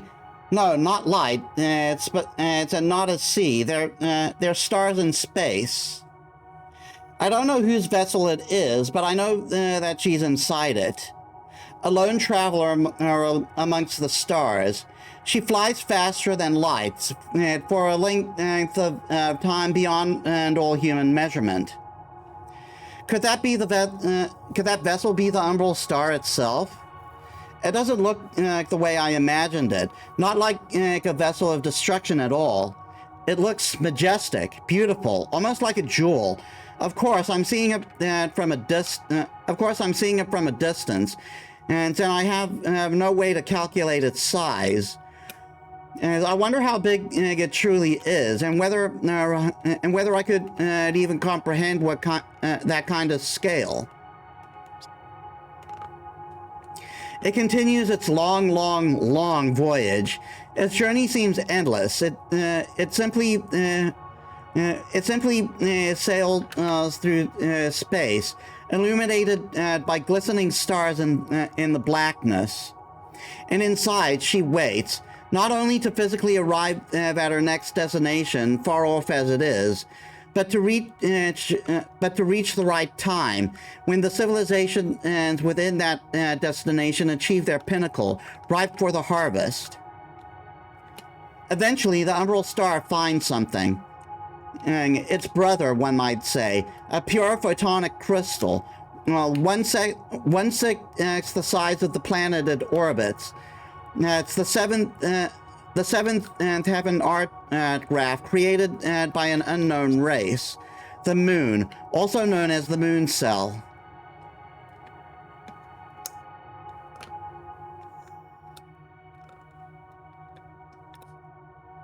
The Umbral Star then shed a fragment of itself, aiming it towards the Moon Cell to raid its treasure trove of information about the Earth. The fragment resembles a single teardrop, or perhaps a comet, and she is likely riding in it. Now it begins. Could this be the end of life on Earth? The harvester has arrived, ready for the reaping.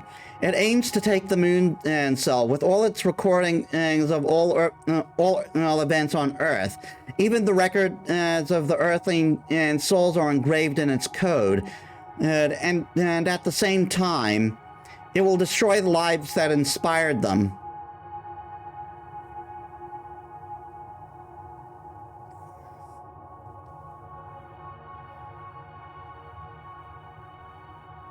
I can only imagine that all of the took place just before the White Titan's rampage, just before the burning of the Earth. The messenger from the stars, the embodiment of destruction, the Titan of tears. Then I see the cancerous invasion and spread across the Earth. Extinction seems inevitable. She crushes all civilization and accepts no surrender. The beasts of nature suffer horrible mutations, run amok, and ultimately fall to ash. She leaves no trace of life behind. Everything on Earth and the moon is doomed to annihilation by her hands.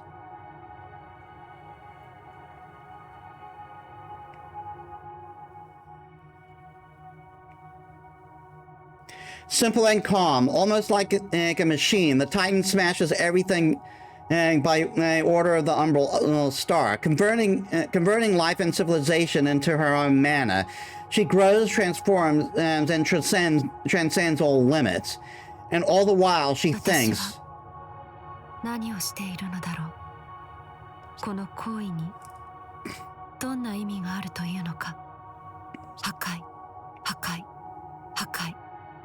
旅の果てに出会ったもののすべてをただ壊す。あなたたちを壊す壊す壊す壊す壊す。取り込んで壊す。 You know there are people who are into that. なんだこれは。 I can sense her feelings, hesitation, bewilderment, regret, the doubt that she held as she marched across the scorching earth. 私は何なのだ。破壊のためだけの破壊を私はしている。これは違う違う違う違う。だって私はこんなもの一度だって。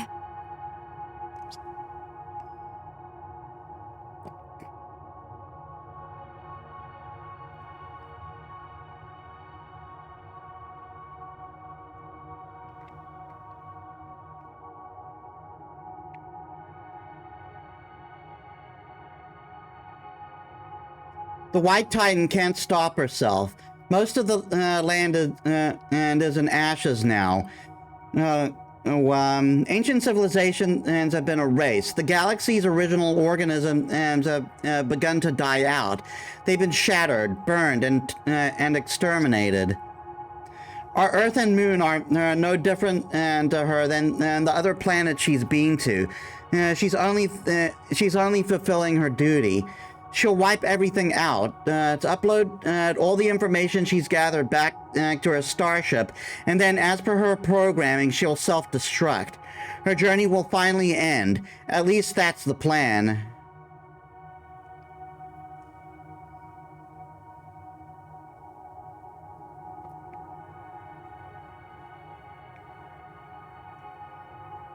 But it doesn't happen that way.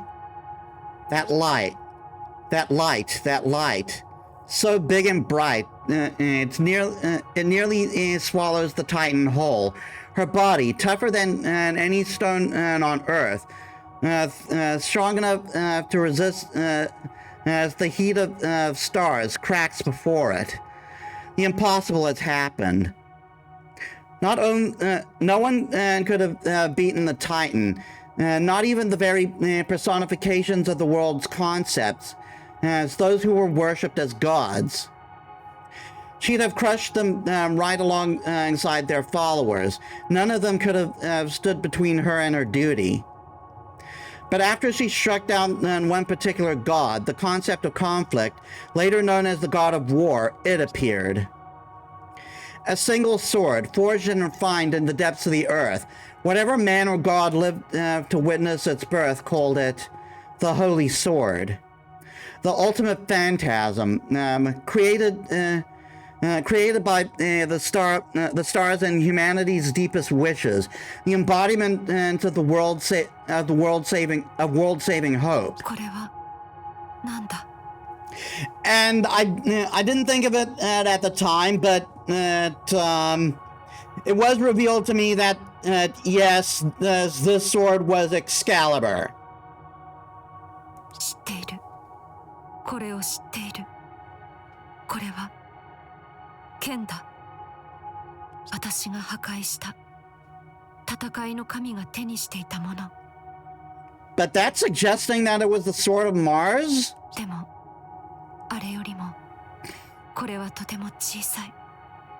人が手にするくらい小さいのに、ああ、こんなに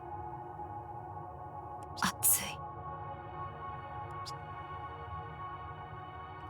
The white massive figure splits in two.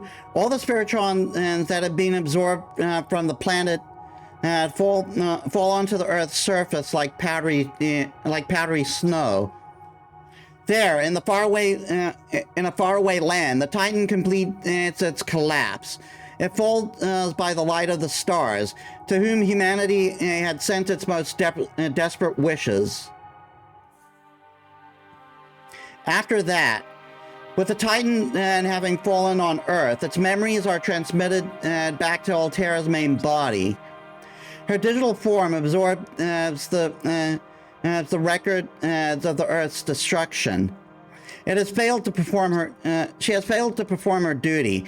She could neither finish off the Earth nor conquer the Moon Cell. The backlash from the Titan's death shuts down Altera's real body on the Moon, and at least for a few minutes. With that opening, the Moon Cell seals Altera's body away in an unknown darkness, not connected to anything else, the Zero Dark. Something about that doesn't seem to fit. The Umbral Star's supposed purpose is to harvest, but the Titan seemed hell bent on destruction. It's like a farmer burning all his crops.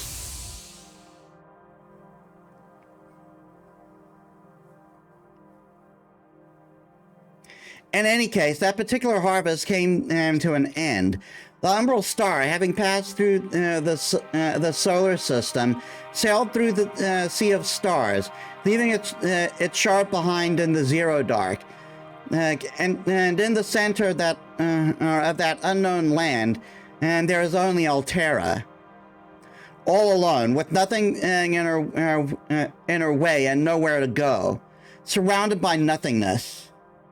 At least during her journey, she could look out at the Sea of Stars as not just the blackness, not just herself, endlessly replaying her own memory as of death and destruction. But about 13,000 years later, Altera received a new memory sent from Earth.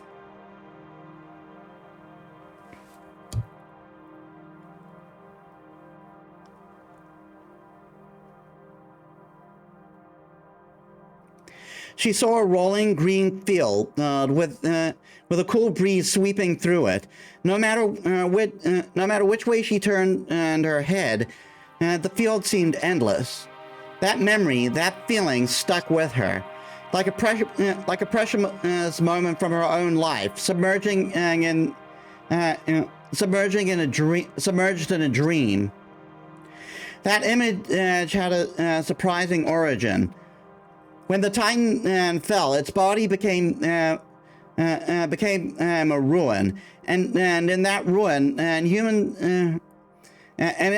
humans found a sliver of its essence intact, in the form of a small child.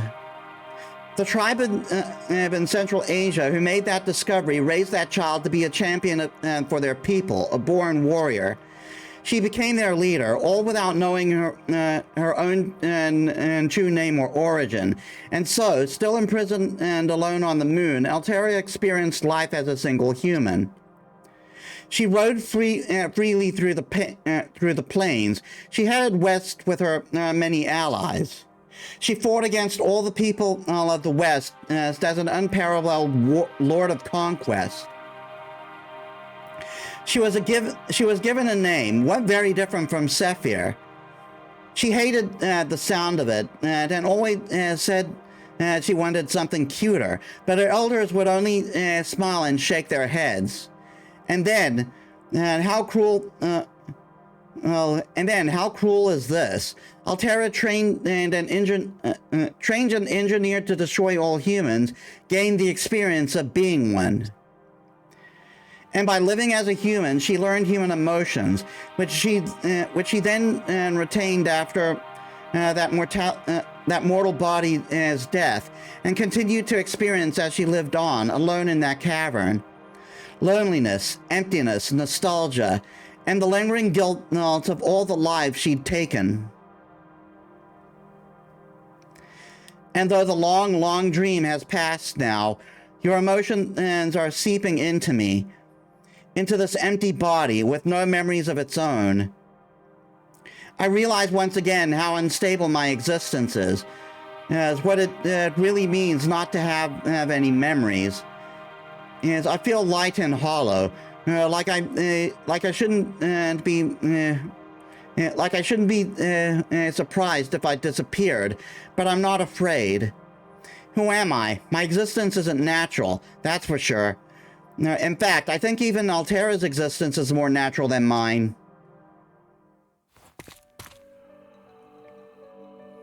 I awake from the dream, slogging off the drowsiness. I approach the edge of the cage. The cage door can withstand any amount of force, but at the slightest nudge from me, it swings open. Not that I needed to open it anyway. Yesterday, she promised to destroy the cage, but it seems... I see. She destroyed the lock. So now I can step outside. Well, outside. At least I can stretch my legs without having to worry about getting grabbed by a giant or sucked into a ring. Still, it would be nice to get some fresh air sometime soon. おはようございます。たっぷりお休みできましたか？私のマスター。As I look from the ground, it really hits me. Altera is so beautiful.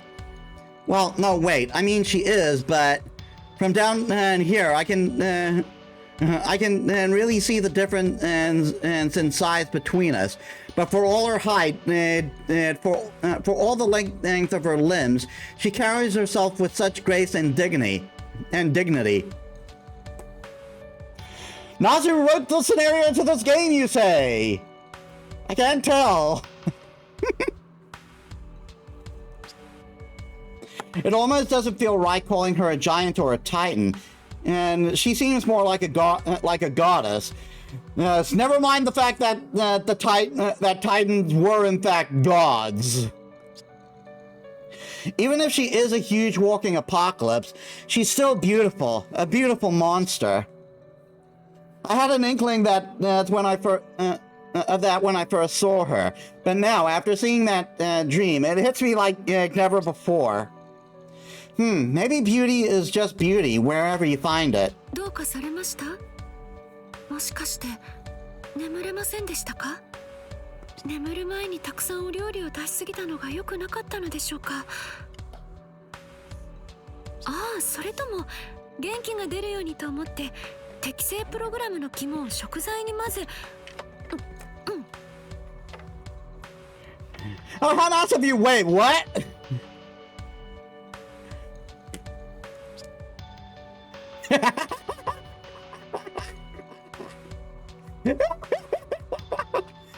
Wait, what? What?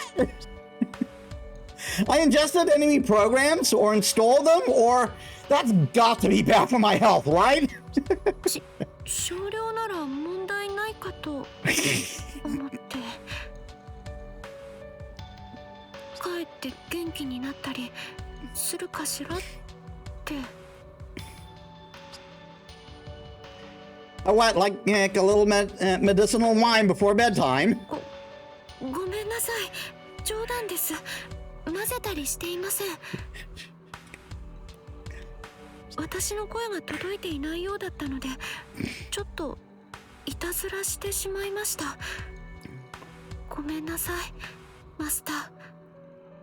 許してくださいますか？ Well, if she's apologizing that much, and she did say she was joking, but seriously, let's never actually do that. Ever. I belatedly tell her, "Good morning. My drowsiness is gone now, so she doesn't need to worry about that." はい、マスター、おはようございます。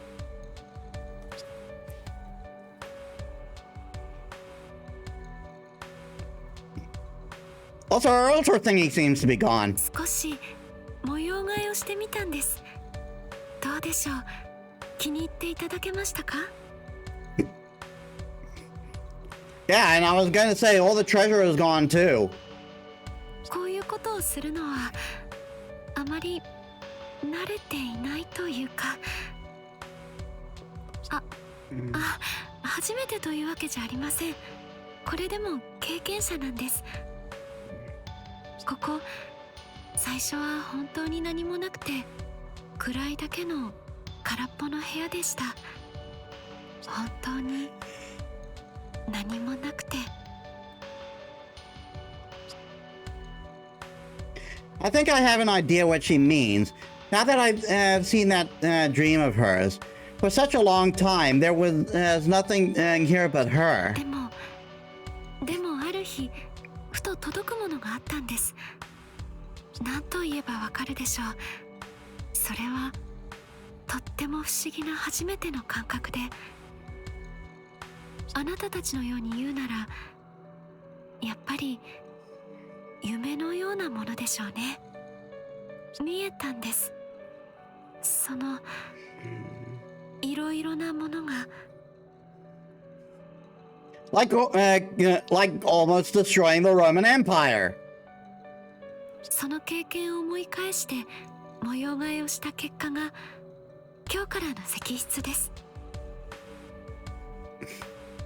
あなたの大きさに合う絨毯や装飾品を作りたかったのですが、私にはまだ難しすぎて。It was a small whoopsie. でも金貨の海だと歩きづらいでしょ。だからそれだけはのけてなんとか生活用品を組み立ててみたのですが、いかがでしょう。少しは良くなったとか思いません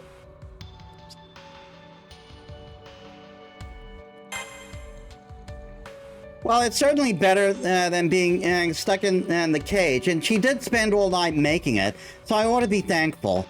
Thanks, Altera, but next time, can I request something more civilized? はい、ありがとうございます。よかった、喜んでもらえて。あなたと私の大切な場所だから、少しでもほんの少しでも良くしたいのです。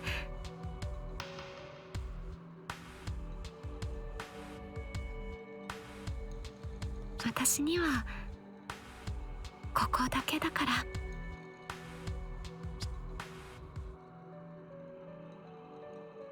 我がことながら外の私のことが少しだけ羨ましいです。私はあなたという契約者を得ることで確かに自由を得ました。英霊のような私、分身分霊に似た形で一人のサーバントとしてセラフの新天地をかけることができます。でもやっぱりこの世界は狭いですから。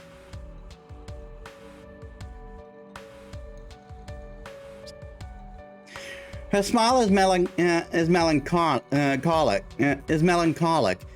In that moment, I understand her feelings, the emptiness, the loneliness, and the longing.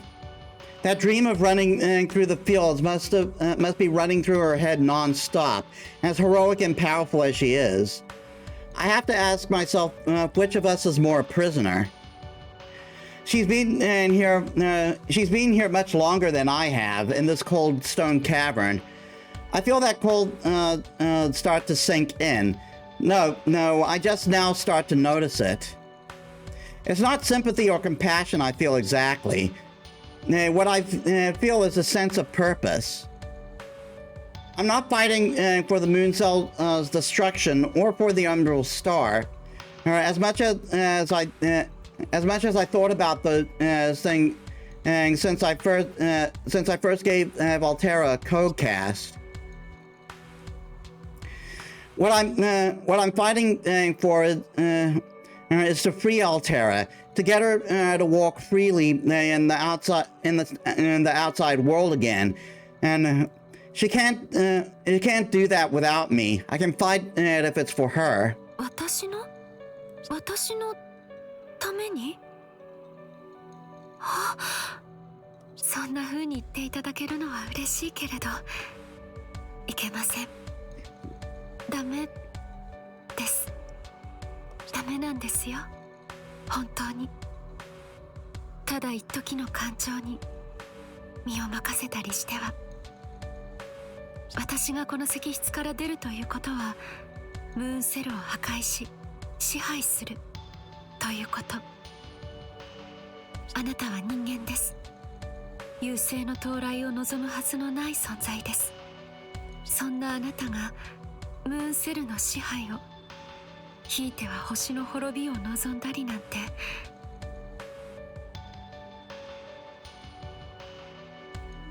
ほら、ありえないでしょ。I do see the impossibility, but there are other impossibilities at work here too. Of course, I don't want the world to end, and especially not with me on it. But at the same time, I'm a master who has made a contract with Alterra. When I fight by her side, I'm not fighting for the end of the world. I'm fighting purely for Alterra's sake, and for that, I'm proud to stand by her. I don't really have any memory. So in a way, this counts as my first decision. Maybe I'll have more questions later, but for now, I have to go with my gut.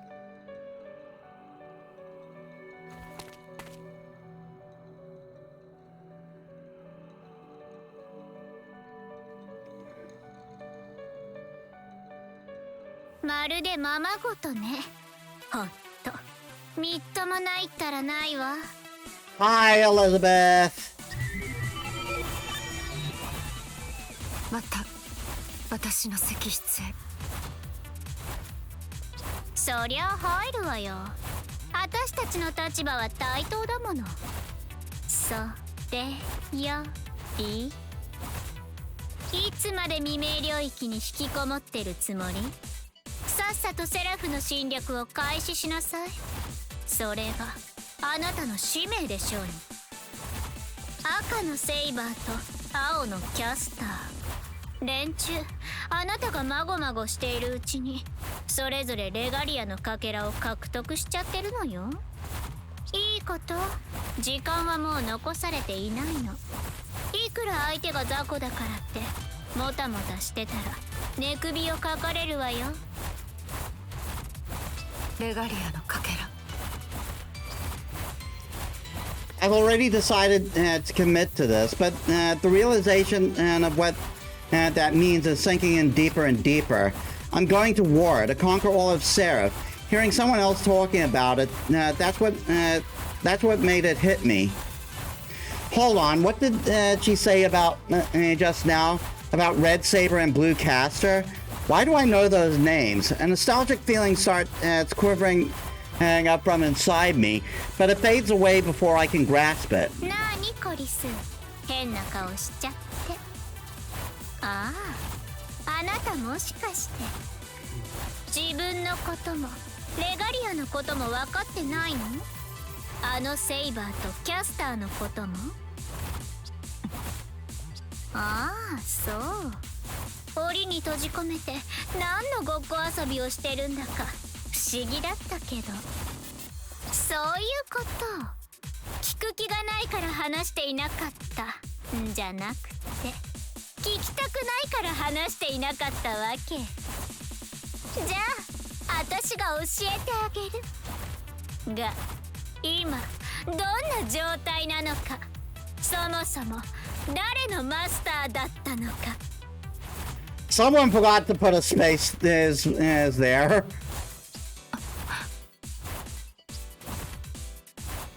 What is she talking about? Her laughing keeps reverberating through my skull. I know my past is gone, and I know I have a contract with Altera. Does anything else matter right now? Maybe things were different before, but who I used to be? What could that have to do with the here and now? But there she is, ready to talk all about me before I woke up in this cavern. いいことコリス。今のあなたは無様なくらいにバラバラなの。かわいそうって言ってあげてもいいくらい。あなたは精神と魂が抜けた体に過ぎない。電脳体を構成する3要素のうちの肉体だけ。それがあなた。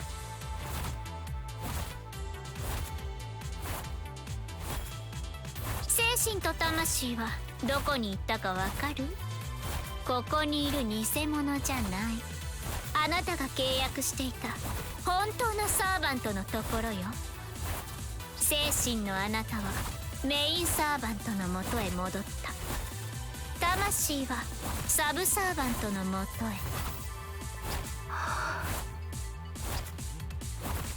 Well, Liz isn't lying. I can tell that by the way Altera isn't looking at me. Metis Balaska split into 3. The original 2 servants I formed contracts with. でもそれは自業自得というものよ。だってあなたの電脳体を3つに分けたのは他ならぬあなた自身なんだから。ムーンセルの王権を司る一つの指輪レガリア。優勢に対する防衛手段を与えられたあなたは私たちから逃げるために自分自身を砕いたの。そうしてこの石室に残されたのは中身に置いていかれた体だけ。死体と変わらないただの残骸だったのに。アルキメデスも誤算でしょうね。精神と魂が抜けて空っぽだった肉体にまさか意識が残っているなんて。 Yeah, for a mathematician, he's not very good at calculation, is he? ほら何かあったわよね。その辺を示す言葉残留思念ってやつ。 Residual consciousness. That's what they call it when the emotions of a tool's user are left behind on the tool, or when the will of the deceased state is in a certain location. The remnants of ingrained memories. Is that all I am? マスター。 I see. That's why. I understand, or at least I feel like it makes more sense now. That must be why I feel so empty. Assuming Elizabeth isn't lying, then it all makes sense. Although I never would have, although I never would have guessed, so I was missing both the mind and the soul. So I really am empty on the inside. はあ、何落ち込んでるのよアルテラ。それとも落ち込んでる人間のふり？どっちにしろそのバカでかい体には似合わないわ。別にいいじゃない。そいつなんて初めからただの道具なんだから。あなたにとってそいつはムーンセル破壊のための便利なアイテムでしょ。レガリアを集め終わったら捨てればいいのよ。その後は私に任せなさい。きっかり廃品回収して今までの借りをたっぷり返させてもらうから。道具なんて私は。最初からそうするつもりで捉えたんでしょうに。今さら情が移ったからうちでずっと買いたいなんて。あなたは優勢の使者。あなたにとって意味があるのは優勢の指令だけ。すなわちは侵略と支配。You know, like brainwashing. 最初からそうするつもりで捉えたんでしょうに。今さら情が移ったからうちでずっと飼いたいなんてわがまま言わないでよね。他はみんな誤差やおまけの類なんでしょ。どうせ全部破壊しちゃうんだし。重要なのはレガリアであってコリスなんていいとこお菓子のおまけ程度。そうよねセファールさん。 It's like Stockholm syndrome. またなの。いいとこで毎回お邪魔が入るわね。今度は誰よ。どれどれ。はは噂をすればなんとやらね。青のキャスターが未明領域へ向かって進行を開始したわ。まだ通常のセラフ領域だけど放っておけばすぐにでも未明領域へ到達するわね。どうする。まさか放っておいたりしないわよねアルテラ。飛んで火にいるとはこのこと。障害は一つずつ排除する。マスター、戦いの準備を。私のためにその身を捧げなさい。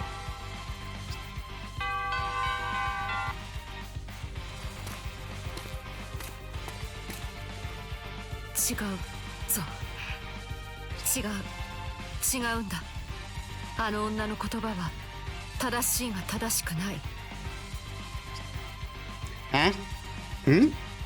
What's with this reaction? It's not like her at all. Well, I can see her Titan. I can see Titan Altera getting upset, but Hero Altera. Well, I'm not used to seeing her like this. 私はレガリアのおまけだなんて思ったことはない。むしろレガリアがおまけだ。お前は私のマスターなのだから。I see. So she's thinking about what Elizabeth said. Maybe she thinks I believe Elizabeth. That must be making her anxious. That's the first time I thought about Altera and Anxious together. Even knowing that the Altera, that the Titan Altera could feel that way, Hero Altera always came across as ice cool up until now. Then again, Altera did say from the start that the two of them were the same person, just different facets of that one persona. So I guess they do feel the same thing. I tell her not to worry about what Elizabeth thinks. I tell her, I know she doesn't feel that way about me, because if she did, I'd be dead by now. その通りだ。その通りなんだ。なんだ。わざわざ語るまでもなかったな。Yeah, no need. Although the first time we met, you forced me to hand you the regalia on pain of death. あれは言葉のあやというやつだ。交渉のための政治的圧力とも言う。You see, on my planet, that's what we do to flirt. I see happiness on her face and a little bit of shyness, and the happiness is contagious. She prizes me more than the regalia. I didn't know I cared so much about that, but now that I hear it from her, it's like she turned all the lights on. All right, time to go. Time for the two of us to fight side by side. そうだな。もう一つ、ここでお前に言うことがある。これまでは話していなかったことだが、エリザベートの言う通り、お前は肉体だけの存在だ。到底、一個の電脳体としては安定した状態ではない。安定させるには他の2つ、精神と魂を統合する必要があるだろう。だが安心しろ。レガリアはすぐに集める。お前は何があっても我がマスターであればいい。そうすれば少なくとも生き延びることだけはできるのだから。では出陣だ。お前のサーバントがどれほどのものかしっかりと見定めるがいい。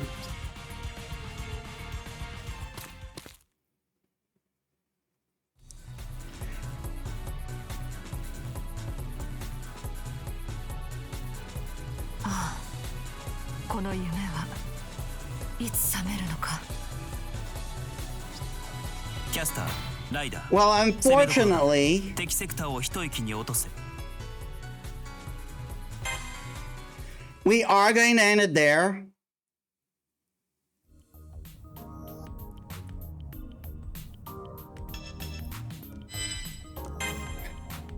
We are at about time.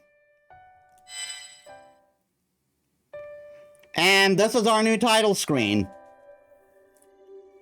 You see that the whole area is different now because we're in the Zero Dark.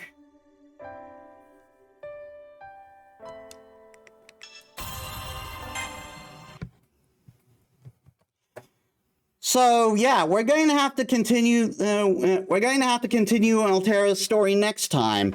I don't know if we'll be able to, but we'll try to finish it on normal. If I feel it's getting too rough, I'll go down to easy again. But it seems like easy in the PC version isn't much fun because the bosses won't use their free and noble phantasms, and so I can get my final noble phantasm piece.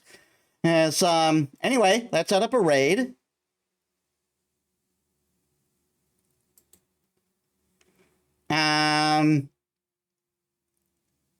Let's see. There's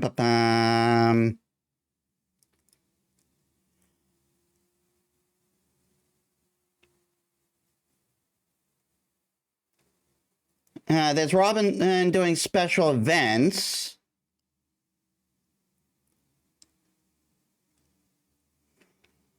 We have Valron playing Silent Hill 2. Same with Mally Sprout. Sage the Wizard is playing Doom the Dark Ages. We got Jaybird playing Pacific Drive. You know what? We'll raid Jaybird. It's been a while. All right, so thank you all so much for watching. I hope you all enjoyed. If you like my stuff and you haven't already, please leave a follow. It helps me as a small VTuber. I upload all my stuff on YouTube. If you're watching on there, please leave a like, comment, and subscribe. That helps me too. And you can also check my socials down there. So tomorrow we will be continuing the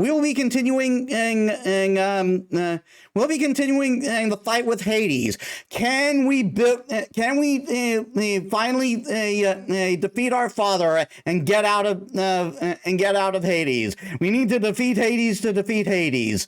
And we'll need the power of Demeter to do it. So I hope to see you there. So thank you all so much for watching. I'll see you all on the next one. This is Metis Balaska signing out.